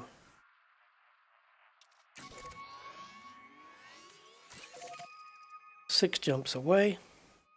So let's do it. Yeah, because if we go to get the technetium first, and then we do, say, the selenium technetium one, there's going to be technetium dropping there that's going to be useless to us, where at least if it's going to drop at the selenium planet, it's going to have a use for us. You know what I mean? It doesn't matter then when we get the excretions on this planet. If it's selenium, we pick it up. If it's technetium, we're going to pick it up anyway. Hey, so Jacobo, watching all this, I feel I definitely don't know how to play Elite yet. You'll pick it up, man. It's just bits and pieces. This isn't the stuff you learn on week 1, though. The brain trees. This is stuff you learn as you get more into the game. But I've already done my run on this. This is my 3rd account. So I've been at it for 8.5 years, man. So don't worry about it. And I forget things all the time. Like descanning.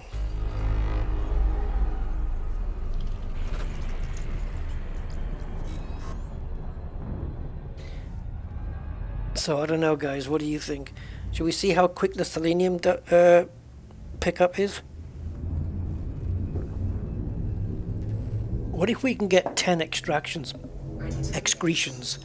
I prefer extractions. What if we find 10 excretions in one go?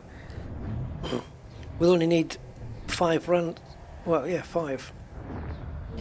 10 threes are 30, so we'll pick up 30 in one go. That's 5 runs. How can that be?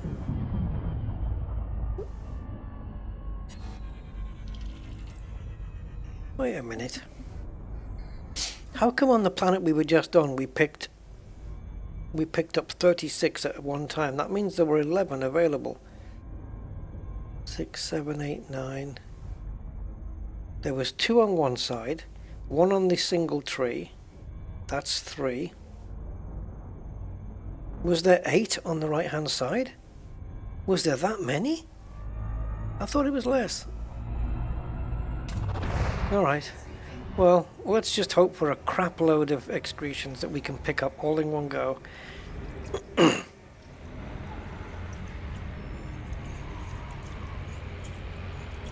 It was 12? Yeah, it must have been 8 for 36, yeah. Wow, I didn't think it was that much. That's really good. That's neat. Let's see if we can find more than 12 on the seleniums, because the percentage of them is higher.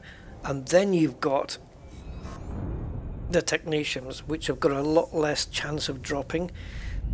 So it could be by the time we've picked up 150 seleniums, maybe we've got, I don't know, 24. Maybe we've got 24 technetiums or something like that. But if we've got a decent amount, don't know. I don't think it's worth staying here for it though. It's probably worth going to the actual technetium brain tree, because nothing else will drop from there. But the percentage of technetium on this place we're going to is only 0.7, whereas on the technetium only planet it's 0.9. It's not a massive difference, but it's not the crucial thing is it's not sharing with anything else, where this is. It'll be interesting to see the drop rate, right? So let's say by the time I pick up, right, it's 3 in every one you pick up, right? So by the time I pick up 30, let's see how many technetiums are in the bin by the time I've picked up 30 seleniums. Maybe give us an idea of the ratio, the drop ratio, a rough idea. Well, no, actually, it won't be a rough; it'll be an exact, won't it? Because if we do all the extractions, and we do 10, let's say we pick up 30. Forget 10. I was thinking in singular numbers. If we pick up 30 seleniums and 12 technetiums, that is the same repeated amount when we quit the game and restart again. It's going to be the same number, so it's an exact. So we'll see what the ratio is when we've picked them all up on this place. Yeah, I need a bio break, guys. Is this our system here? No, 2 jumps.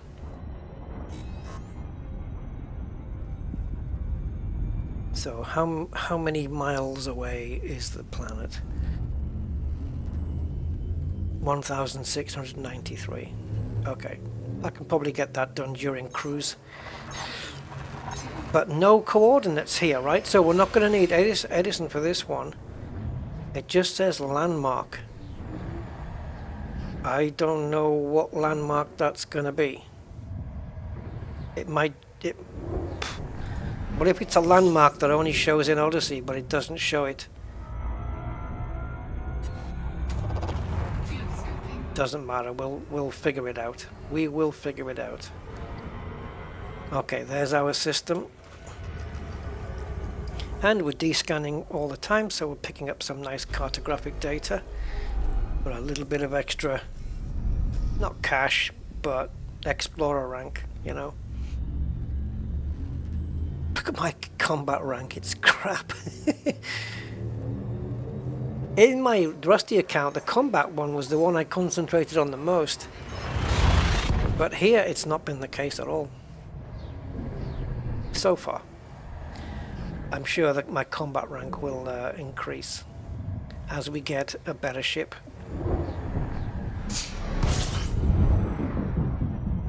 Maybe a nice 6 hard-pointed Asp Explorer. Alright, let me just figure out which and where we're going to. 3AA.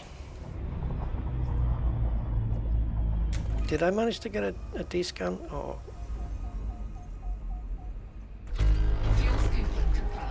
Okay, so it's got to be this one, because that's where all the carriers are. Wow, there's a few here. So 1, 2, 3, A. This guy.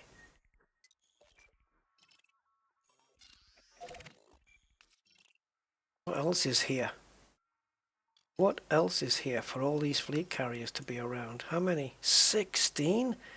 What else is going on here? Another 6 there.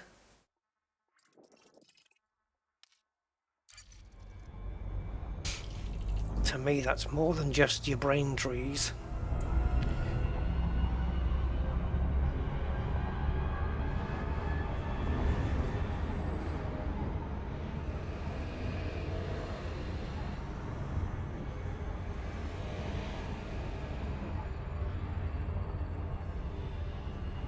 Be right back.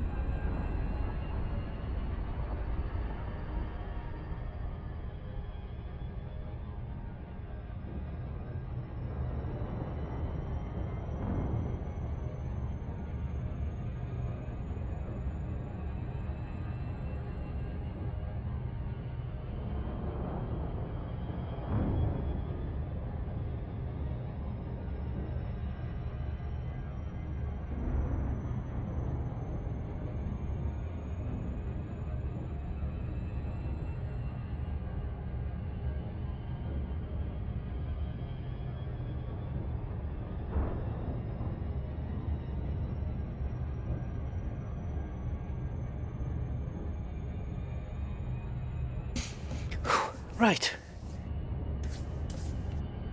I really should dry properly. Right, there we go. That's better. I only dry the front of my hands and not the back. Yeah, I've got a tissue here though.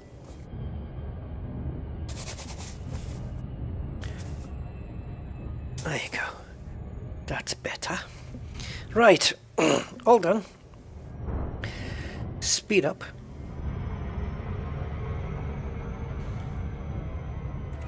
I'm gonna do another honk while I'm here.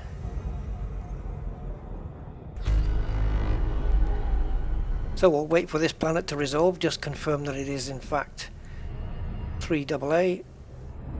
Of course it is. I wouldn't make a mistake like that. Oh, there you go.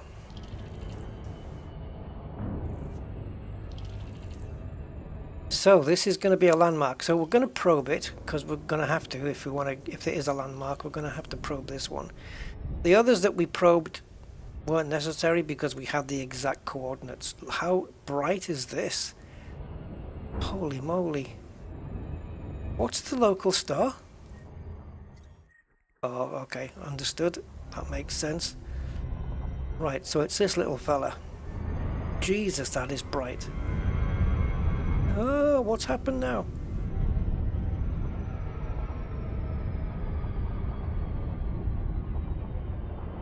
Okay. Oh, you bugger. 2 probes.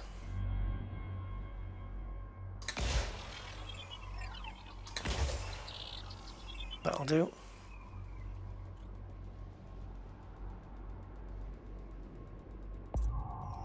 Bang. Lovely bass on that sound. Scanned by 50%. Surface scan complete. Okay, so we do have brain trees, but there should be. Is it going to be? No, there's the planet. So we're just going to have to wing it here, guys, like we did with the polonium. What did it call it? It wasn't point of interest, was it? Landmark. Yeah, maybe for Odyssey. Not here. Huh. Okay. Right, so let's just go to this big patch up here, and we're just gonna have to wing it. Orbital flight engaged. Let me just confirm we are on the brain trees. Yes, we are. And we'll stick ourselves down right in the middle of the blue patch and go from there and just see if we can find a suitable forest. Because I don't have any landmarks listed here. It would be underneath this AA if it was there. Yeah, no, nothing. Nothing at all. Is this the small planet, the 375 radius? No, 559. It must be the technician one that's the smallest then. So, let me see. Selenium. We currently have 7 of them, so we only need 143. In other words, it's 2 we don't have to get, or 3, depending how you look at it. Yeah. Yes, 3, because to get 7 we'd need to pick 3 up. Yeah, so it's 3 less. So we'll park ourselves down somewhere. There's a crater there. We'll just try and go near it. There's a crater on the right, which we can just see there.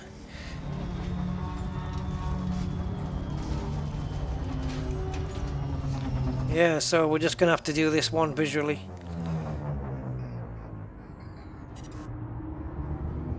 And gravity is super low here as well, 006 at the moment. Night vision on just for ease of use. And we need to be around 250 meters. Oh, actually, I say that. Alright, the thing is, there's a bunch of them here, but they're not like clumpy forest. I mean, there's some there, right? And it's on nice flat ground as well. And to the left, there's a bunch. We may as well check it out. So, again, in front of the ship, there's a few. To the right and to the back, right over there, there's some. And then, of course, we have a bunch. A little bunch. Where are we going to go first? I can see geysers as well, so there's probably going to... Maybe some needle crystals will pop in and help us out. It's not... they're too scattered out for me, though. I wanted a big clump of them, you know. But let's go check it out, see what it's like. If the drop rate isn't good here, we'll go somewhere else. They seem to be very, very scattered. I like to have a lot of them close together. Okay. And we've got some behind the ship too. Maybe we'll reap something from those. So, we may as well have a look at the back here.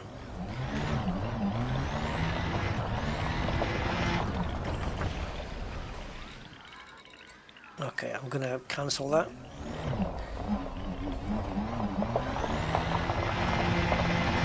So over to the right then, we have a bunch.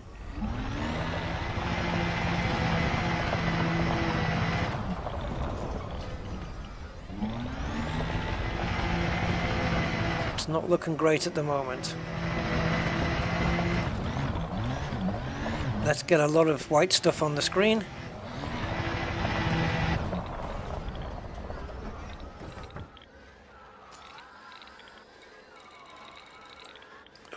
call it. It's one of these. It's a bugged site. So to fix this, is it what? Up into Super Cruise and back, or? I don't see how it's going to change though. Or we just find a different place.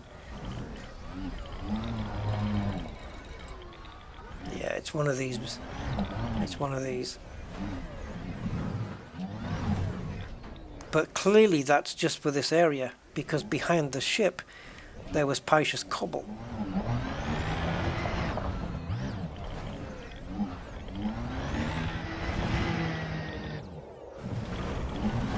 Wow, the gravity's really playing up.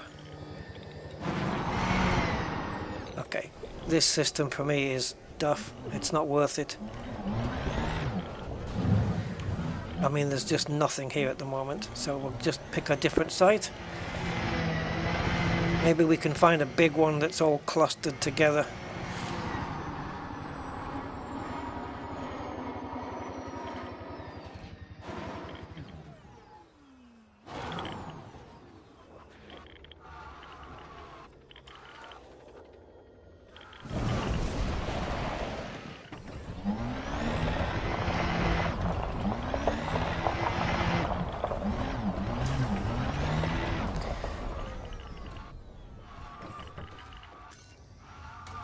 Once we find the site, it should be easy from that point onwards, I would say. Just like it was with the Polonium, we just had to visit a couple of places, and once we found the right one, we were golden. But as I said before, selenium's got the highest percentage of everything we've done. So you would expect... Oh, I think I boosted too hard there. I'm coming across a lot of brain trees. They are literally everywhere, but I don't want to boost past a forest, a decent one.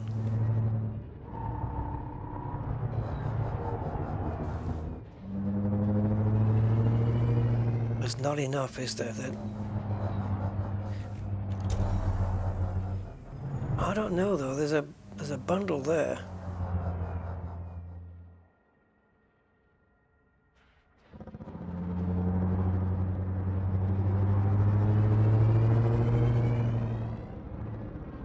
Oh, there you go. This is what we want. Something like this.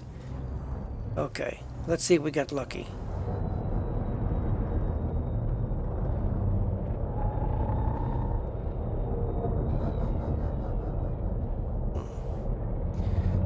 If we're unlucky, this is a big cabbage patch full of polyporous growths.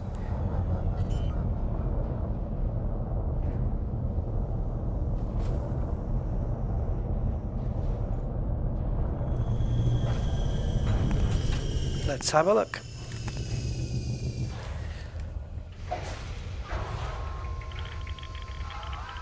And I don't mind jumping up into Super Cruise and coming back down again. Okay, it looks like all of the blips on the sensor are already there, so let's check it out straight from here.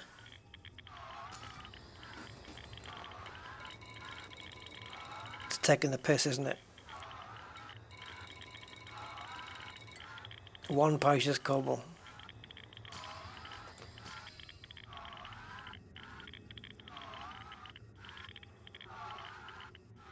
Do you know what?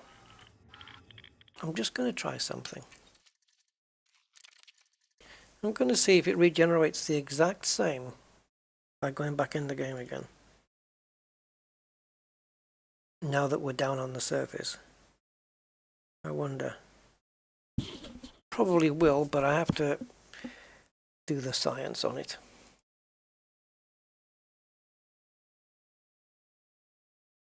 3.3% selenium. Where?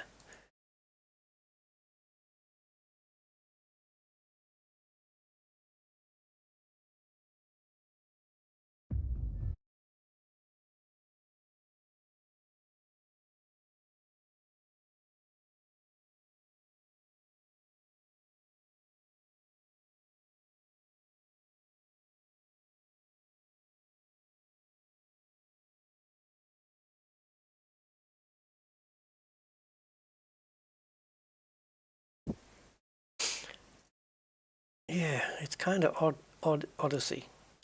It's odd to see so many polyporous growths.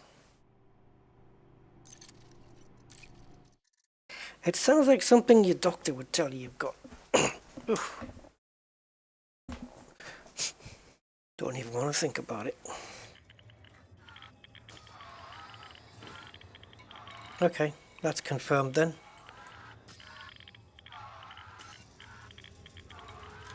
So what we'll do, same again, we'll get on the ship, boost somewhere else, drop the SRV down in range of the forest, and check out the contacts panel from that point.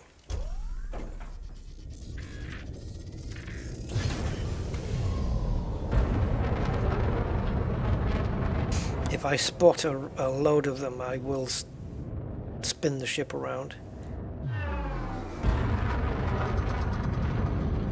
I don't want to boost out of the blue zone. I think it'll take a while to do that, but...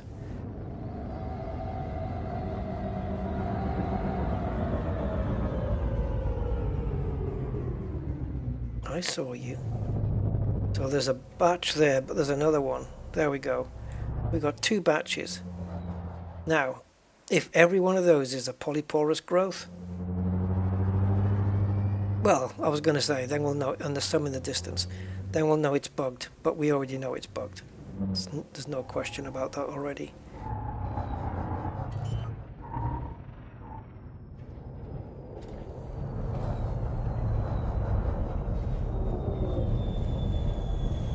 So we've got some directly to the right, some directly in front.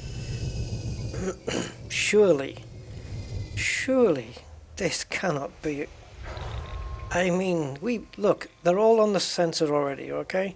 So we're not going to need to move for the all in range. Okay. No. They're all going to be polyporous now, right?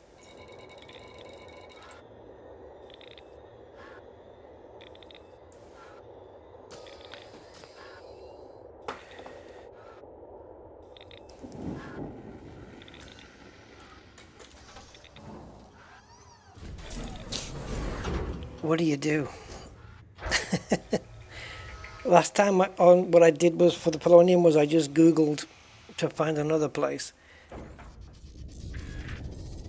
Is the I don't know. Is it just the coding that's bugged for the brain trees, or is it the coding is bugged for the planet?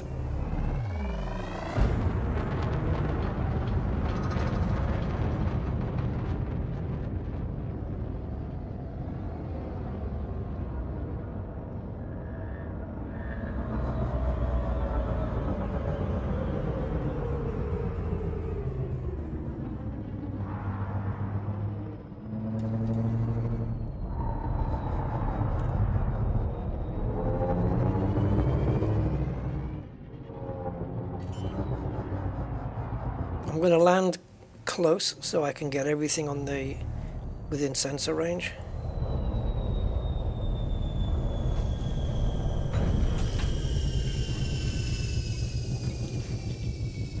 This is a joke, man. Look at all that on the sensors. No gravity warning. Pouches, cobble and polyporous. Okay.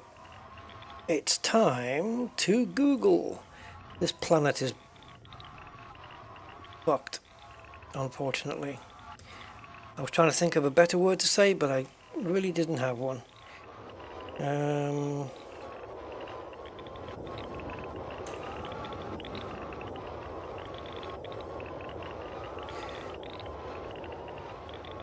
Oh, maybe on that page I've already got open. Let's see. Selenium.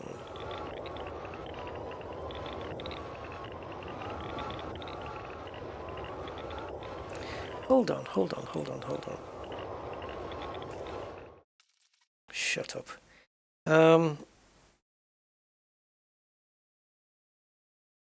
Let me just check something here.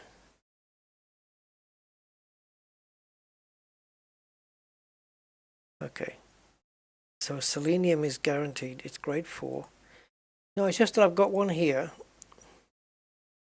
The planet we were on before for the polonium, it says that it drops selenium as well, but that's not true. There was no selenium on it. Okay, so there's another one here for selenium. Braintrees drop selenium, arsenic, germanium, yttrium. Oh, that's a share then. Okay. 75 tons of selenium in 15 minutes.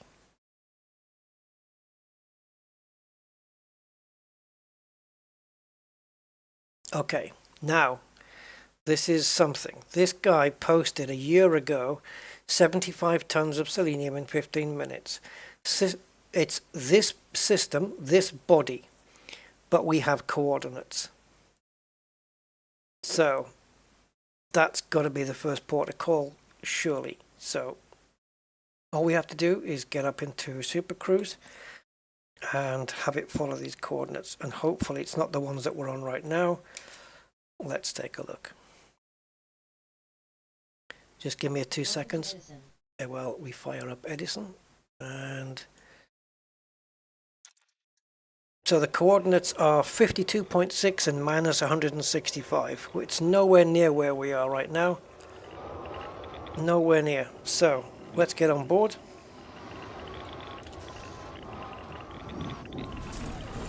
And we'll type in the system HR3230. Body is 3AA. Radius is 559. Latitude is 52.6000 and minus 165 point. Now, we've seen that these trees are persistent, okay? So whichever trees have got phlegm excretions on them, when you restart the game, the same trees have got the same things on them, so it's persistent. So this site that this guy has given us the coordinates to, he's even got a YouTube video of the farming route and an image. Let me take a look at the image. So if it's not very many trees, 1, 2, 3, 4, 5 trees. That's it. 6 trees. 1, 2, 3, 4, 5, 6, 7. 7 circles. Okay, so 7 trees. No, there's more. Hold on. 1, 2, 3, 4, 5, 6, 7, 8. Jesus. Okay, I've just seen another image. There's a shitload more. It doesn't matter. I don't need the map. He's just doing a map that shows you the most efficient route. Okay.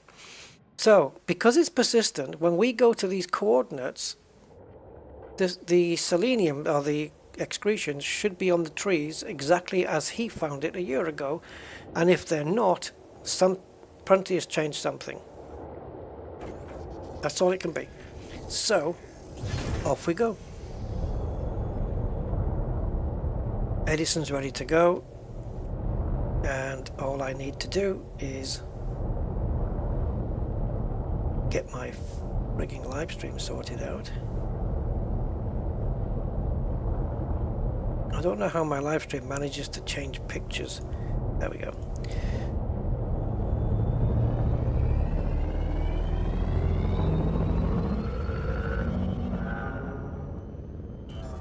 Is it something I need to watch though, or can't I just land and... Because I just pick them up as they are available on the trees like you've seen me doing. But I'll check it out while I'm kind of busy here. 1 second. 4, 3, 2, 1, engage. For God's sake, my browser's out of control. Well, it's an 8-minute 12 video. Hold on. Farm.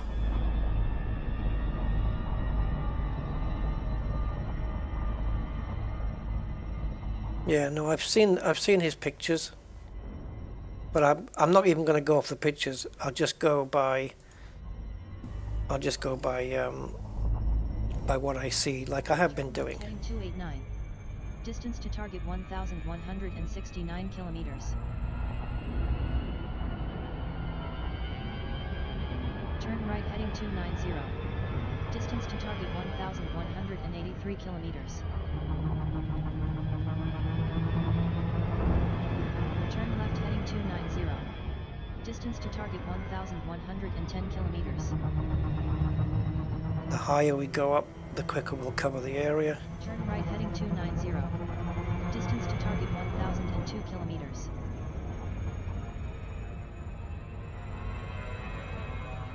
Distance to target 828 kilometers.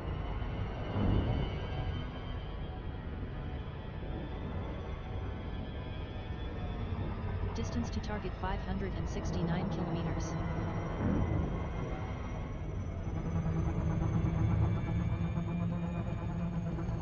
Turn right heading 308. Distance to target 161 kilometers.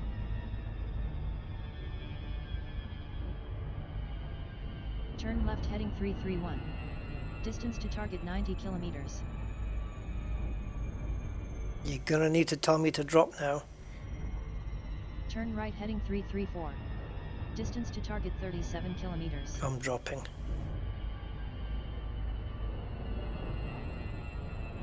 Turn left heading 007. Distance to target 5 kilometers.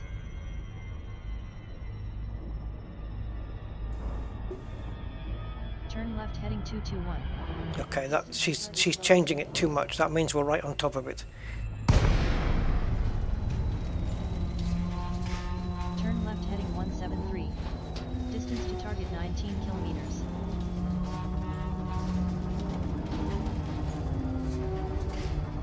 Turn left heading 129. Literally chasing my tail here.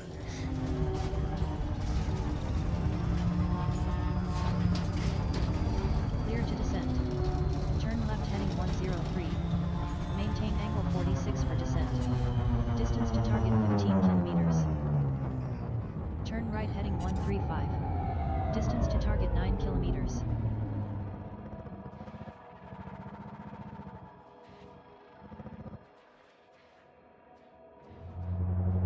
Distance to target 9 kilometers.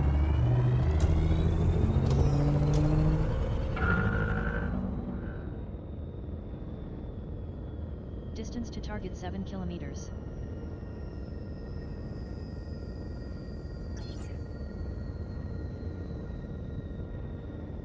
Distance to target 4 kilometers.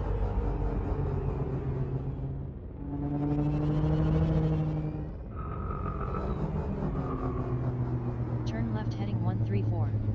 Distance to target 2 kilometers.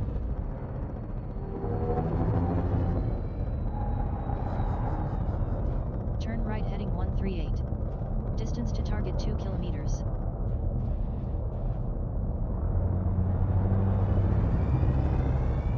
Turn right heading 138. You have arrived at your destination. Go on, say it. I don't need Edison anymore. It's quite clear to me which it is.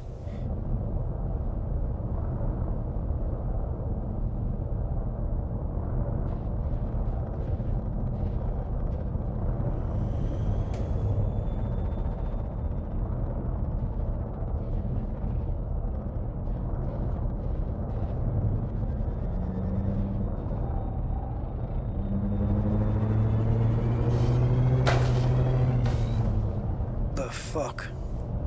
I've heard of finger slipping on keyboards, but that was taking the piss.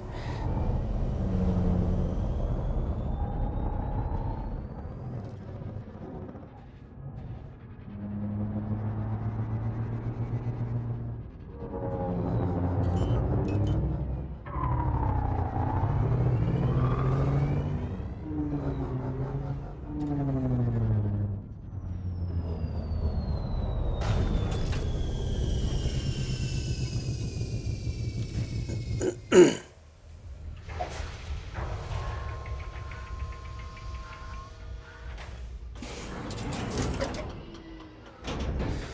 gravity warning.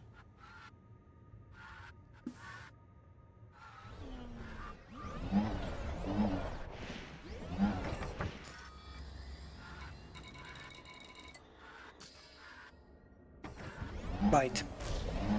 It looks like it's all polyporous, so it's clear to me that Frontier has done something in the last year that's bugged the crap out of this game. Unless maybe this is the site. It's big enough.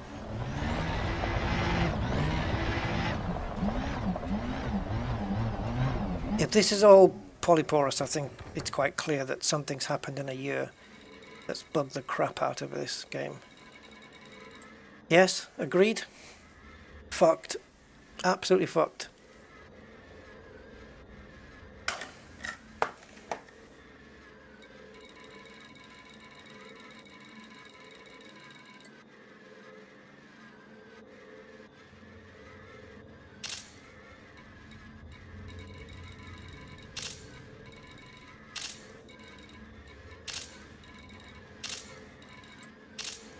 Right, those screenshots are going to go as a ticket to Frontier. It's bugged to fuckery completely.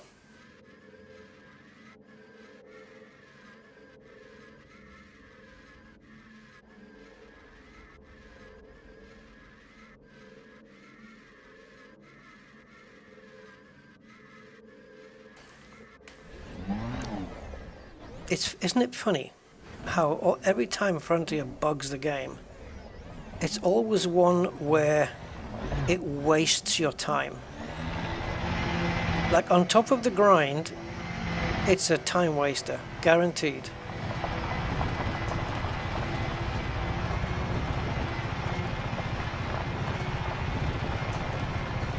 I'm just wondering how the Pisces cobbles are managing to slip in.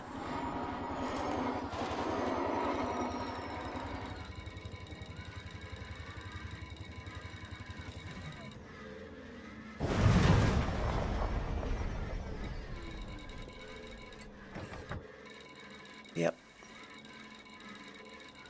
Bugged. Absolutely fucking bugged. And even if you mention this to them now, ticket the thing, don't expect it to get fixed in our lifetime.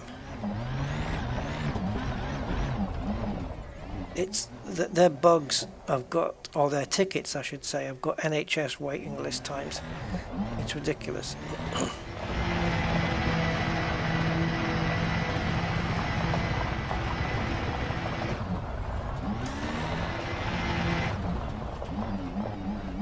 So even when you get to do activities which are probably considered the meta way of doing things, it still zaps your time, your motivation, your willingness to play the game anymore. I don't know what to do, guys. I don't know. Sometimes I want to, you know, find a way around it, find another planet, find a place that's going to do it. And another part of me just wants to say, why am I fucking bothering? Why waste the time? So hold on.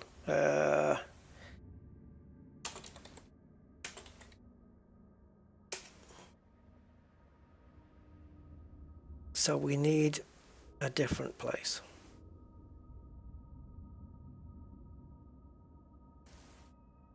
I don't even mind if Selenium is being shared with Yttrium. Selenium's probably going to take the large percent, but also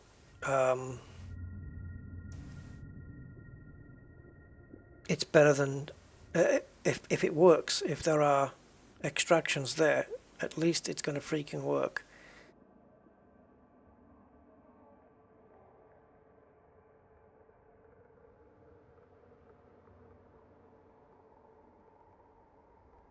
Yeah, you see, there's another video here from 11 months ago. farming here, right here. 3AA, HR3230. We've been to a few sites now, and there's nothing. It's a planet full of polyporous growths. Completely bugged.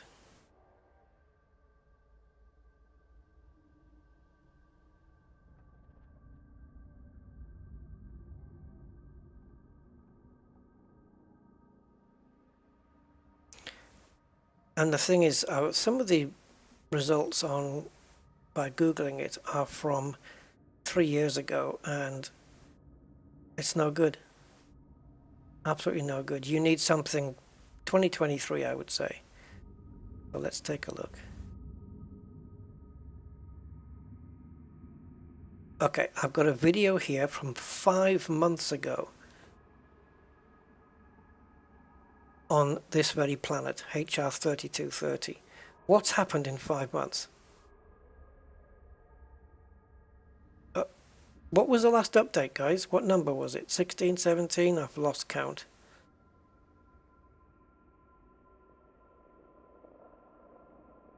I'm going to take a look at where this guy is on the video farming selenium.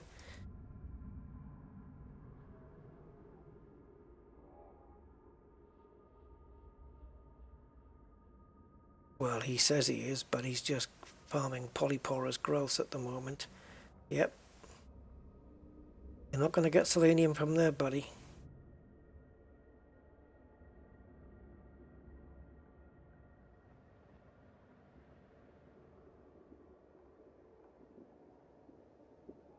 Yep. That's not what you wanted. Yeah, he's just coming across the same as me. Just now he's on foot with a rifle.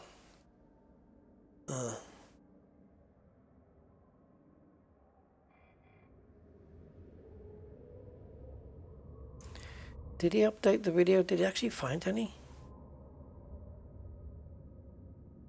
Poor guy's only got like 68 subs. Manganese. He's picking up manganese. Yeah, he's having no luck. He's just doing polyporous growth. He's just picking up level 2, grade 2 materials. To be fair, he should have changed the stream title afterwards. Okay, that's a bust. Selenium Technetium Niobium updated 2023. Let's have a look.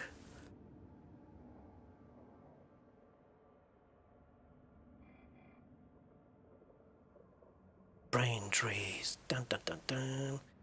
And where might you be? Oh, guess where he is? This planet. Let's see if he finds any.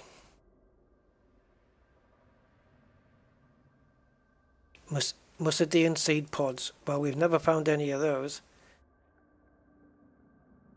Okay, do you mind coming off the... Yeah, he's like, look, he's got a shed load of polyporous growths again. And now he's suddenly found... Oh, it's one of these videos where it just tries to be comical all the time and just inserting images. Not my style. Okay, so I can try his coordinates because he just got a Musadian seed pod, which is grade 3s. We've not even found any of those. So I will plug in the coordinates on this video, and this is my last go around on this. So 42.4971 and minus 148 point, I think it's 6644. Turn right heading 131. It's 150 kilometers. We can cover that on foot. Actually, we can cover it in the ship just by boosting. It'll take a little while, but we'll get there. So this is when was this put out? 11 months ago. That's enough time for a Frontier to screw it, isn't it? 11 months is plenty of time for Frontier to make an update that messes things up.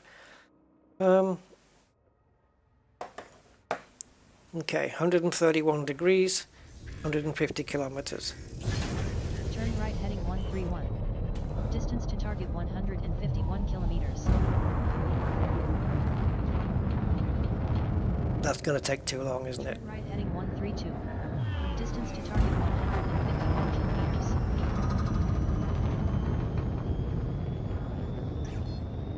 Turn left heading 133. Distance to target 149 kilometers. 3, 2, 1, engage. Distance to target 149 kilometers.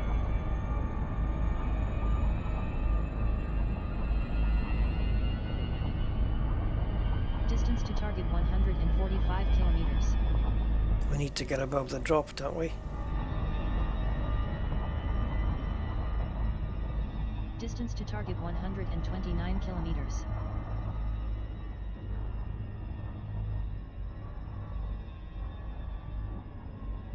Distance to target 110 kilometers.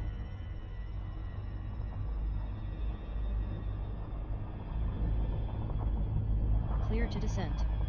Maintain angle 32 for descent. Distance to target 90 kilometers.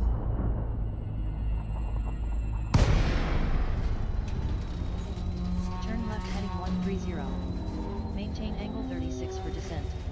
Distance to target 68 kilometers. Turn left heading 130. Maintain angle 34 for descent. Distance to target 50 kilometers. Maintain angle 38 for descent. Distance to target 32 kilometers.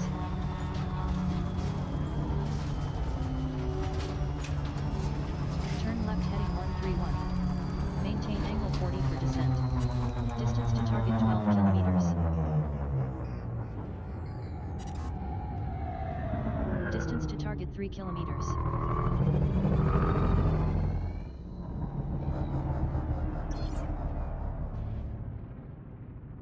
Distance to target 2 kilometers.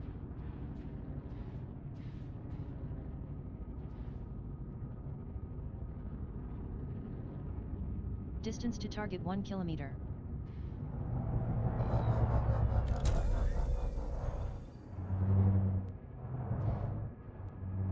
Turn right heading 120.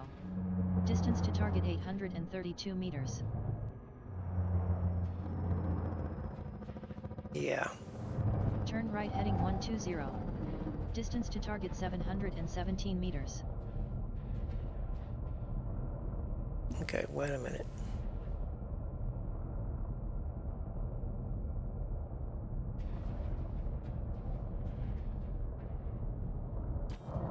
Turn right heading 120. Distance to target 701 meters.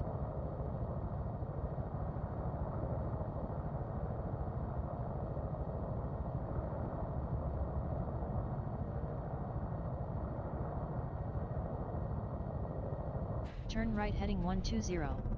Distance to target 701 meters. So we got a bunch behind us and a bunch in front. We'll investigate both. I think the Musadian pod tree that he's got in the video is the one right in front of us there.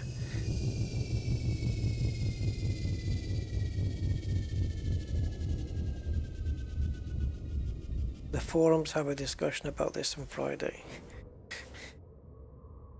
What, about this particular thing? Turn right heading 120. Distance to target 709 meters.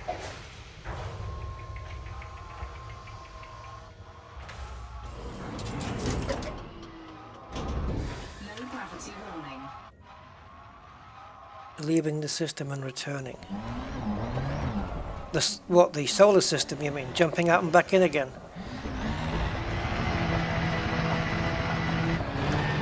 Shouldn't have to do it, man. That's a clear sign of a bug right there.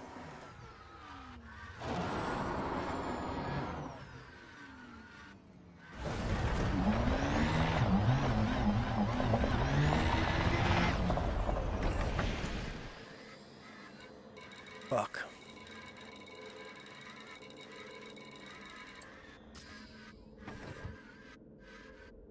How come leaving the system and back in works, or may work, and yet quitting the game and going back in doesn't. Surely both things do the same, right? They create a brand new instance.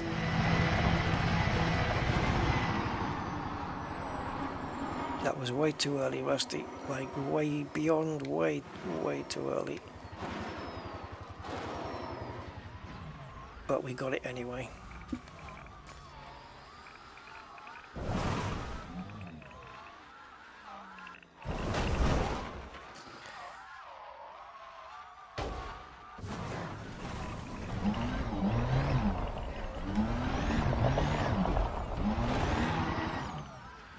I think we know what we're going to see here.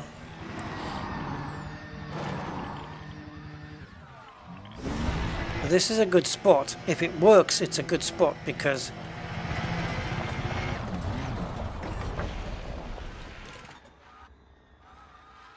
no, we don't need grade 3s.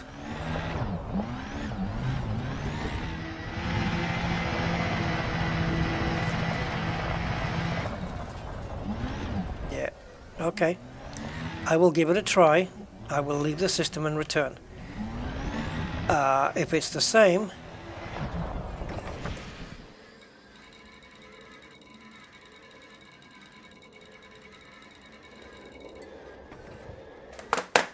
the hoops we have to jump through because of their own bugs.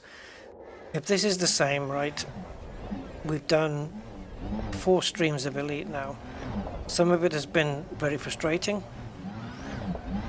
but if this doesn't fix on the next time we're in, I think I'm going to have Starfield taking over for a few weeks to give myself a break from this.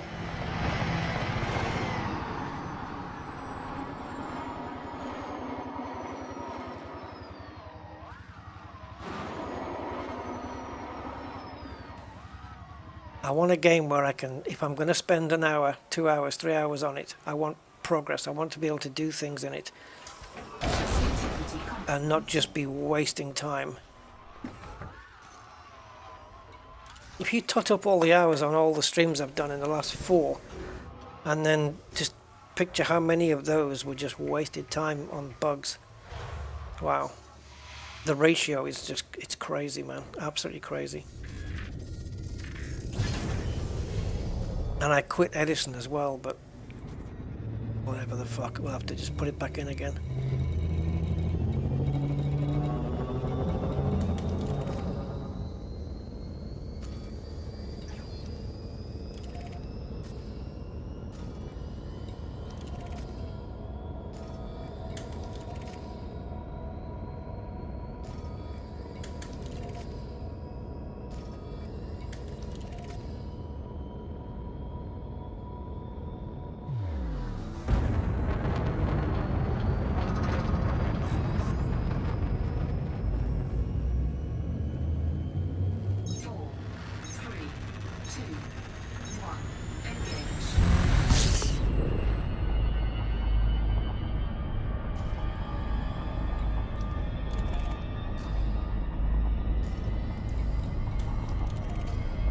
So none of these systems point straight out, is that what you're telling me?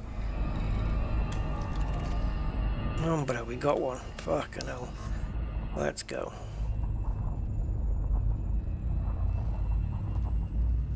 Right, I'm going to bring up Edison again and see if it remembers the last settings. I think it does.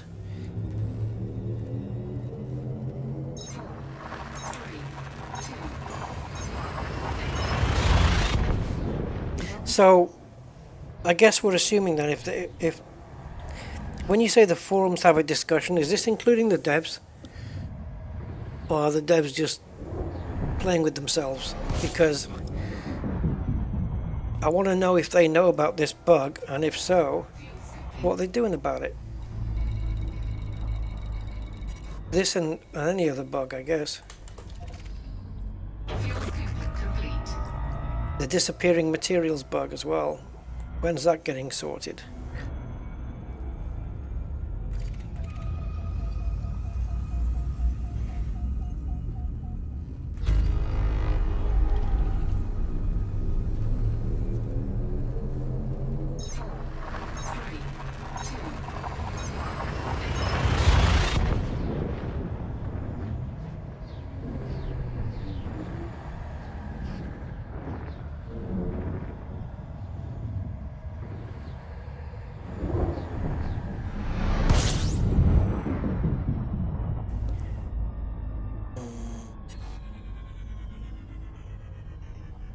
Alright, it looks like Edison does remember the last entry, which is good stuff. Programmed by people who know what they're doing.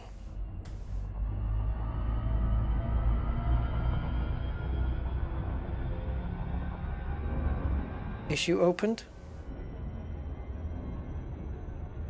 It's crazy, man.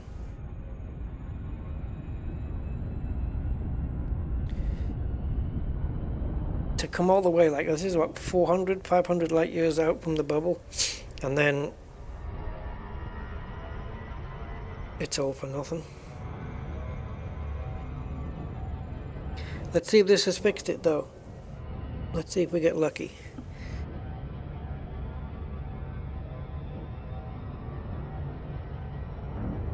Oh, I'm gonna put it on screen, guys, the Edison, but expect jerky gameplay.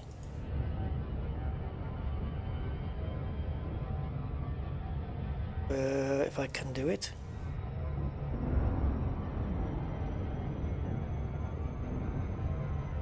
Alright, so we're not going to get smooth gameplay here, just for now and just until we land, but you'll see I've got an orange cross on my screen towards the top to the left. So you're going to see what I see. Is it smooth? No, it's a bit jerky, but don't worry, it's just until we land, and then we'll get it back into gaming capture mode.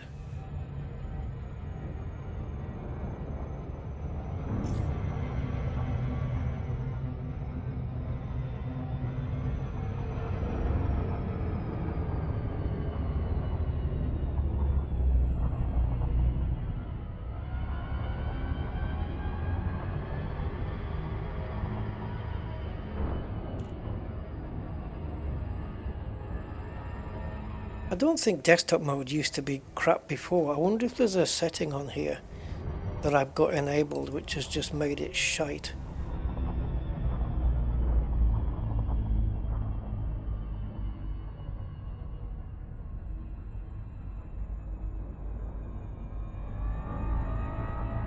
No, it's just crap. So we'll leave it jerky until we get down onto the surface. And then you can see what Edison does.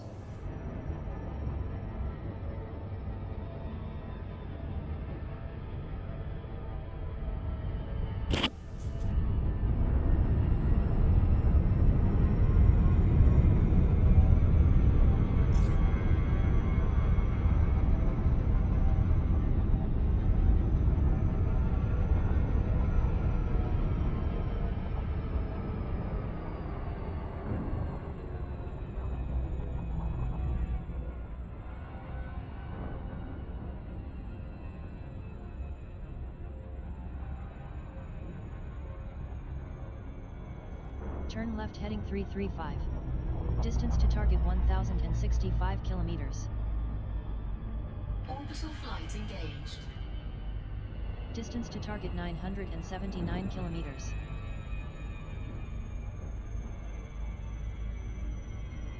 That's quite a way, so we're going to have to shallow the angle. Target 901 kilometers.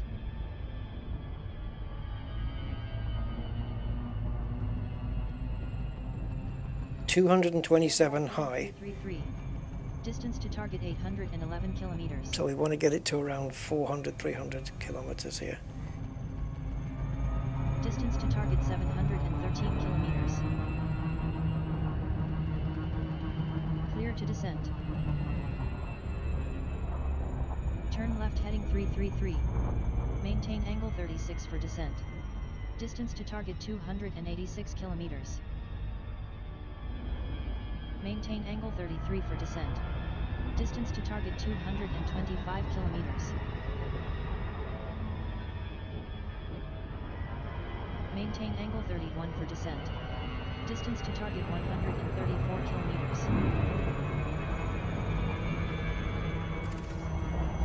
Distance to target 99 kilometers.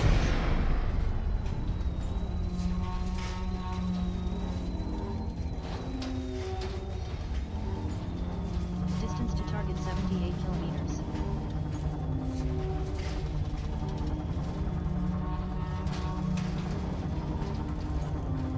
Distance to target 57 kilometers. Clear to descent.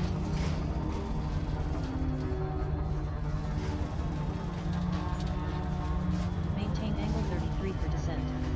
Distance to target 37 kilometers.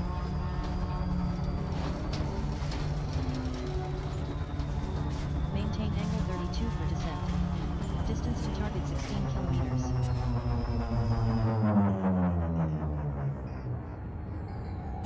Distance to target 5 kilometers.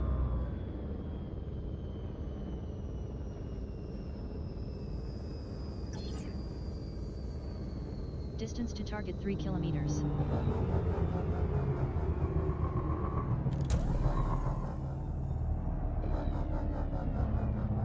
Distance to target 2 kilometers.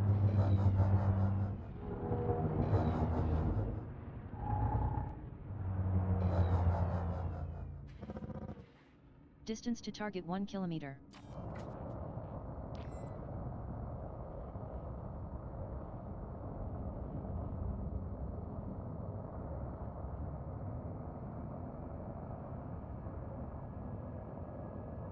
Distance to target 1 kilometer.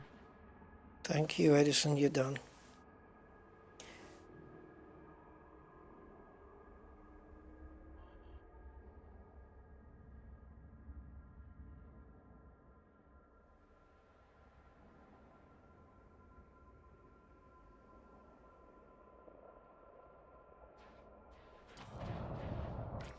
So that's what Edison looks like.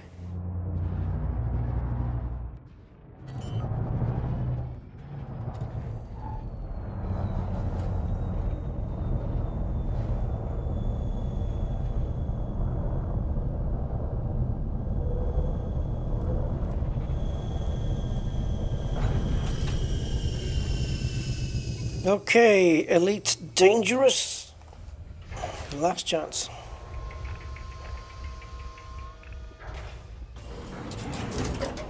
Low gravity warning. Yeah, I don't know. Classic. Oh look, that's a great start.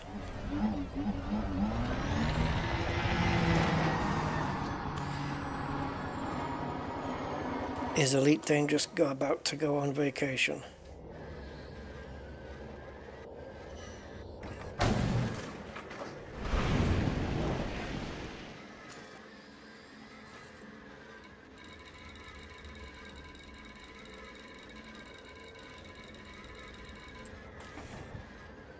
There's your answer.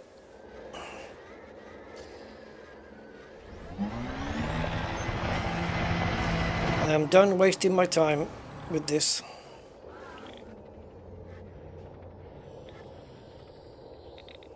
Selenium was meant to be the easy one. Polonium and yttrium I thought were going to be the hardest. Yttrium was a piece of piss, and selenium 3.3%, 3 and a bit times higher rate drop than anything we've got, and nothing. Thanks to Bugs Bunny.